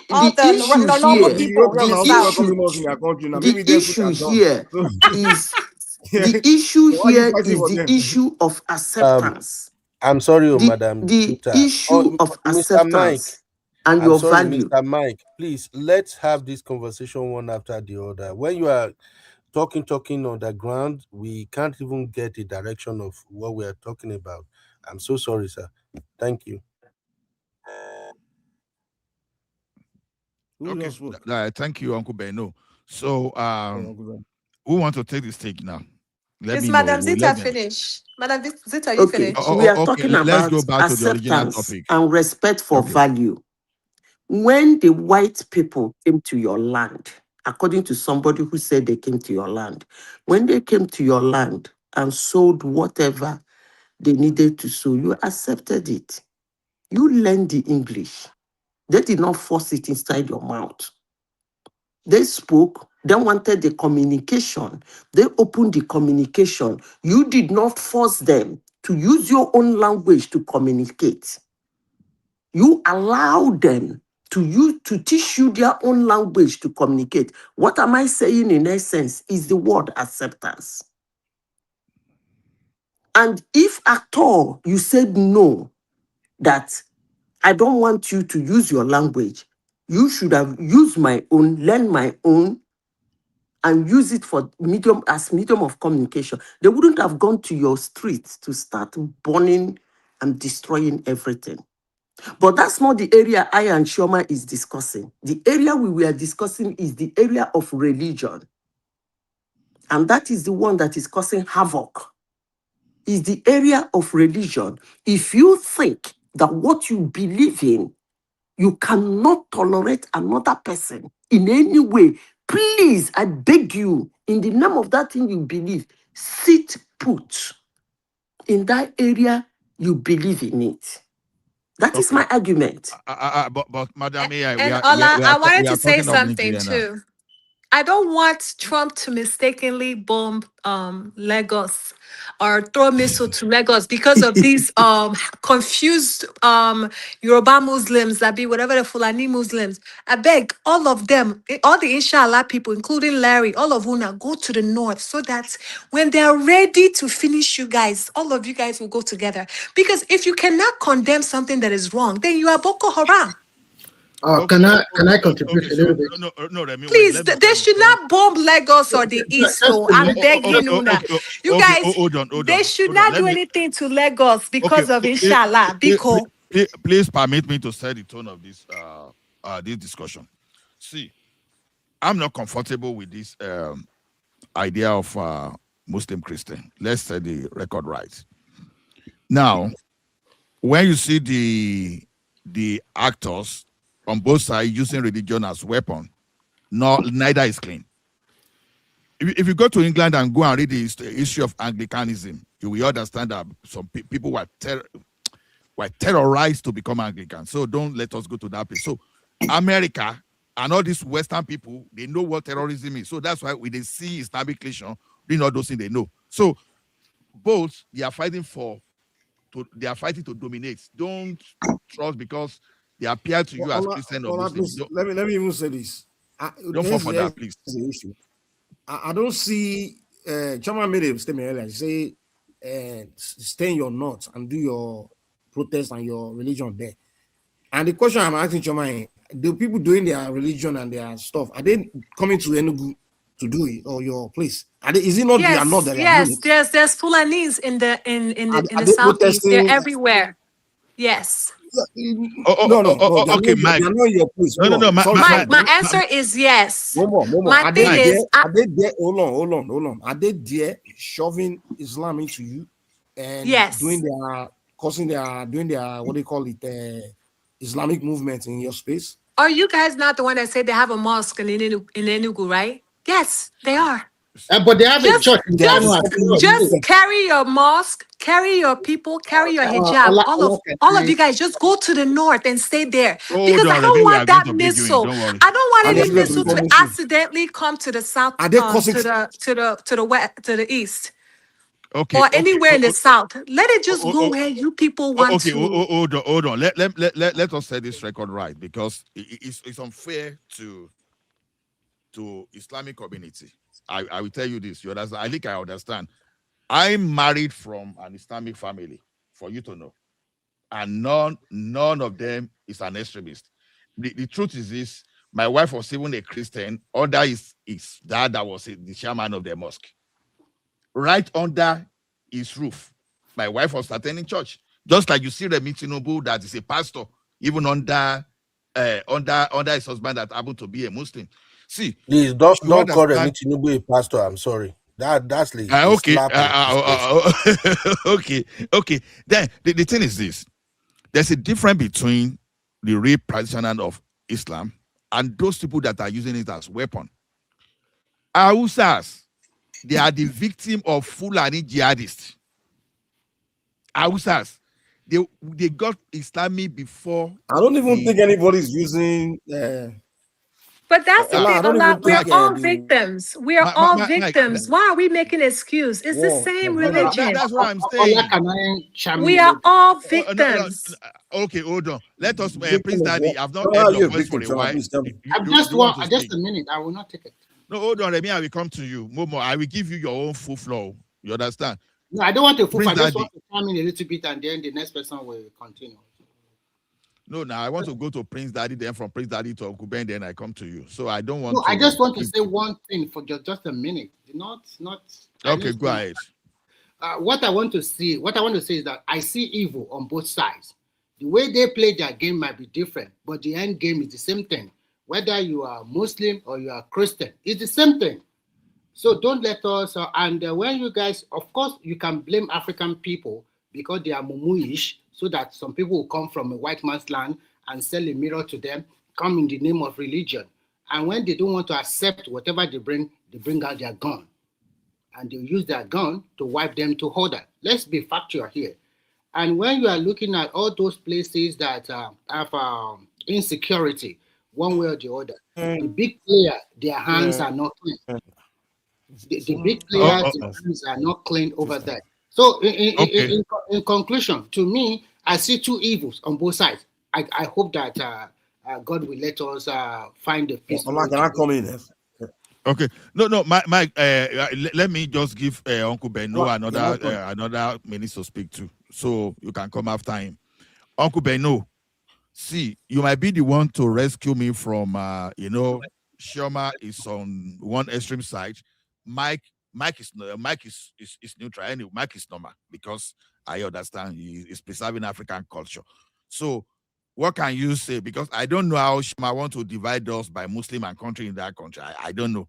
I don't know. Maybe Shoma want to carry my wife and go and drop in Sokoto. I don't know. How are we going to do this?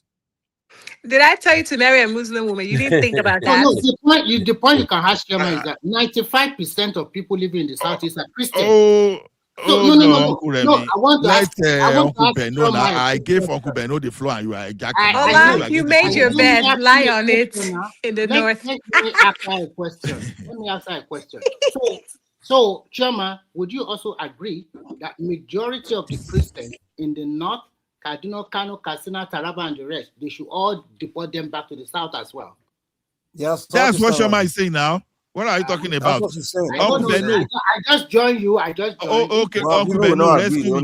They will not do that. Uncle Beno, please rescue me. Please just rescue me from these people. So how are we going to do this thing? Thank you, sir. Thank you, everybody. Well, let me start by saying this. Me personally, I say this on my platform all the time. I'm a consequentialist and I'm a pro-life. Whether you are Christian or you are a Muslim, I believe you earn the right to life. And when we find ourselves in a situation whereby people are dying almost every day, something got to yield. Okay? So I was opportune to grow up in Lagos State. And throughout my entire life in Nigeria, my friend base has always been like almost 70% Muslim. I was saying on my platform 2 days ago, I used to celebrate Salah, celebrate Ramadan, everything with my Muslim friends. One Salah, they come anything. Now we even they ask, I like you don't buy ram. I'm a Christian, a bona fide Christian. I don't see the difference. And I do believe we should exercise some religious tolerance. You can be a Muslim, practice your religion. You can be a Christian, practice your religion. But in a situation whereby what we have on our hands in Nigeria right now, people can just move in on live as many people as possible and no consequences. I'm sorry, I'm not for that. Right now, where I am right now, if you are my sister and you say you find love in the north, I will tell you plainly, the very day they married you and they are moving you to the north, that is the day I'm doing your burial. So that It's true. But it's I'm so true. sorry. I'm so sorry. I'm a straightforward kind of person. That is how I live my Facts. life. The very day they marry you, they are taking you to the north. I'm organizing your burial. You go even there around when I will call DJ Mo, they celebrate your death because your life is not guaranteed going Exactly. to the north. And I know anybody who knows So what's really Benue, all going on, the Southerners even that are living in the north, why are they still there? just hear me out, my brother. I'm talking about the situation we have at It's hand by the right grace now. that they're surviving. I Honestly. grew up, like I told you, 70% of most of my friends, they are Muslims. I never see any of my friends behaving the way people are behaving right now. Boko Haram, bandits, or whatever you call them, they will unalive people, and you will see your own Muslim friend can't even condemn it boldly. At all. What At does that all. tell you? So I'm sorry. Where we at right now, I'm not for that. You want to go and live in the north, that's your business. I said it on my platform, plainly. I own a platform, and I said it openly 2 days ago. I'm like, look, if you are a Christian and you want to go to the north and you want to say, I want to go and evangelize, if they unalive you, you are a Sarah. Period. Because There's- that is like you invading someone else's space. It's just like a Muslim man coming to your house and saying he want to convert your children, your wife, even you, to Islam. If it is okay by you, no problem. Let me go next, man. Please, let me just finish, sir. If it is okay by you, Okay. no problem. But if you know you don't want to be part of the religion, don't open your door in the first place. That is how I roll. So where we are right now, people unaliving any other person anyhow in the name of, these people are not part of us, so they are just extremists, and then the government, the authority, they can't do nothing about it just because it's not affecting their own family. I'm sorry, I'm not for that. If you want to practice your religion, No, I gotta go please next. let me just Calm down. finish. If you want to practice your religion, I wrap it can't up, blame you. That is what you believe. So if you want to practice your religion, you are free to practice it, but no carry and come my side. So that is Period. just God where I bless stand. you. Stay Thank your you. lane. I stay God my bless you. lane. Let me go next. Thank you. Thank you, sir. I think Thank you, Uncle Bengo. that's the deal. So, hold on, Remy. Cool. Let me. Now, I really want to give Remy chance, to be honest. But Mike, it's your turn. So if Remy want to speak, if you want to give him chance, Okay. Yeah, it Lord, is your thank hand. you, So Jared. Mike is the next. Let me even start with Naija first. As we speak right now, there are millions of Igbos, Yorubas, Southerners living in the north. A lot of them are even my friends. And they are not complaining about, I'm afraid they are not making me comfortable here. They are not complaining. They are there. In But fact, are many of they them are saying, free? me, I know they come out. Can they drink alcohol? Are Yes, they free? They're not free. No, they're not. Yes, they are living their life. They are drinking. They drink alcohol. Alcohol. I lived in the north before. Choma, just go and visit a place and stop being ignorant. You've never been to the north. You don't know nothing. I have. I've been to Castina. I have been, and it's not good to be rebuking. Because I have more to say. No, Just you let me have my. you asked me. And I'm Let me saying have I my. Okay, have. thank you. And Okay, it's not cool, good cool. to be praying while you're driving every single minute. You're rebuking the Okay, devil. thank you. I heard you. I heard you. I heard you. Thank you. This bandit thing is more in rural areas, rural places, isolated villages and things like that. That's where these things are happening. We get that. That's a problem.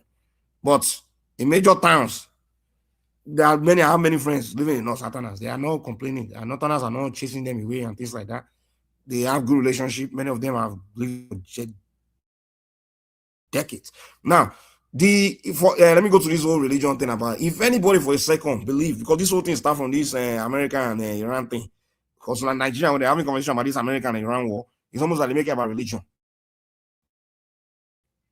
If anybody for a second think this war between Iran and the US, this bombing thing and Israel is about religion, come and beg, think twice. Because if it's about religion, then what's the side of the UAE, the Saudis, all these other Muslim countries that are there? It's not about religion. The war is about interest.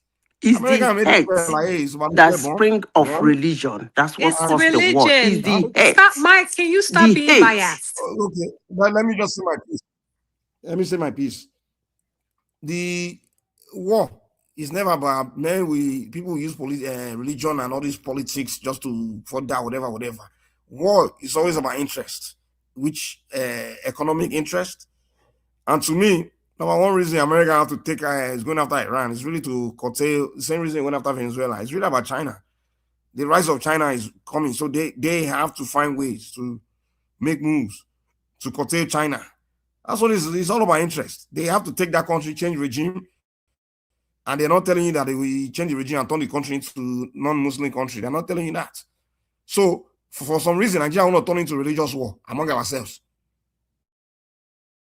This cannot do with religion. Wars are never about religion. It's always about economic interest to counter your adversary, your rival. Actually funny So it's by really about saying China. that wars are not about religion.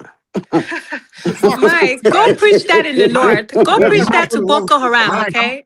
Mike, we're not stupid. Mike, I don't like your argument. Hold on. Let Mike. Can you just talk about jihad? Just talk about jihad since there's no religion in war. Just talk a little Gosh, bit. it's so annoying. Can I make my Mike, contribution be now? honest to yourself. It's not even about us. Be honest to Can I yourself. make my contribution? Thank you. Okay, Between let US and Remy Iran, talk after it's not about Michael. religion. Thank you, The Mike. war, the war between Iran and United States, it's not about religion. It's not about religion. It's literally It's all about conquest. survivor. Yeah, US got to. US, any country that doesn't conform with the US, they have to take that regime out. It's the same reason they're doing in Venezuela. If Venezuela was a Muslim country, now we're saying it's about religion, it's about religion. Just because Venezuela is not a Muslim country, we are not saying the same thing. And we are saying about. So why did they kill 30,000 of their own Because people? Iran. Why did Iran? Islamists, Why did Iran kill 30,000 of their own people? That is okay. Can I So it's the same way they're Mike, killing allow people in him the to north. speak now. The same way they're killing people in the I've north. not had Why? before now. What are you talking about? Okay. Who's killing Mike, people in the north? let's give Remy a chance to make his own contribution. Then after we have Midwest. Oh yeah. Okay, Remy, thank you, fire Ola. All you guys, what I see is that you have been talking about making your own religion superior to the other one. As I said earlier, that's not what we said. Can you please, madam, let me make my contribution, because when you were talking, I kept quiet and I listened to you carefully. What I'm just talking about my own opinion. What I see that you guys are talking here is about thinking your own religion is superior more than the other religion, and that is the basic problem, the main problem of our Black nation, because the two religions were no religion from this continent of Africa, or maybe let's use Nigeria as an example. They were both religions forced on us, whether directly or indirectly. Unfortunately, because of geopolitics and so many other factors, religion might be part of the reason, but the major factor is what Mike have already highlighted. It's all about these people are growing more powerful, and if I don't cut their tails now, they will have more power than me.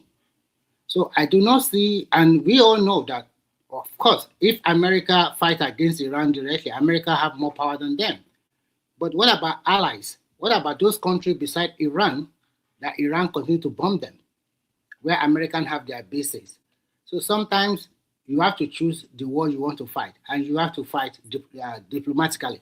So at the end of the day, the result will affect the rest of the world. Flight cancel, economics not good, rise in inflation, so many other factors. So I don't want to delve too much on religion because I've seen that it is the religion itself that is the major problem of Africa, especially that country, Nigeria. And I've seen that a lot of people from either south, maybe from the south, live in the north, make their money there. They never complain.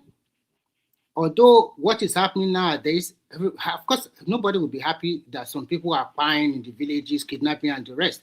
But you coming here to say, okay, the people, the Muslim, who tells you that Christians have more population than the Muslim in the south?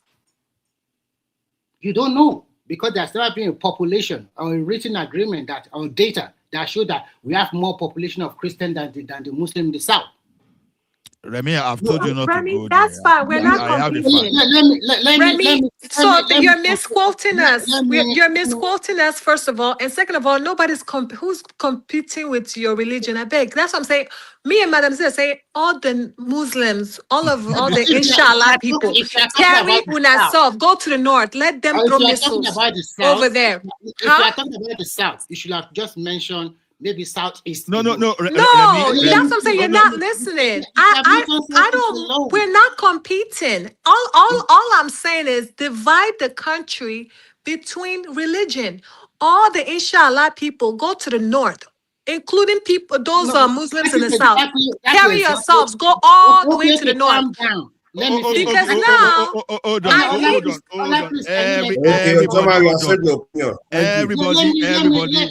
everybody, hold on, including you, Remy. You will continue. See, let me speak. I have something to tell Shoma later, because Shoma, what we are doing now is not different from what Boko Haram is doing, but we are going to talk that one later. That is exactly what I'm talking about. You see your own religion as more superior than the other one. No, I'm saying divide the country. For God's sake, keep quiet. I want you to be quiet. You don't want to die again. Is it because you don't want? You're scared, so you know how far. Be very careful. All of you guys go to the north. Anybody supporting Boko Haram, all of you guys move to the north. Anybody fasting during Ramadan, move to the north. Okay, Shoma, hold on. Hold on now. This is not a fighting. You only allow Shoma to disrupt. Everybody else goes there. Everybody hold on. Okay, please fire on. Everybody is giving their opinion. So if you do not accept another person's opinion, it doesn't mean you should shout on them or disrupt them. This is just a platform to everybody to speak their opinion, and that's my opinion. I see that some people think their religion is superior than the others. And some, they think that you cannot bring your religion here. If you bring your religion here, then we'll buy you. We don't want you here. So none of it are quite justified, because at the end of the day, it is the innocent people that are always being fired unnecessarily. People that does not get their hand involved. An average Nigerian just go out to find what he's going to eat, go to his work. Or if you go to the southwest, you are not really bothered about this kind of religion. What is religion? I just want to live a peaceful life, go to my work, make money, make my family happy, send my children to good schools. Who cares about whether you're a Christian or a Muslim? You cannot even know within a family. You can see both Christian and Muslim living together, and they never fight. So if majority of the people in the southeast are Christian and they don't want Muslims to dwell in their community or in their state, fine. But if the northern people are also doing the same thing to you, also fine. But we are in the southwest, we are quite liberal. But I'm not going to put it into region. As I said before, it's two evils, and this evil will continue to live with us in this world until we find a way to live peacefully among ourselves. Thank you. Okay, Uncle Remy. Now, before I come around to accuse Shoma, Midwest. So, do you have anything to say to this matter?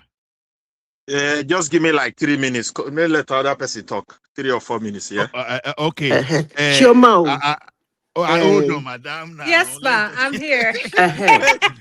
Hold on. You see, these two of Madam you. Zita, you called me. So he Eh. said you are some planning people tonight. are saying Madam Zita, they thinking beg you now. Make their her religion speak is now. superior. Nobody said that. I But never said that. I want to say something. Go Madam ahead. Iya, you will talk. You This will talk. religion that told Hey, us that they Jesus Christ. cannot. Madam Can I Iya, can you finish hear now? me? Yeah, Madam, Can you hear go me? ahead. I'm listening. No, Shema, hold on. Hold on. Madam AI, you will talk. Don't worry. But let us document Arogidiba. Let him speak. I just want Let to him. say something to Chioma now. I'm not taking Okay. She just wants to information. communicate with me only. She's only trying to Okay. tell me something. These people, Okay, go ahead. they've been saying that the highest they can stay in burying somebody is 48 hours, right? Yes. Mm-hmm. And their supreme head died since Saturday. So why are they still keeping him? These are people that are causing trouble all over the world. Okay. Arogidiba, do you want to say anything before? Because me, I get jam question for Shoma. So Ola, let me ask you a question. Okay, go Let me ahead. ask you a simple question. Ola, Okay. between America and Iran, who's causing more trouble over the world? Both. Can we please not discuss America and Iran? Are you kidding me? No. All over the world. I've been on this YouTube Because space you're for a while. deflecting, Mike. And when you own a platform, let's hear Beno. Let's talk please, Beno. when you run a platform, this moment in time, I wouldn't advise anybody who own a platform to discuss Iran and America, just for the sake of the work you've put into developing your platform. So please, if we want to talk about Nigeria, let's talk about Nigeria. Let's just leave Iran and American out of the conversation. Thank you. Okay, thank you, Uncle Beno. No, I think I understand where Uncle Beno is coming from. Now, Shoma. No, it's not about that. It's not about that. Look, I have 4 YouTube channels, and I know how these people move. So that's just trouble come for you. No. I understand what. No, it's so we can't talk about we have to hush. I understand.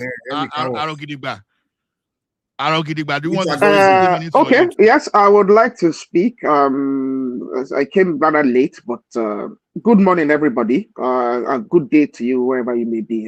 It's very early where I am. Can you hear me clearly? Yes. Yes, we can hear you. If you all don't right. have anything to hide. I think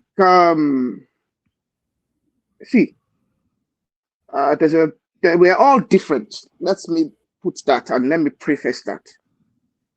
And I think Uncle Beno, I support your statement. I don't think it is a business of any decent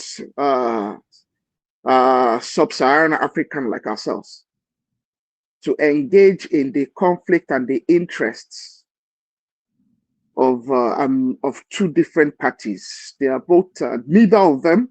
The parties at conflict now have any moral stand, actually.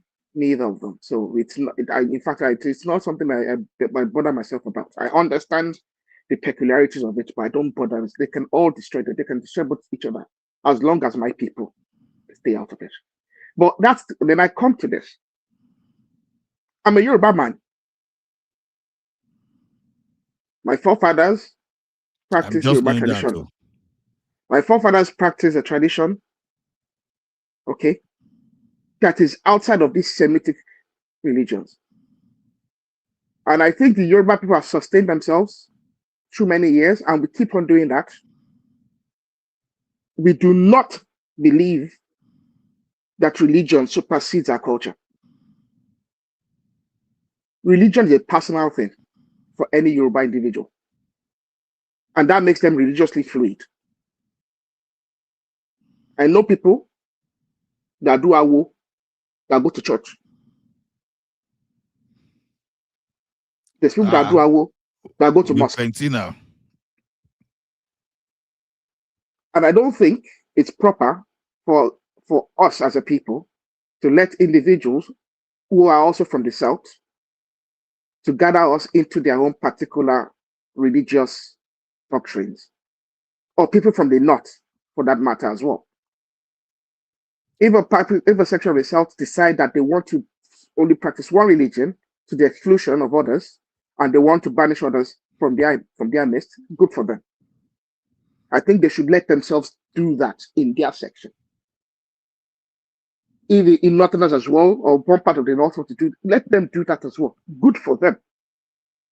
And I think to that end, I think the only thing that is good for us as a Yoruba people is that we have our own, that we have either they separate federalism so that we can defend and define how we want to live our lives outside of federal government, or they should let us go so we can form our own Yoruba nation. And I think at the heart of every Yoruba person, that is actually their desire. Although we might not be forceful about it, we might not insult the whole of the country to that end, but because we are peculiar. I don't think only remains afraid of Yoruba nation though. Because Uncle they know my God. Nobody, Mr. Remy is not afraid of Yoruba nation. We've spoken about this.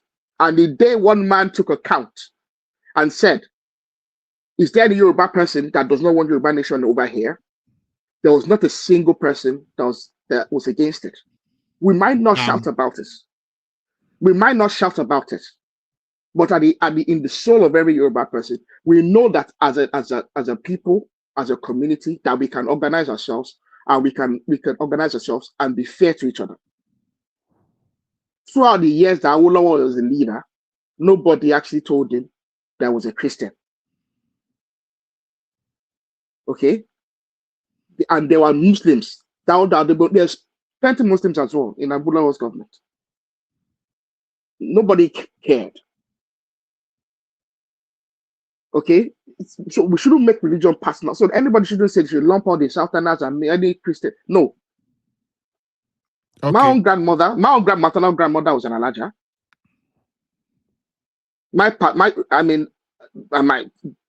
I never had any problem with her. And to the Matam Dita, I don't know about they have to bury in 24 hours. It's an ideal. It is not a compulsion. And to the best of my understanding, my grandmother wasn't buried in 24 hours. She wasn't buried in 24 hours. She wasn't buried the same day. It's an ideal. So I mean, if they decide they don't want to bury, they don't want to bury him. I don't know their tradition. I don't know their religion. I don't concern myself about it. Okay. But for me, what I'm addressing is the Yoruba. So once I finish, you can call me. I'm ready. Yeah. All I'm addressing is Yoruba people. So Yoruba people should not concern ourselves in these Semitic religions. We are different the way we organize ourselves when it comes to religion. Thank you very much. Thank you. No, we Yoruba want to go. Midwest. I know Midwest is one of those people that don't want to go. So that's Ola, I want to ask you a question. Ola, did you see them protesting? Do you see them protesting in Lagos? Yeah, they're protesting in Lagos for against Israel. Those people are joking. They're carrying Iran flag. So imagine if that missile comes straight to Lagos. No, that's what I'm saying. I don't like confusion. Since Muslims, whether you're Ned Woko or you're South or Southwest, if you can't come together and condemn something, you guys are scared of that religion or those extremists, then why don't you denounce the religion? No. That's why we are trying. See, all these you guys can. That's what I'm saying. I don't like confusion. I feel like since you guys are so confused and undecided, just all of you guys just carry your religion and go to the north and see how tolerable it is to live with Boko Haram and Hassan. You see Hassan and his people, go and live with them. Enjoy your religion. Enjoy your inshallah. I don't like confusion. Okay, Shoma, let's hear from Midwest. I'm still coming for you. You know, I said it. I'm still coming for you. I greet everybody, my brother. I greet you. I greet everybody this morning. You see, the thing I want to say is this: Nigeria is done. There are so many evidence that Nigeria are not one. Yes. Okay. And we have never been one, and we can never be one. Never. That's not No, we true. can't. It's going to get We worse. can't. But it's very unfortunate that some of the leaders that we have, instead of trying to confront this issue holistically, they try to play politics around it.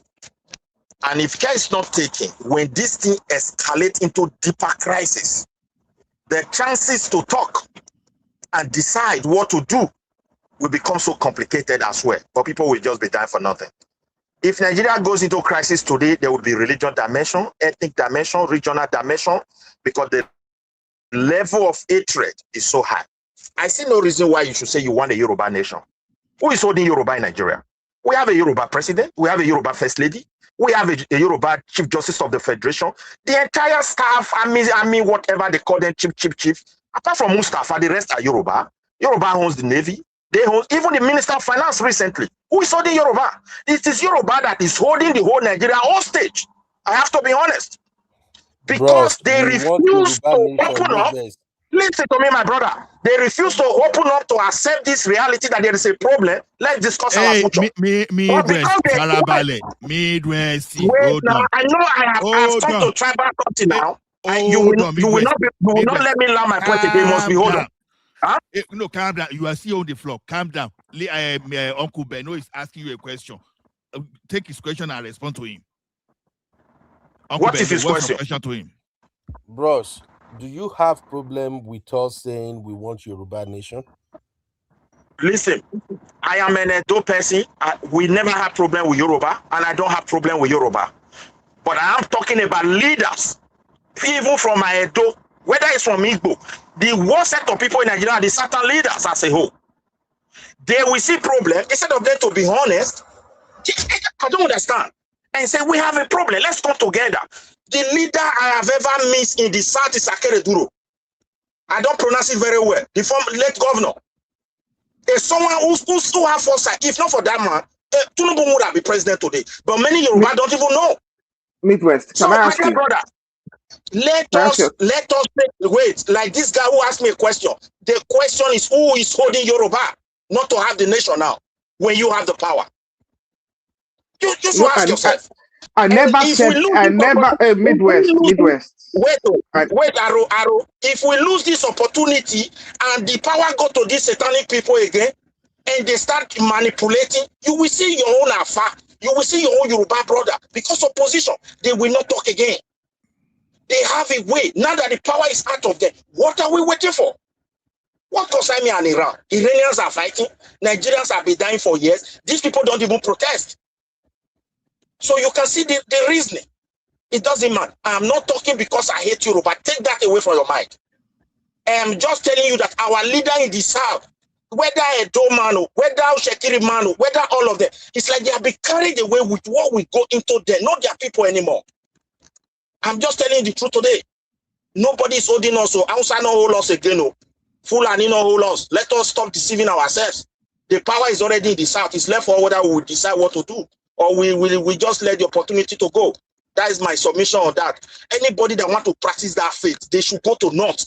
Because the danger of that faith, I want to tell you, the danger of that faith, I want to give you an insight now. You talk about Yoruba nation. Do you know why you are talking about Yoruba nation? These are civilization of autonomous people who govern themselves. At least history can put to 500 years. Without Islam or neither Christianity. What happened in Egypt is coming to your land. Today, when you point to Egypt, they are digging work of Pharaoh. They are all Muslim, but those who did those jobs, do they practice Quran? They don't even speak this language. How were they able to take over that place? They will give birth to many children. They have strategy.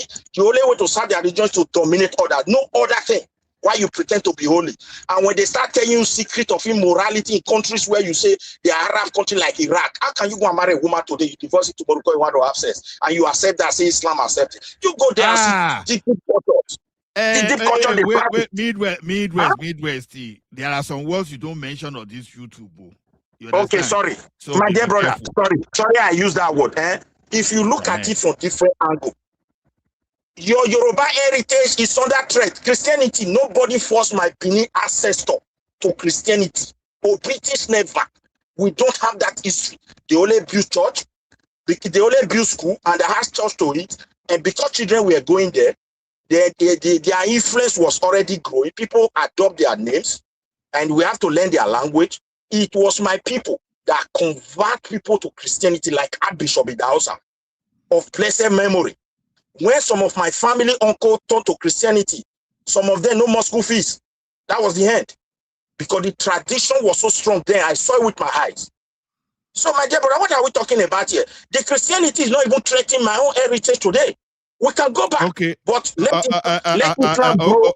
Let it grow. Let me add this one to it. Let Islam continue to grow in your Yoruba land. The few years to come, you will not believe what you will be saying. When that Yorubaness become weak, and they are now only, we are Muslim, we belong to Mecca, we belong to this. Look at what happened. Midwest, I want to go back to Shoma and Madam AI. Now, Shoma, this is it. When we talk of this religious something, right? It's a thing they've used to. It's a manipulative tool. They use it to manipulate, whether Islam, whether Christianity. Those people that brought those things, they came for control. Now, the jihadists you see today, they are not even see, like I said, Hausas, they are victim as any other person too. But unfortunately, the time those people conquer them, they fell for it. Just like we fell for religion too. If you want to catch Mr. Ola, can I please put a correction to please? Hold on, let me set the tone. Let me set the tone. You can come, but I'm only setting the tone. Now, you know the problem is this: if you put corn down now, fowl will always run after that corn. Even when you want to buy that fowl, that's what religion is. You understand? They've sold off religion. You understand? That we are so, that's why they call it religion, that we are so immersed in it to the point that if we do anything for religion, and they use that thing to control us, why they let us suspend our sense. We suspended our senses somewhere and we start following them. You understand? Otherwise, nobody should have used religion to control us up to this extent of buying one another. Well, you want to divert from the question Midwest asked you. Why are you Yorubas not pressuring Tinubu to give you Yoruba nation?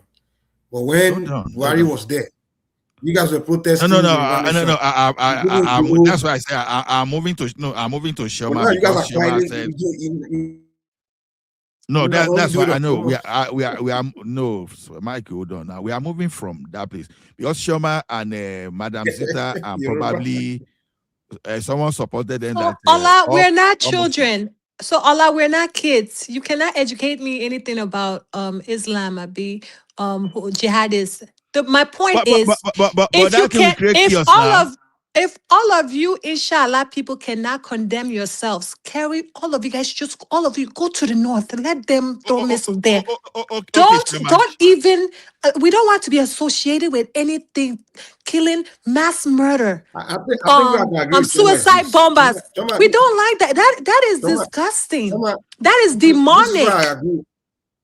That is a demonic religion. I don't want to be associated with anything, inshallah. I beg, carry una, all of you guys go to the north because you're making Nigeria to look really, really bad.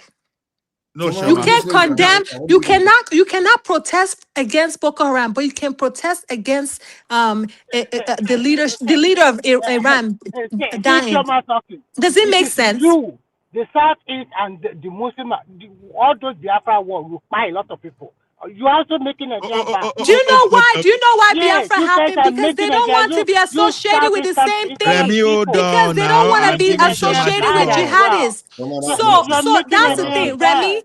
Yeah, Biafra didn't want to be associated. The same thing with Yoruba Nation. Remy, do you know why there's Yoruba Nation and Biafra? They don't want to be associated with a jihadist religion. They don't want to be associated with jihadist religion. Simple. Remy, hold on. I directed a question to Shoma. Let her respond. But she already answered. Now you giving her all the floor all the time. You want your number today? What about other people? I have a question for Mike. Mr. Remy, please. Just stop feeling you say you should talk again. Please, I have a question for Mr. Remy, please. I have a question for Mr. Remy, please. Oh, yeah, go ahead. Okay, Mr. Remy, when you spoke earlier, you said our conversation is about religious superiority. And the few of us who are speaking about the right to life, nobody is talking about one religion is superior to other. Can you please clarify that? Please. Okay, I will clarify it. First, when you make your submission, I can see political undertone and a little bit of bias in your analysis. So, because when you analyze, if you are truly a true life pro person, I would have loved you to talk about saving life. But I can see as you have a Christian background and you support Christians and in your analysis. And at the end of the day, what I'm just trying to say in a nutshell is that if you proclaim your religion to be better, then the other one is worse. That is what you, Chairman and Madam Zita, is trying to say to us. Okay. No, I'm not proclaiming Christianity. I never mentioned anything about Christianity. I said all the Muslims should go to the north and stay there. I'm not condemning. So that you guys can enjoy. But I responded back to you. I'm losing control. Hold on, Remy, hold on. Let Uncle Benno respond to you now. Should be you asking? Let me finish. Give me one more minute. Let me finish so that I can respond to you. Okay. When I make my analysis, yeah. When I make my analysis, I let someone understand that. Mike, can I quickly say it so that the other people can speak? Okay, go ahead. When I make my submission, I told Choma that the certain part of the country, majority are not Christian or Muslim. Because there is no data to show that. Remy, it doesn't even matter. It doesn't matter. If the Southeast want to make, if the Southeast want a homogeneous society, let them have it. If the Northwest want a homogeneous, let them have it. Let's put the Southwest out of it. Put the Southwest out of their nonsense. Put it out of it. That's what I'm saying. Period. You can go ahead, Benno. Okay. Now, Mike. Okay, let me listen to Mike before I make my statement. Do it this way. Give people. My only thing is, I just want us to know which problem to tackle. Sure, let Mike talk now. Mikey, let Mike talk. Oh, yeah. Give people 15 seconds to make statements rather than long. Jesus Christ, 15 seconds, okay. No, not 50 or 15. Just 15 seconds. Ow, it's almost impossible now. Nisuru. No. What people are doing here is the point that I want to make is just a line. But you have 4 people speaking at the same time. So, and people want to respond quick to what people are saying. So what's making it complicated is that somebody want to make 4 different points at a time. You can make one point in 15 seconds, let somebody respond to it. And then it's more shorter.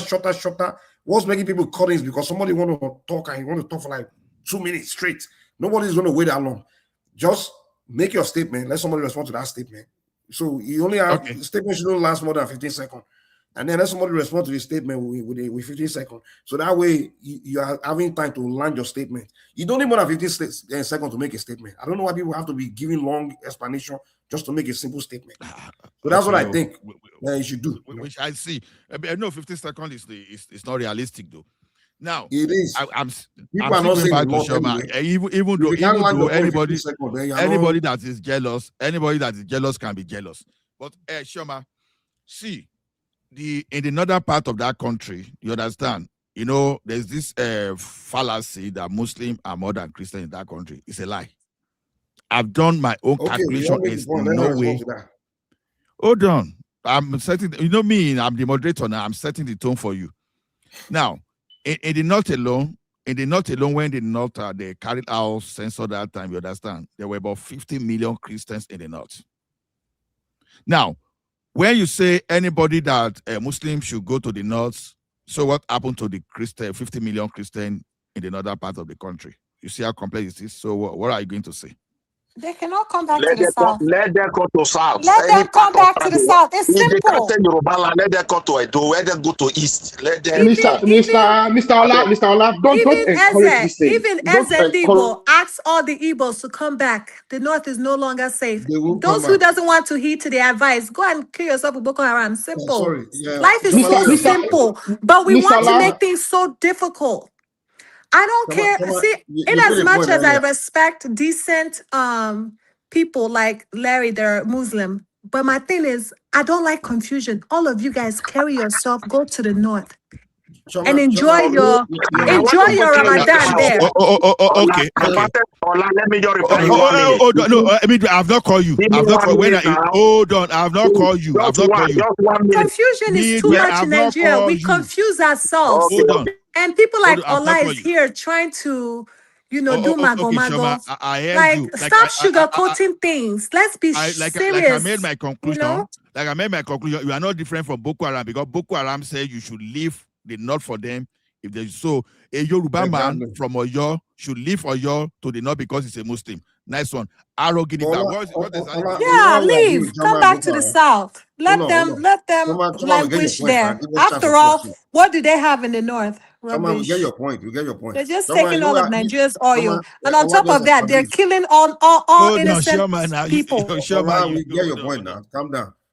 All I just established, and you're Boko Haram making the same point. Basically, two of you want to control your space. You want people to, you want to run your space with your way of life, and that's what I think we should all be pushing for. Let people that own a space make rules for their space and decide how they want their space to be, what religion they want to control their space. Yorubas, right now, what we should be fighting for is how we want to run Yoruba land. If we want to run it as a multi-religious space or a single, to me, I prefer religion of Yoruba land should be Sheshe, honestly, because that's our original thing. And everybody else has come, you come as a visitor, and we give you rule how to move in our space. The same with the Benin Kingdom, and the same with the North. Let the North, that part of the North, let them have their Islam as their thing. And we, our Igbos, and they like to go there, you obey their religious rules. Right? To me, I think we are all saying the same thing. That's what we should be pushing for. Mike, can I ask you something? Remember in Kwara, you know what happened with those people trying to practice Ishishe in Kwara? And that's Remember that part of Kwara has already gone to the north. In Ilorin, right? Calm down, but that's no longer Yoruba land because we lost that place to them a long time ago. So we and so you remember you lost it to them, Abi? And you still want to have Yoruba nation. You still want to be having Yoruba nation practicing Ishishe with those type of religion. Let me call you. Continue. Mike, continue in your confusion. No, Mike, you said the rule. Mike, you said the rule and you spent 2 minutes. Then which 2 minutes did I spend? No, you want to go by the rule, but you're not going by the rule now. Did you agree with the rule? But you have to lead by example. When I said the rule, you went for 5 minutes, whatever. I know. I said 15 seconds is almost impossible. 15 seconds. If we all go by it, I can do it. Okay, you come back to this. You said I should not be allowing what? Let me listen to you. See, we are Yoruba people, and I keep insisting on this. And I think to that end, you actually made a statement that should we let our kin from Oyo, from Ila, who by chance is Muslim, but is also more than all that Yoruba, should we banish them on the account of Chioma or Madam Zita or Midwest? Banish our kin. It makes you Boko Haram when you do that. It makes you a Boko Haram. Banish our kin. Now, one thing I want to say is this. Let me land. No Fulani man brought Islam to the Yoruba people. Not a single Fulani man. Before the Fulani people ever came to any parts of Nigeria, of what we call Nigeria, Yoruba people met Islam. Nobody forced Islam on Yoruba people. Yes. The history of how Yoruba people came to practice Islam is well documented. And it is actually revolves around education. The fact of the matter is this: when Yoruba kings needed scribes to translate and write for them, because the first people that knew how to do hieroglyphics writing and knew how to track the stars were people that had gone to study Islam in Mali, because Mali had the oldest university in Africa at the time. And that is why you'll find that the mosque, the central mosque in most Yoruba towns, is built very close to the palace, because the people there that worked in those mosques were essentially employees of the king. You have 20 seconds to go. So that is how Islam came to Yoruba country. Nobody has forced, and likewise Christianity. Yoruba people have no business in this conversation that Chioma and Midwest want to have. Thank you very much. I agree with you. Midwest. Ola, what I want to tell you is this, I just want to reply you. You said the population of Christian in the north, trying to measure both north and south. Look, it's about 50 million. Yeah, they it doesn't matter population. It doesn't matter population. If you look at the people that is really ruling Nigeria for years are Fulani, how many are they? How come those few Fulani were able to dominate the northern part of Nigeria? And how possible are they going to dominate your Yoruba land if you don't know what they're doing? Look, you're busy to train doctors, engineers, and everything. They will destabilize the economy. And your doctors and engineers have no choice than to flee, and they will overpopulate you. Let me give you an example. My own mother, my late mother, in my highs that time, in Bende, she was doing family planning. She don't want to have more kids. Many years ago, why other people were married 12, 13 wives? So my dear brother, don't just play with their system on how to dominate people. And they are jarring it through it with all possibility. I always tell people here, you are boasting of Oyo, go to your village. Your youth are gone. They've destroyed the local system they understand. And they are already dominating everywhere. Come to a the same thing. Aro, let him finish. And Aro, for your information, it is haram to be doing isheshe. It is haram. You cannot be practicing isheshe in Yoruba land. If you're Muslim, stop confusing yourself. Kwara was not having this kind of problem they were having before. So the more their population grow, the more you see the different version of the what is the solution? Midwest, give us solution. 20 seconds. Give us solution. I beg, the solution, everybody don't tire for the country. Since power days out, it is hard time we just open up and say, let's discuss our future. No need to be pretending before it slip out of hand. Everybody is angry now. People have endured enough. The solution. You are not telling us any solution. You are just telling we have been saying solutions since.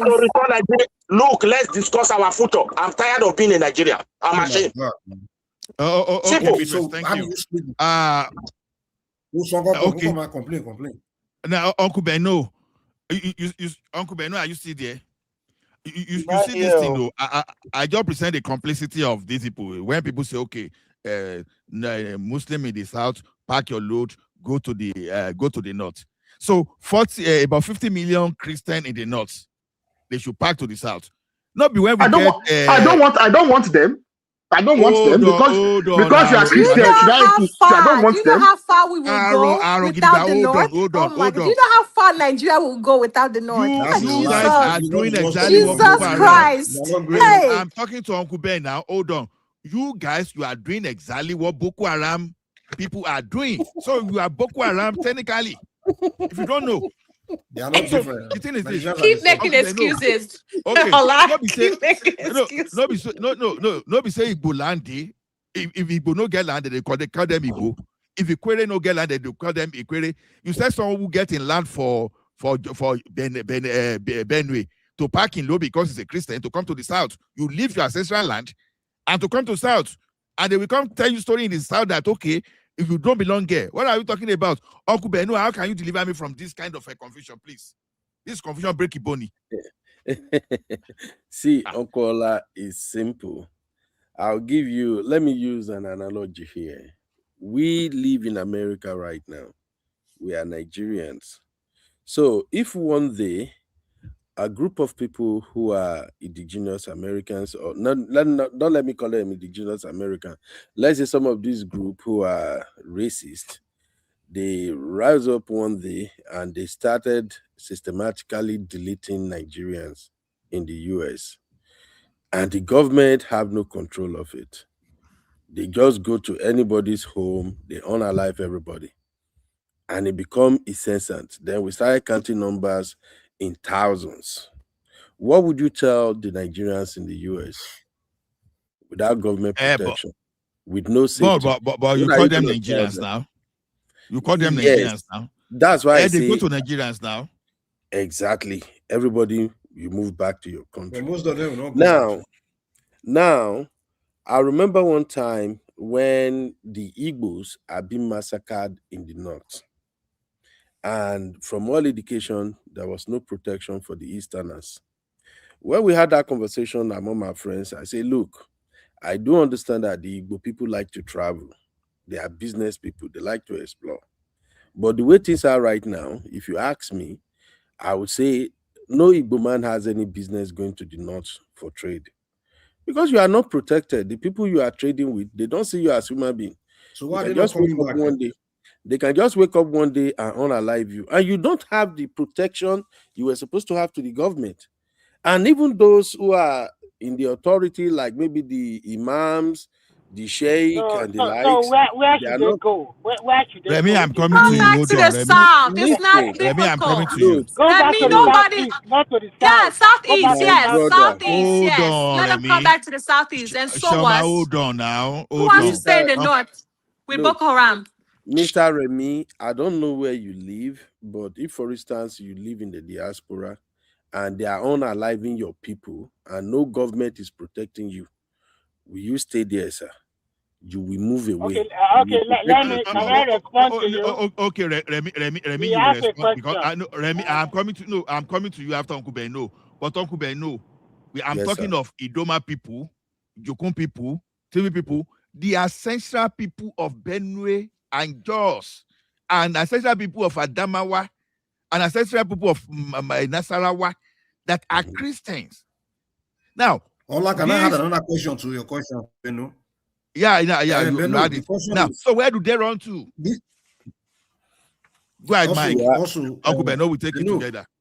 The people that are killing the people in the north, is it the northern population that's killing people, or is just a group of bandits? Oh, that's a very good question. That's a good question, yeah. They know themselves. They go to the same mosque. The bandit are the government, the governor of whichever state they are. You want to tell me they don't know where the bandits are? How many governors in the northern state have you seen that say, hey, we are deploying the military to go and fight these people where they are? Bros, maybe we know they play politics with this thing. We are talking about That's life. all they're doing. Exactly. We are talking about life. This Mike, stop pretending. He's giving answers. He's giving you the answer indirectly. Okay. Let's talk about. He answered your question. Hold on. Idoma, TV people. When are they going to run to? Because that's the ancestral land. That middle belt is the ancestral land. Thank you. Ebira people, the ancestral land. So because of this Fulani jihadist incursion, now we say they should run to the south. Why should they leave the ancestral land that Good was question. never a land for Muslim and now run to the south? That's my question. If they want to stay back, they're on their own. They are already living their land. They are already living their land. Come to me. My question is for Uncle Beno now. IDP camp in Edo. Wait now. IDP camp in Edo is not filled with no single Yoruba person there. No Igbo person. They are the Northerners. Are they not in their land? Midwest. Hold on.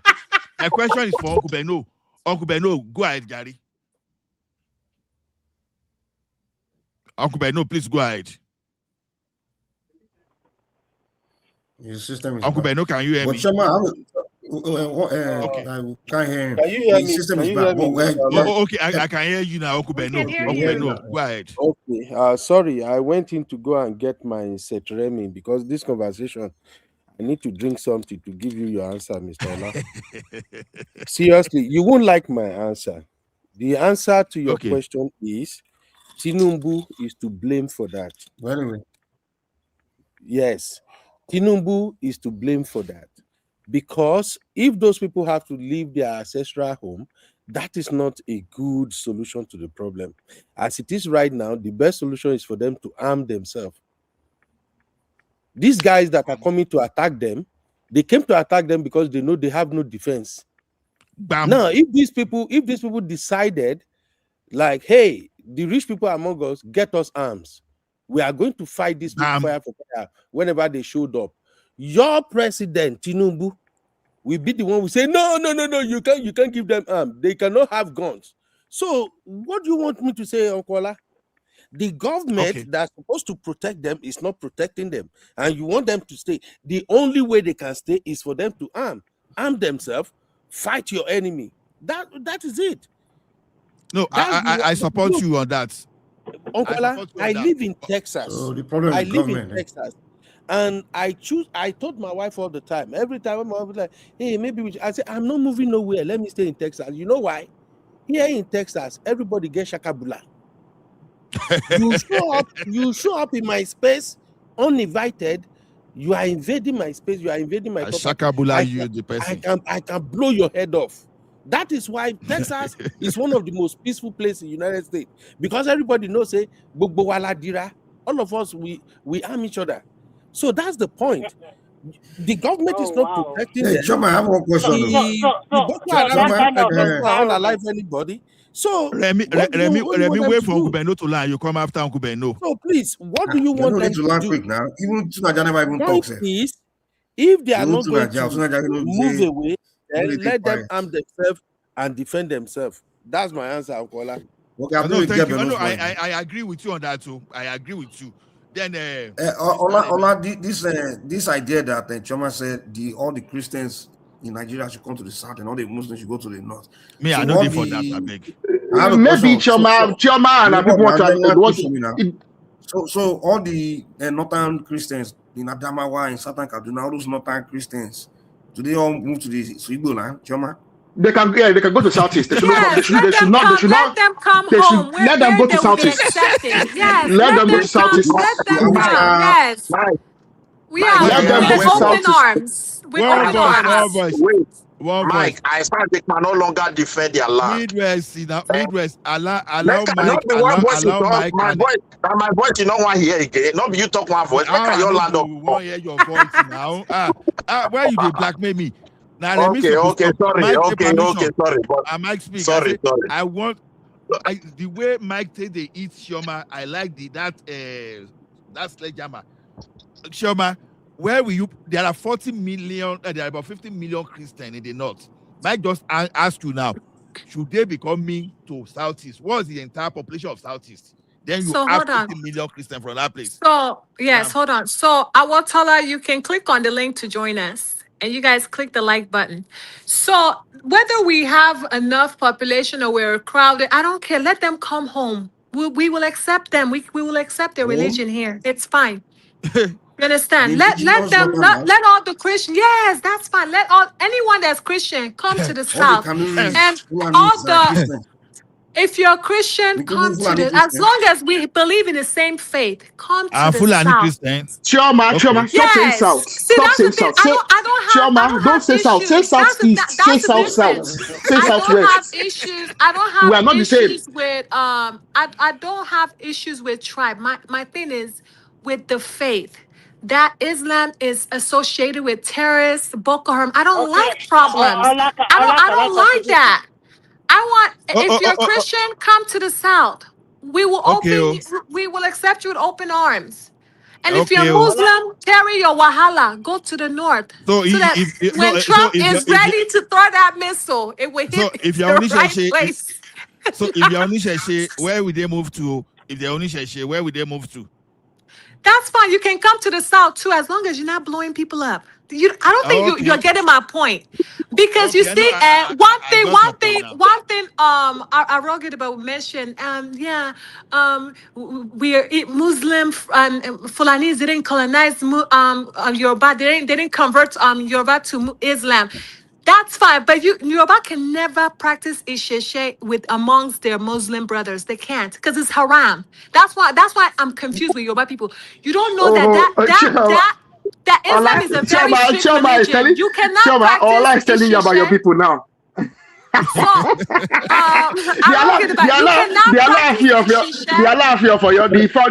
for you. There's a Muslim man that is not going to go Puki Lokwe. What is it? Ademi didn't do it. But so you don't hear the talk. You don't hear what they say. So you don't hear what your brothers, your Islam brothers are saying behind your back. You're not practicing the real Islam. You're not. Okay. Okay. Look at what's happening in Kwara. Okay, quickly, let me make this. They have already dominated. You don't even know this. They have dominated all the Yoruba people in Kwara. Chioma, the issue of Kwara has nothing as shame. Oh God. Shame on you guys. Mr.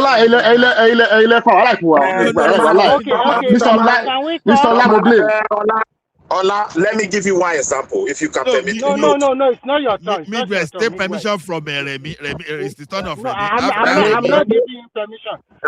After Remy, if Madam Mia is not there, we go to Tinubu. I'm not giving you any permission. Let me say this.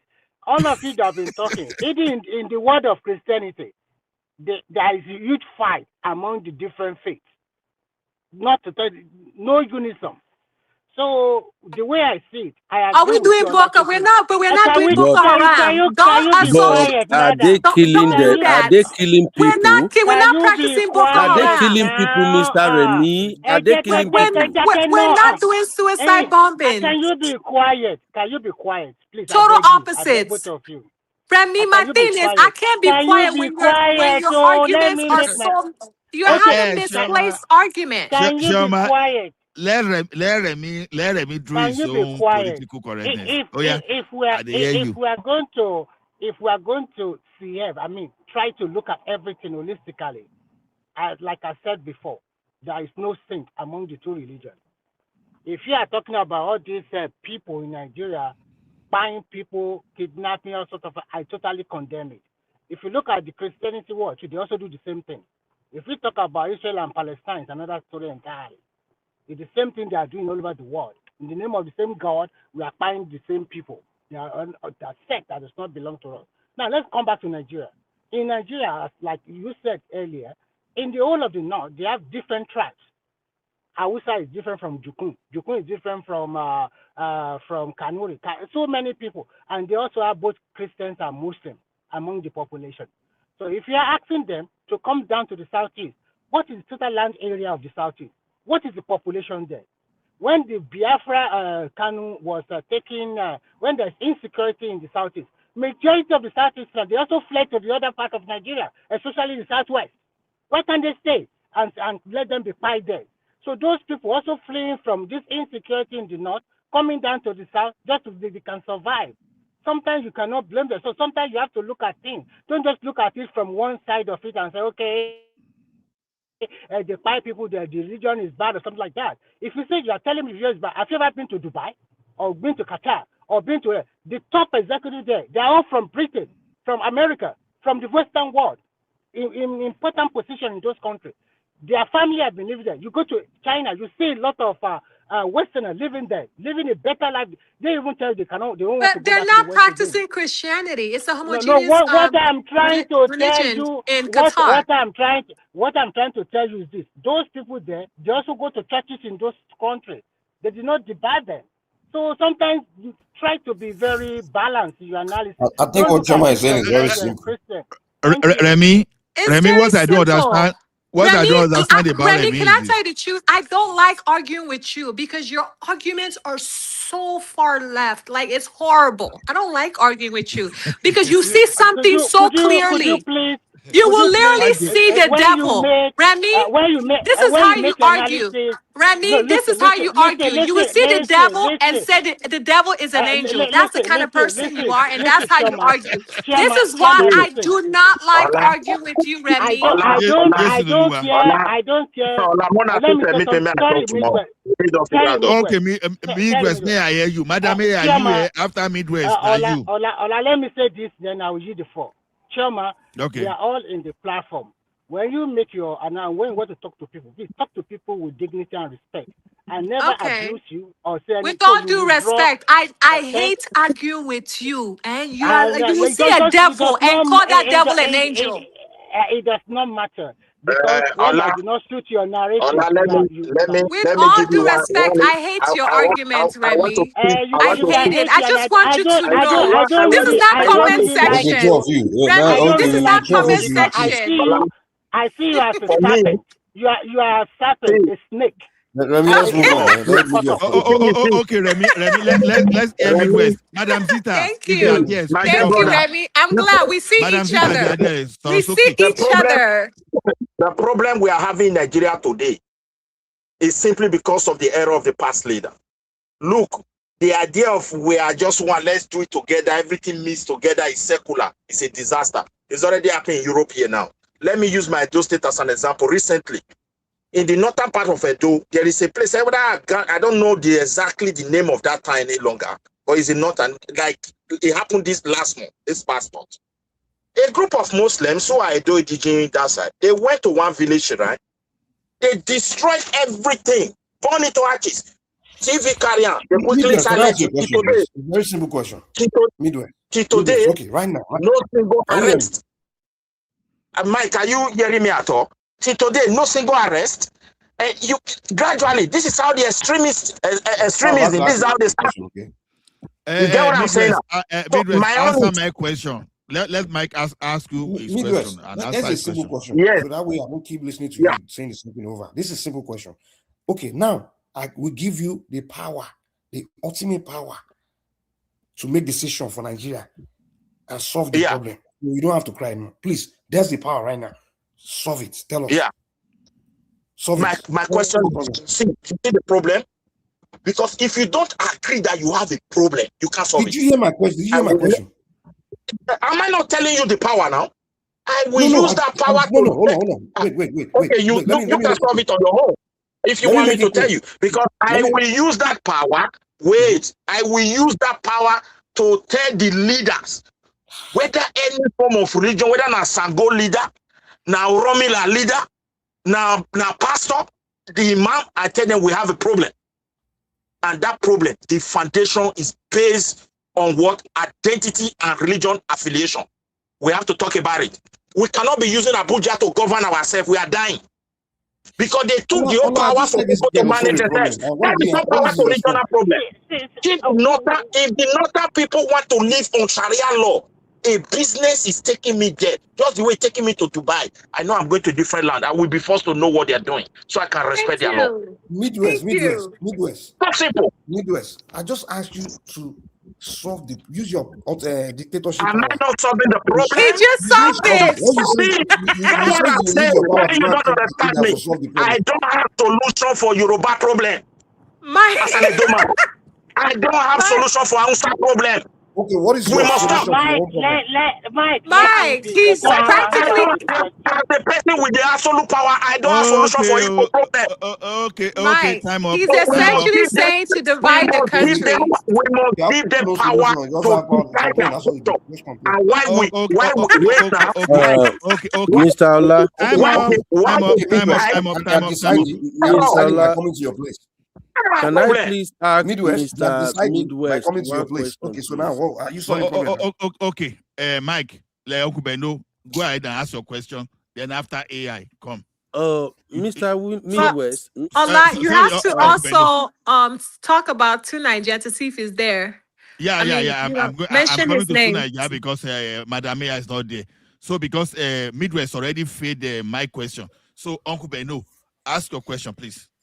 I'm just surprised, Mr. Midwest. Do you have a problem with Yoruba people? Because I don't get the energy. I'm so sorry, sir. No verse. I'm still new here on the platform, but every time you are just hammering on the fact that I don't have problem with Yoruba. Excuse me. I don't have problem with Yoruba. I think I've answered that. One, look, Mike said he will come to my place. What is Mike coming to do in my place? I chop Mike. Yes or no? No. Don't explain. Are you people not hearing me at all? Maybe you are not hearing me. I said no. I don't have problem. That's okay. That's okay. Now we want to move to Nigeria now. Nigeria. Yes. See, can you hear me? I know you've not spoken. Yes, we can hear you. Welcome. You understand? You might have heard what we'll be speaking, what we'll be talking about. So, what's your own solution? I think the solution is obvious. I don't see. It's very, very clear to me in terms of having a nation where you have religions and that are different from each other. From what I can see, you have to put guardrails in terms of the rules and the laws to protect religious freedom strongly, because your society it has that problem where they have this type of division because of religion, and all the other nations that have this problem, this is how they solve it. And some of them are even like Turkey, that is almost completely Muslims. They are still secular, even if they are completely Muslims, and because of they have a strong rules based system that they put in place. So, and having our people separate each other as if that's going to protect us is not going to work, because if you look at some of the worst conflicts going on in the world today, it's happening because people from a different faith just showed up in the neighborhood where there are Muslims and just started killing and dominating.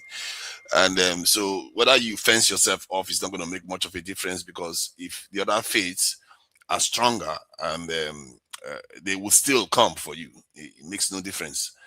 The national borders are a temporary thing, and it's very transient.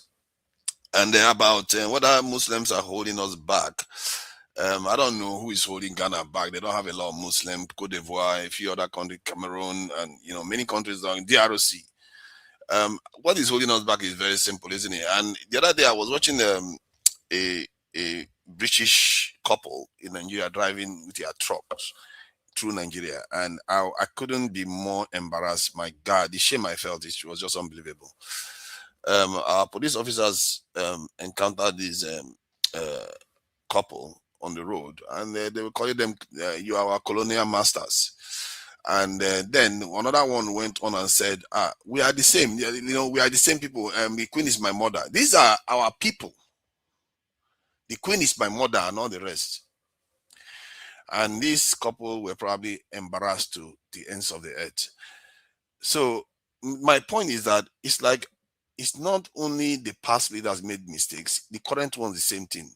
Can you imagine having children and some people oppressed your people, your family for a while ago, and then when you manage to throw them off, you didn't tell your children that those people, this is what they did to us and everything, to the point whereby your children later on still keep referring to them as their masters. That's how our people are. It's just so shameful. And they themselves, you can even see that they too are embarrassed, because they don't see themselves like that. But we still remain like in the Stone Age. And the way we talk about this is we see the world, but we don't let the information through. And this is why this Bantu City Diaries guy keep insulting black people left and right, because I think there's an element of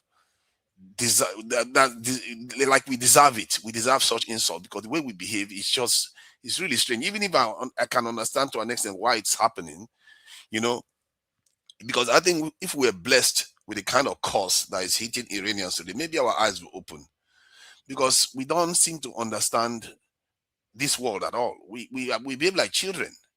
We laugh, we joke, and we don't seem to be burdened by threats and problems of the future. We completely unshackled from it, because somehow we think the future will take care of itself. My God, I don't understand how we can confidently carry on like that, because except we are already dead and we just don't know it, because we are going to invite it sooner or later. You can't escape it. It will always come. And if Trump shows up, I think he cares whether you are Christian or Muslims. All he cares about is his people. So Naja, let me ask you the same question I asked Midwest. So Naja, let me ask you the same question I asked Midwest. Now, all of us, Nigeria, we give all the power to you to dictate and begin to lead us and direct us and solve the problem. How will you go about it? Tell us. First thing you have to make people realize is that they belong in one nation, and you have to treat them equitably, everybody. And first, you have to start with that, because if you don't have that, then the rest is details. And then you start retaking all controls of all the psychological aspects of your nation, like renaming your nation, making national local languages, native languages, then go on to start securing your country. Most of all these things can be done within a week, even. It's not that long. After how long did it take Tinubu to change our national anthem? You can transform your country very, very quickly. If you wanted to do those things, you have to start taking ownership. Everything you do have to reflect the fact that it's about your people now, that nation itself. You focus completely on that nation and every part of the nation to treat them equitably. So, and you go which magic are you going to use to make all Nigerians just become one like that, like you just said? Which magic are you going to use? I think the way nations become one, you can do that, and that is not enough, I can assure you. We can start with the constitution. Remove the Sharia law from the constitution. Yeah, you have to remove that, especially the part that talks about Christian, criminal, the ones that are using it for criminal activity trial. Because it's against the constitution, it should clearly be expunged. And so it doesn't have to be that but the way to make Nigerians love each other and unite is by removing the Sharia law. Not necessarily. See, the Sharia law itself is similar to traditional. That's the first step. And then the Northern will become united with the South because you remove their law. But to Nigeria, the law, the constitution of the law. The constitution of the law in the constitution does not allow it to be used for criminal intent. And now, I'm not saying it is not being done, but that is actually abuse of the law. Yeah, it's abuse of the law, and nobody's holding them accountable. That we need Sharia law 100%, but in a confined geographical location. Those who don't take one belong to people. I don't think we should have Sharia law. You understand me? People like you are the one that destroyed our country. Wait, Nigeria. The people that want it, they want it for a reason. You give it to them in their religion, in their region. Stop disturbing other people. You want to go and colonize them. Midwest, thank you, man. Midwest, you have a point. Thank you, Midwest. It goes back to where I'm saying divided north, south. Simple. Everybody go their own way. You can't have, if you start having Paza Sharia, you're just going to. The nation would drift apart. You want to make us love one another by provoking the Northerners. No, it's not about this in loving each other. I'm not saying you should expunge Sharia. You should add that Sharia should never drift towards criminal convictions. Because in the South, there is also what we call customary law, where you apply customary law. So you can reduce it to that status, whereby they can practice it, but never in criminal cases. But that is the way the constitution actually makes it clear. Now, saying that it's been abused is different, but the constitution, that's exactly the same way it puts us. So if you read the constitution, I have a copy. But let me take this. Let me make this statement because Chioma keeps repeating this north-south. Chioma, if ever a day comes that Nigeria is divided, it will not be divided along south. Do you think me in the southwest want to associate with you because you are from the south or the southeast? And you want me to go to one place together? No. Then go to the north. When they divide it, go join your Boko Haram family. You see how we talk? You see the way we talk sometimes it's like I don't get it. Like, go join your Boko Haram people now. See, all this stuff you're talking about is just because you have the luxury to talk about it. But tonight Chioma keeps talking about divided north and south, and I'm correcting that to that effect. Let's focus on because essentially it's the simplest form. Let me just finish what I'm saying so that I can shut up. See, the point is that, like, if you look at what is going on in Iran right now, when America is attacking Iran, then they are talking about arming the Kurds to come and help oppose this thing, to come and help fight the Iranian regime. Guess what? The king, the ex-Shah that wanted to come and rule the country, he too turned against the Americans and said, no, we are not going to have you come and divide our nation, even if they have multiple ethnic groups.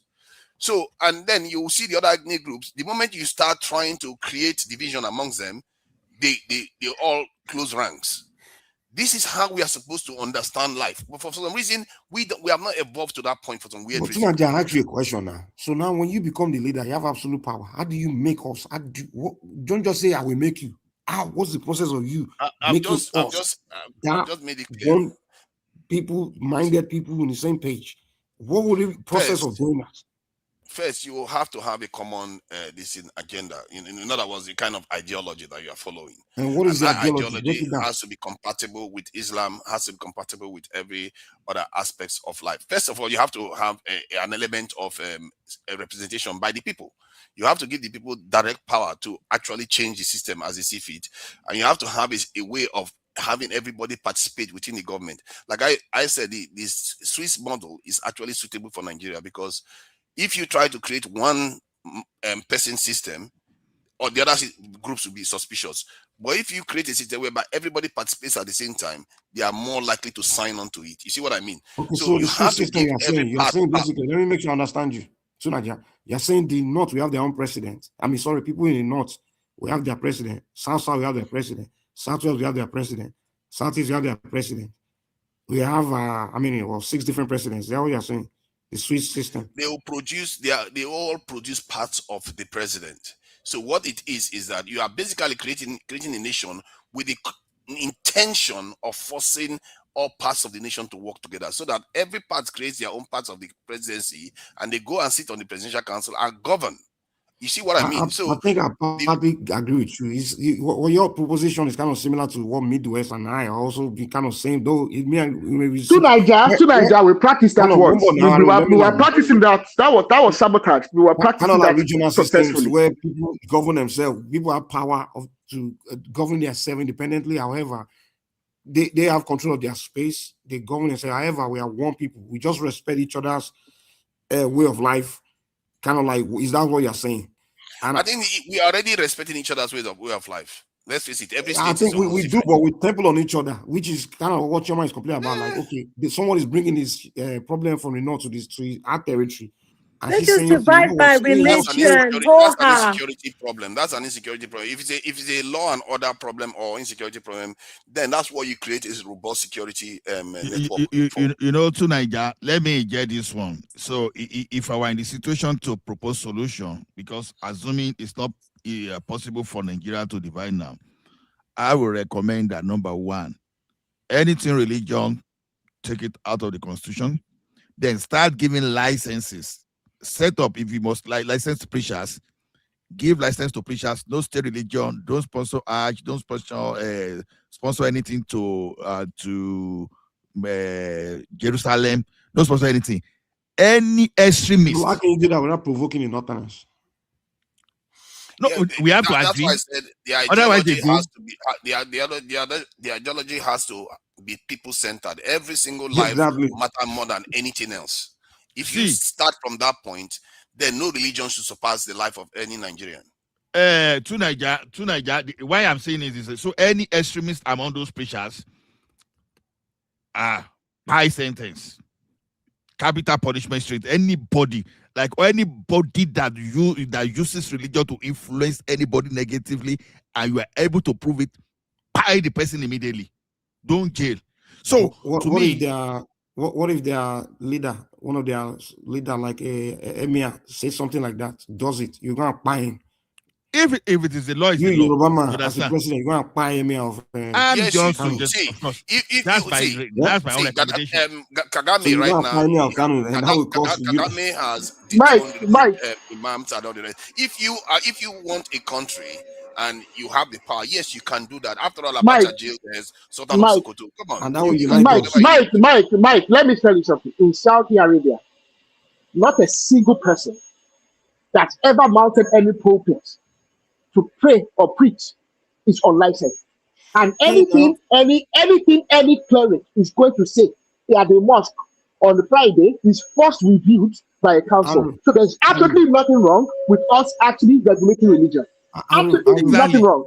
I get that, Aru, but in Saudi Arabia, but the problem is we don't hold each other accountable. I mean, wasn't it one imam? Hold on, wasn't it an imam that threatened the first lady of Nigeria, her life, because she's a Christian?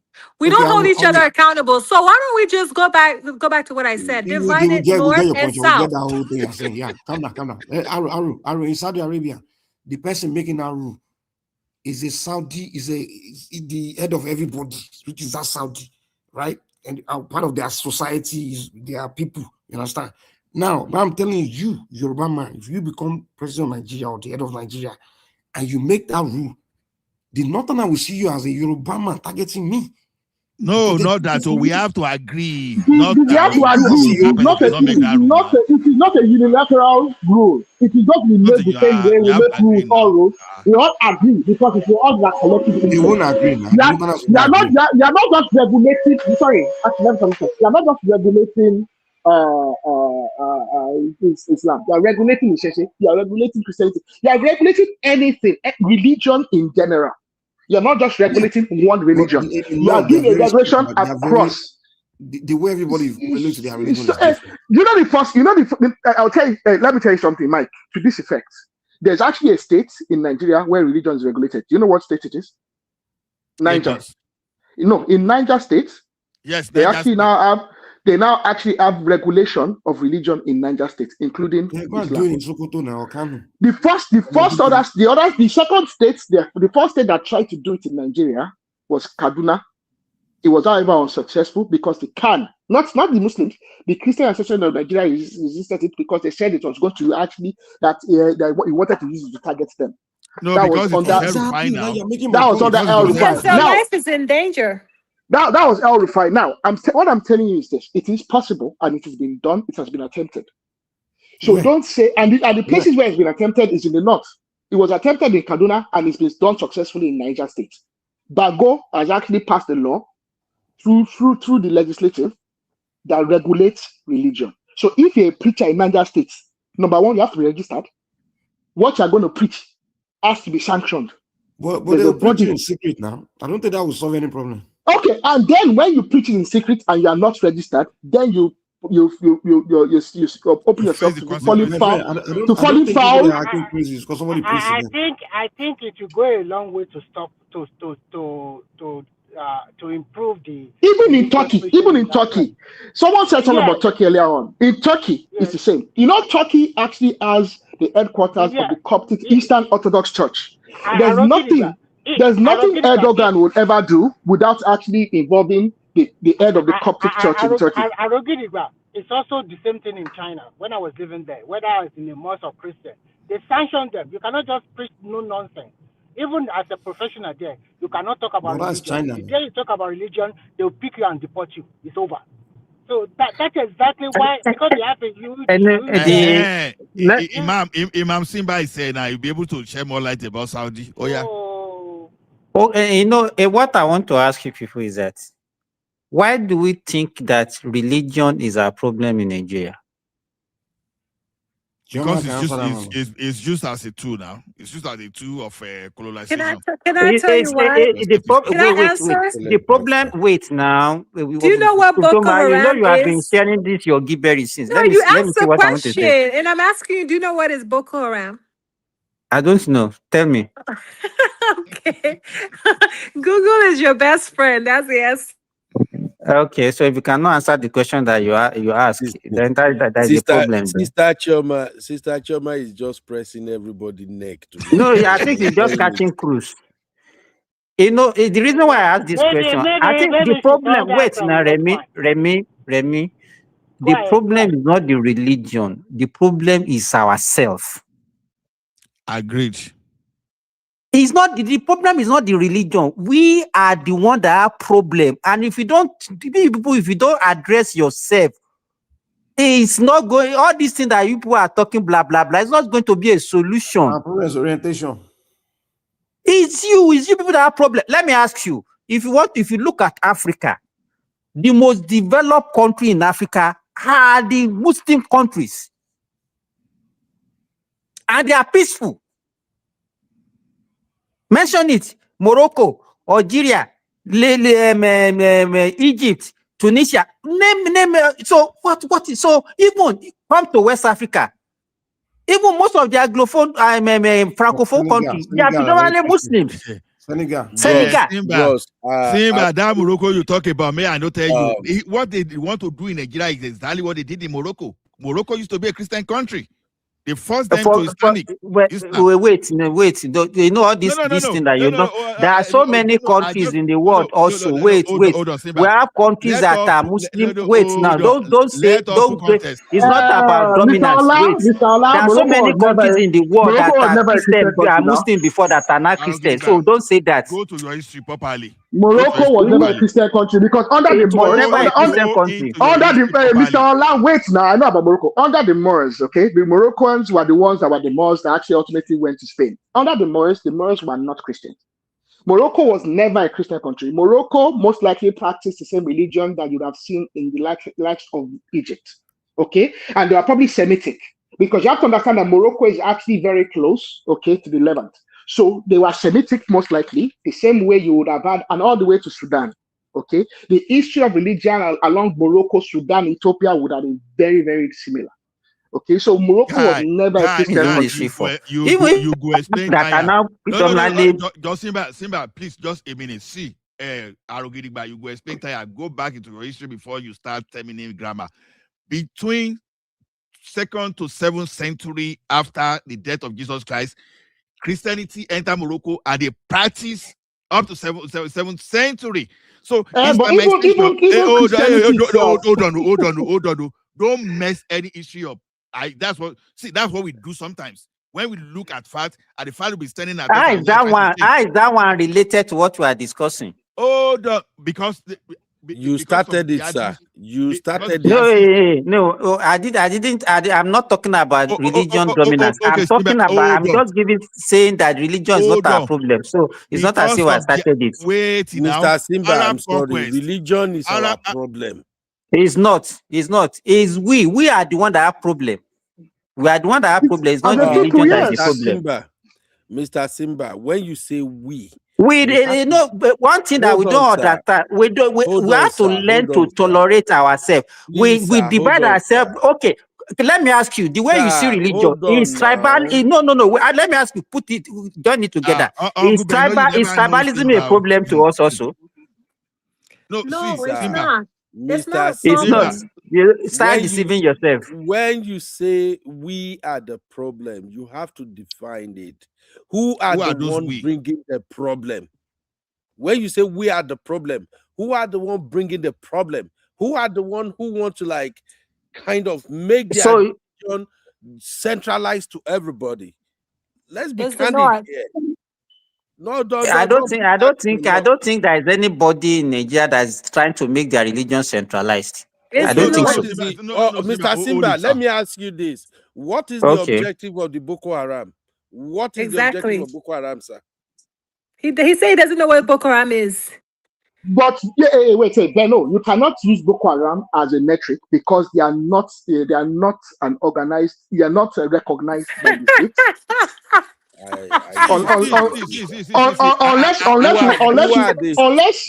Unless you want to, unless you're suggesting that Boko Haram is state sanctioned. No. The people pushing the jihadists, sir. Wait, no. Is it state sanctioned? That's the main question you need to ask yourself. Forget about those. Oh my goodness. Arrow. I know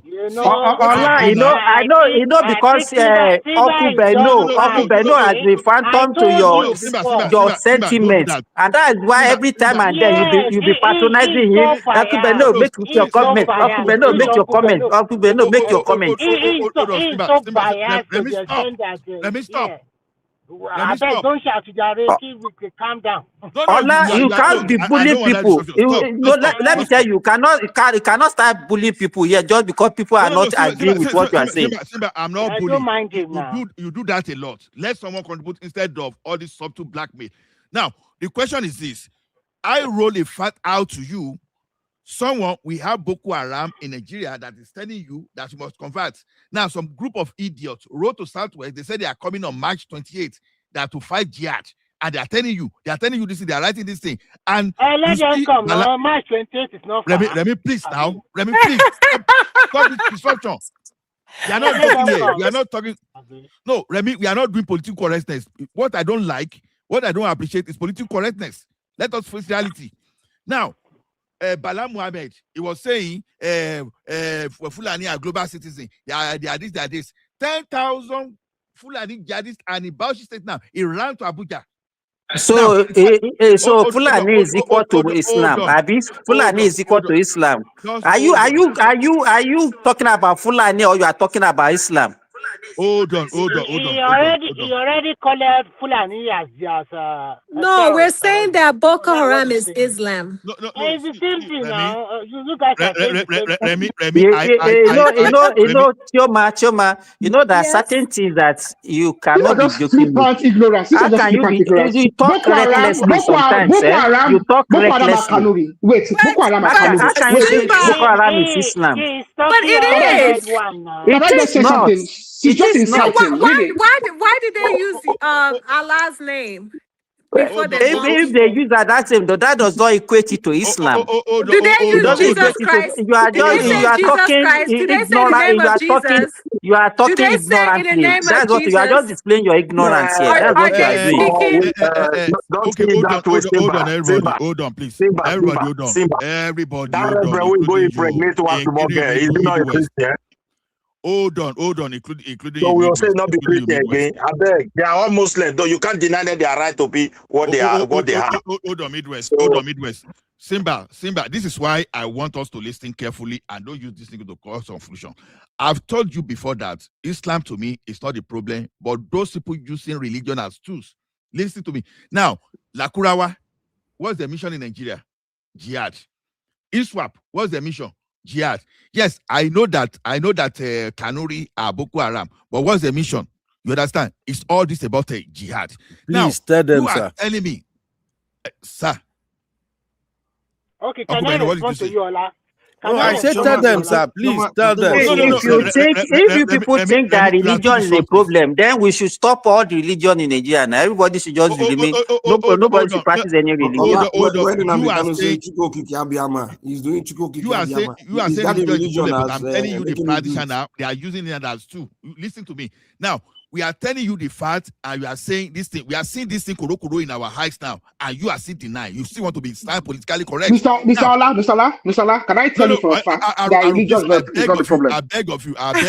Just let me just make my own comment. You guys are covered. I was telling you something that happened historically here. That is well documented that we have some people that are scholar on this thing, that Morocco was a Christian country, that when Arab conquered them and they started doing first conversion, and you are telling me story. No, I don't like all those things. Because see, knowledge is democratized these days. We can see it everywhere. But now seeing the truth, you now see yellow and you now say it's blue. I don't see. These guys, they are writing us a God. Hey, I have a question for you. Let me. I don't even know what you are fighting at. Okay, you are defending Christianity. Is Christianity your religion before? Maybe you are practicing something and they came and dominated you. So what are you talking about? It is a normal thing everywhere. One religion can be, and some people will come and change it. So what is it? What is the issue? It's not fellow human being. The only thing me I don't agree with is forcing people or killing people in the name of religion. But Christianity was not part of Nigeria before. It came and dominated. So what is the issue? I hear you. Is that the problem now? Are Christian telling you to be converted to Muslim now or get out of that state to Christian? No, we don't do that. We don't do that rubbish. But you do the propaganda, though. You do the no, that is what Allah is preaching now. Allah does not even know what he wanted to do now. At a time, he will say he doesn't want this tribe. He will say he doesn't want this religion. I don't even know what he wanted. Simba. So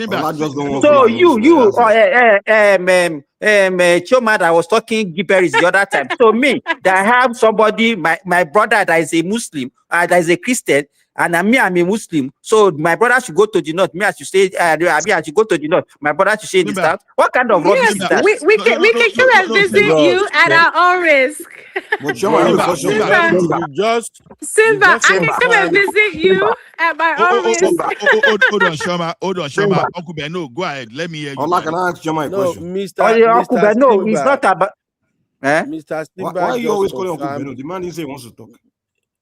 Exactly. We begging him to talk. Okubeno. I don't even know what Okubeno gave to him. Because okay, I will tell you. It's another of a platform that preach the good news. It doesn't matter. We are all equal here. Whether you have what kind of rubbish is that? Guys. Uncle Beno is saying everything. Allah doesn't want to say. No, Mike, you will ask after Uncle Beno. Don't worry. Uncle Beno, please go ahead. Thank you, Mr. Simba. Uncle Beno first. I will ask you a question. Uncle Beno is Allah's mouthpiece. Go ahead, Uncle Beno. You guys are making me laugh. Mr. Simba, I beg no verse. I only wanted to say that I've run out of a bottle of Set Remy. I won't go sleep, but I enjoyed the conversation. Thank you, Mr. Simba. Man, no verse. I beg. I got to go. Okay, Uncle Beno. Thank you. Thank you, Uncle. Thank you. God bless you, sir. Don't mind all this. All the It's my Don't mind him. I can take anybody, boy. How about Joe? Can I ask you a question?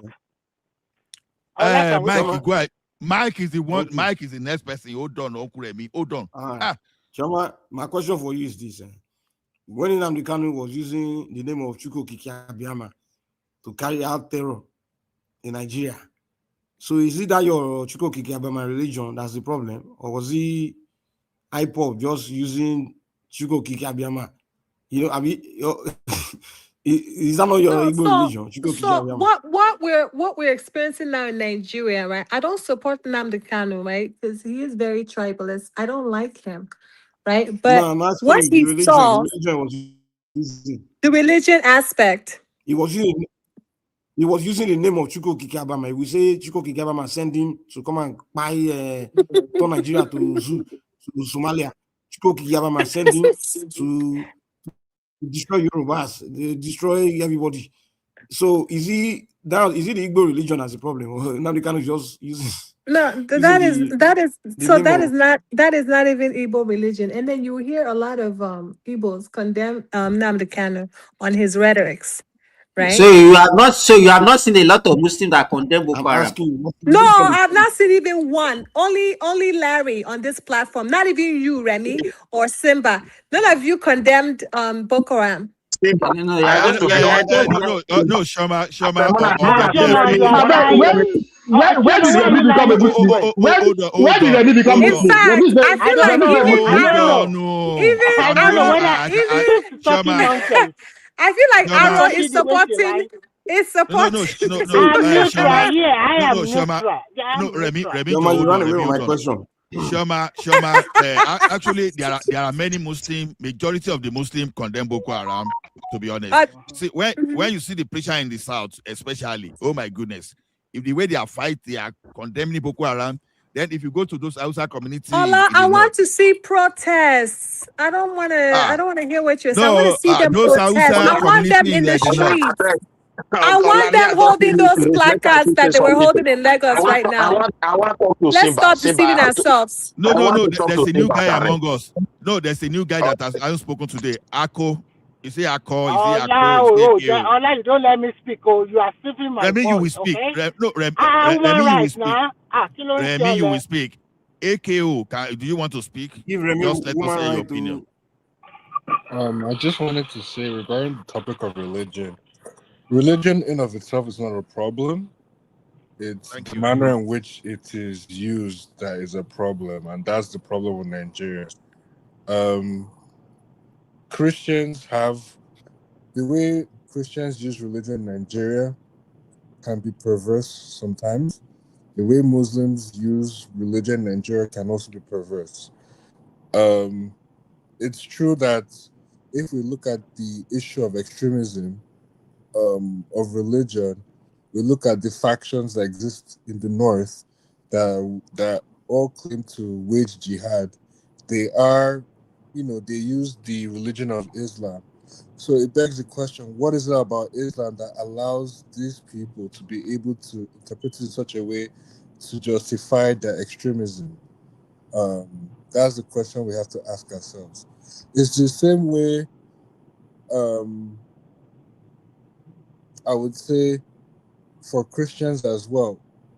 well, I can't think of my head any extremist Christian.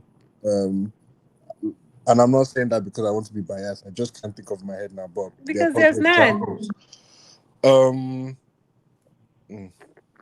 Yeah, I guess so. I don't know. I'm not that Christians now. Let's talk about Boko Haram. Let them all go in the north. IPOB. What is it about?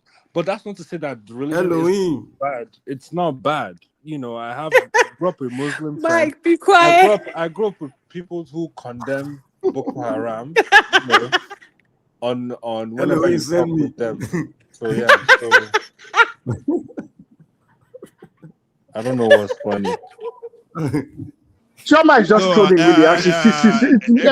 Mr. Ola, Chola is trolling. You're letting Chioma disrupt this thing. You're letting Chioma disrupt this conversation today. It's Mike is making me laugh. Chioma now, fix up now. I hold Chioma now.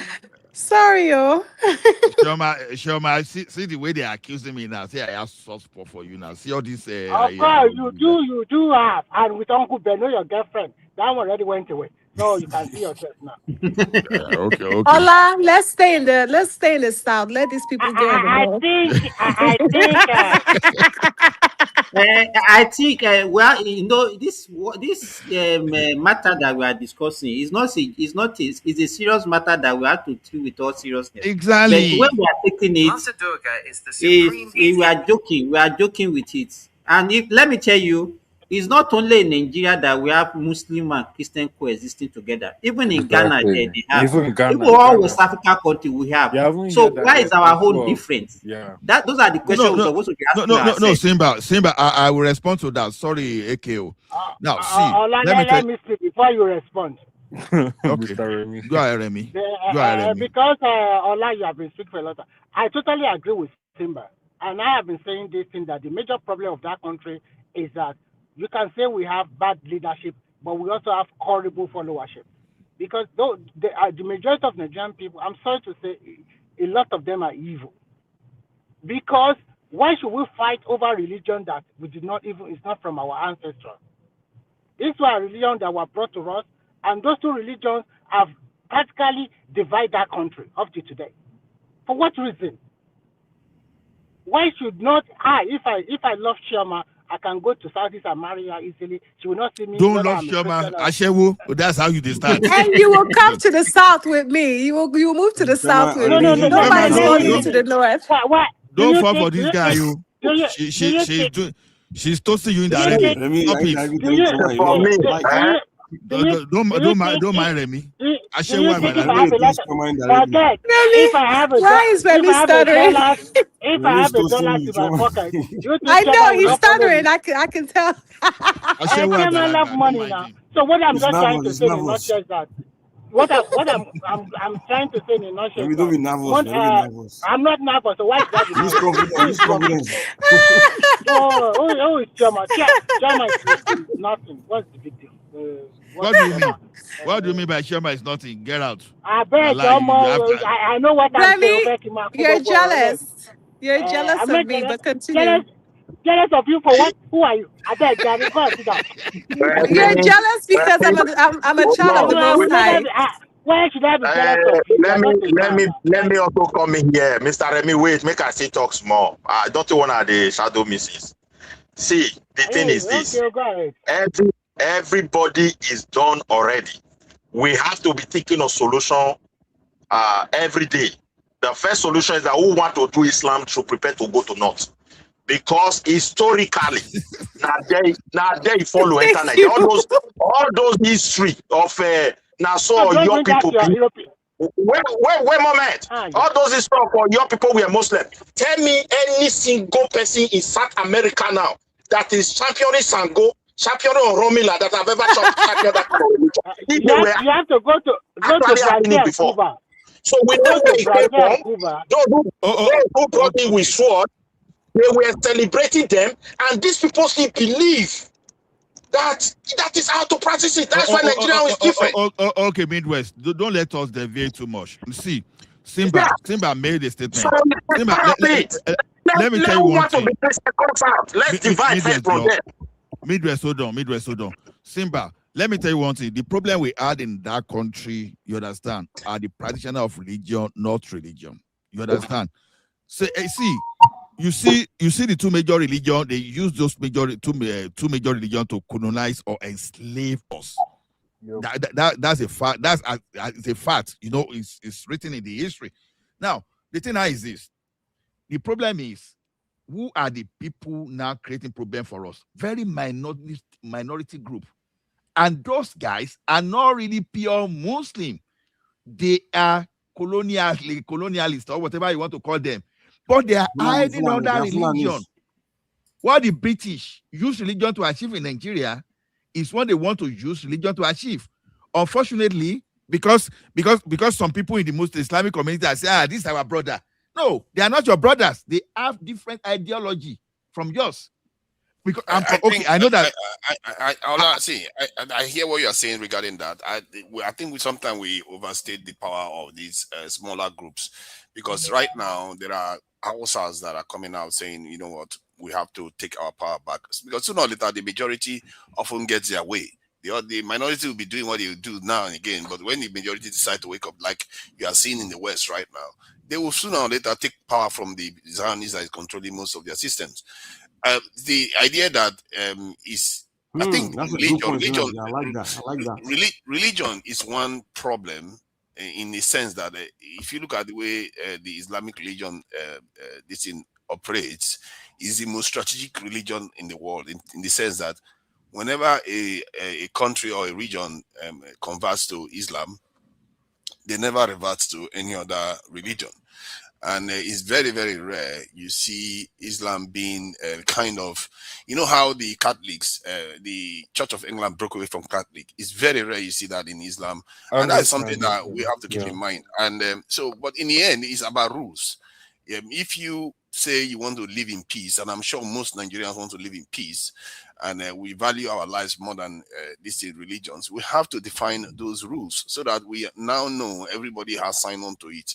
And I really think that the problem is not as difficult as we make it sound. Our biggest problem is that we don't realize that we are our own people.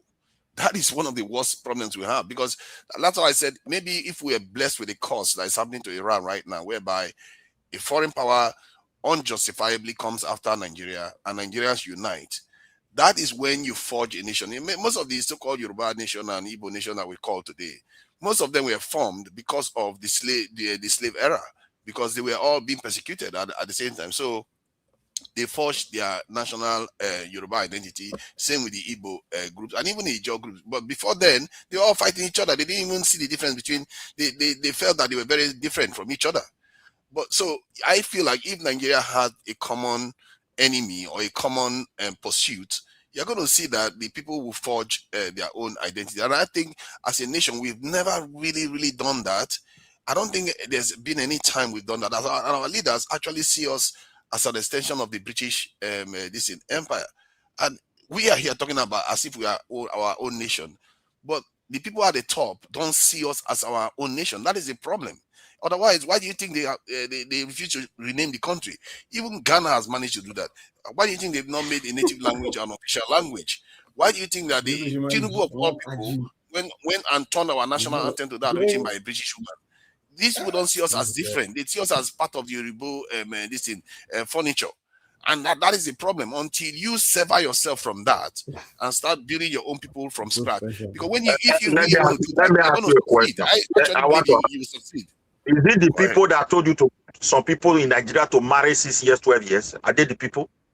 Look, our culture. What does that got to do? What am I talking about? We are different people with different ideology and understanding. Let everyone take their ideology and understanding. Let me ask you. Do you know the great now? Wait to Nigeria, make us wait a little bit. Inside religion, hold on a little bit. Hold on. Everybody hold on. See, Midwest. Just make one point. Hold on. To Nigeria. Midwest. To Nigeria, we have to yield for you to continue because he was holding the floor, okay? So okay, let him continue anyway. If you agree, I would have contributed that one to it, you know. No. If two Nigeria allow you, then you talk. But if it doesn't allow Nigeria, you, let me interrogate you for a second. I allowed him to talk, but he wouldn't even let me. 1 minute.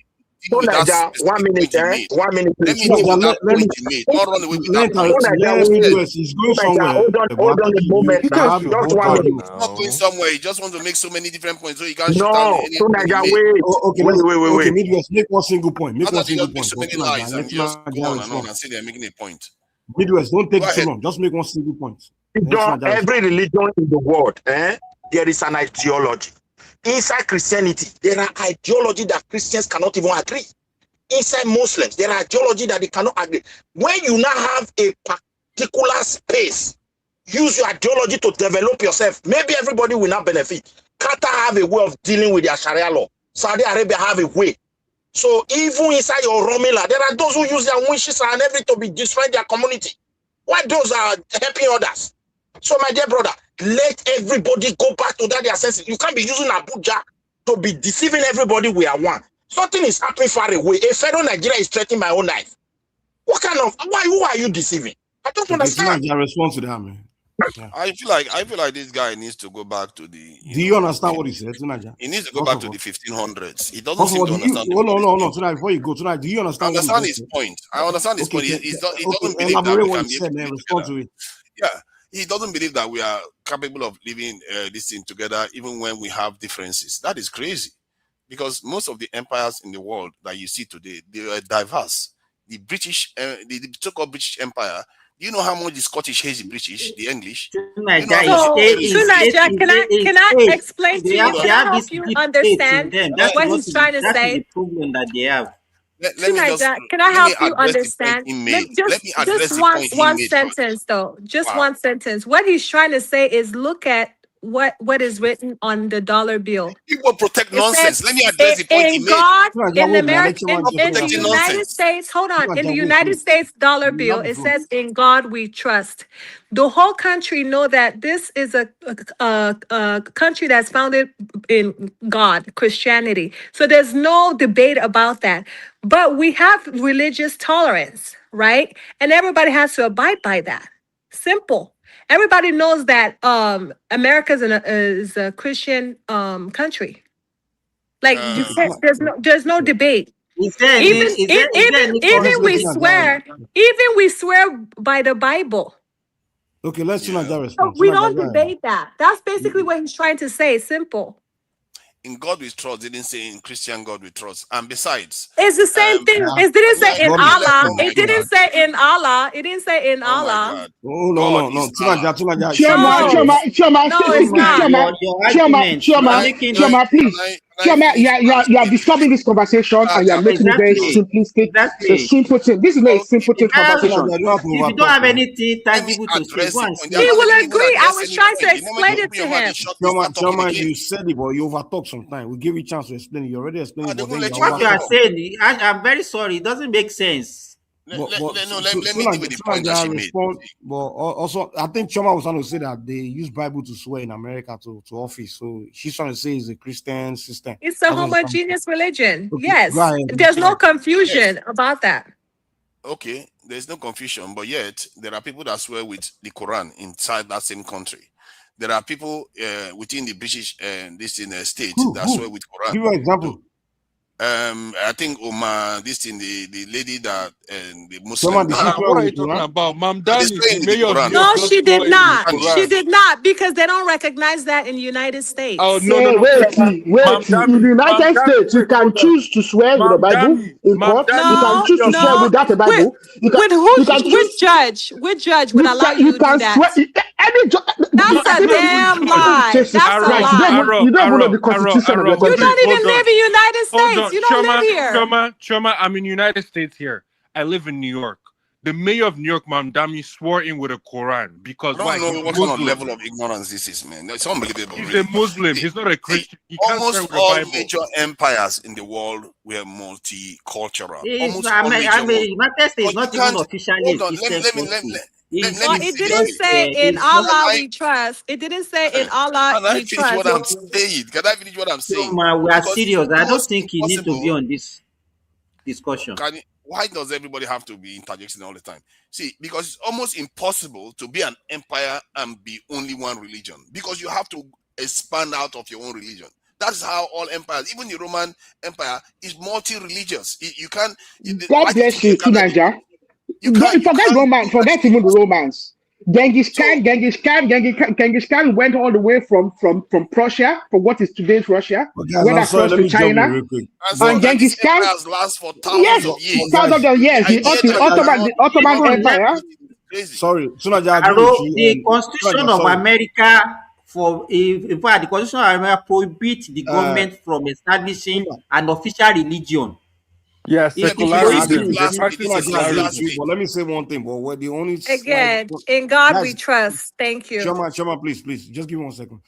Tunanja, I agree with you, Aru and Simba, but where I slightly disagree is that those empires we're talking about, they established that from the beginning when they were establishing those kingdoms, those empires, that this is the way. You understand? Like, okay, this is how we're going to do it. But where, what's his name, Midwest is saying is that our own way that we are doing all scattered around, we didn't establish it from the foundation. That's why it's causing problem. Like the United States established from the foundation. Okay, this is the way we're going to do it like this. We're going to do it like this. Mike, let me answer your question. Your question. I think it's the colonial master that started the problem in Nigeria. Thank you. They are the ones. When they came, call them the British, you see, call them colonial master. I don't know. Whatever. You know, I don't care whether you call them master or whatever. Okay, our former colony. Wait now, just wait. Stop all these things, Nigeria. Don't let us waste time on this. Oh God. Just let it slide. Don't waste time on that now. Watch grown men do this. We agree with you, but let it slide so we don't divert. We are already on a good conversation. Just let it slide, please. You know, one thing that we don't understand as people, when they came, they are not after the religion. They just want to use it to achieve whatever they wanted to achieve. They came to the south. They discovered that Christianity will work in that place. They use it to colonize us. When they get to the north and they see it stopping up, but they still cover them with their Islam mentality. They allowed it.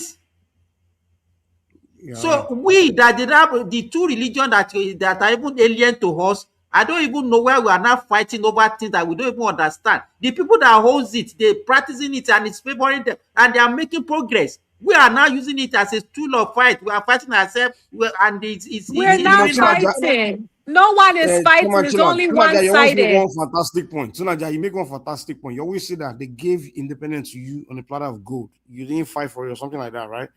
So they gave it to you along with the established system. Now, you guys were talking about all these empires, US and Roman. Those guys started the empires with them establishing their system. But we got Nigeria that was established for us by British. So now we got it. And then we are trying to figure out what the hell was established to us. We never sought out all these differences of, okay, which way can a traditional worshiper worship his religion without being seen as a demon by a Christian and Muslim? And can a Muslim in the north accept the Christians to come to their historical Islamic environment? And you know, all those we never address all those things. Azikwe, all those guys never address it. Those guys were sensible enough. They sensed those problems. That's why they decided to say, you know what, there's a problem.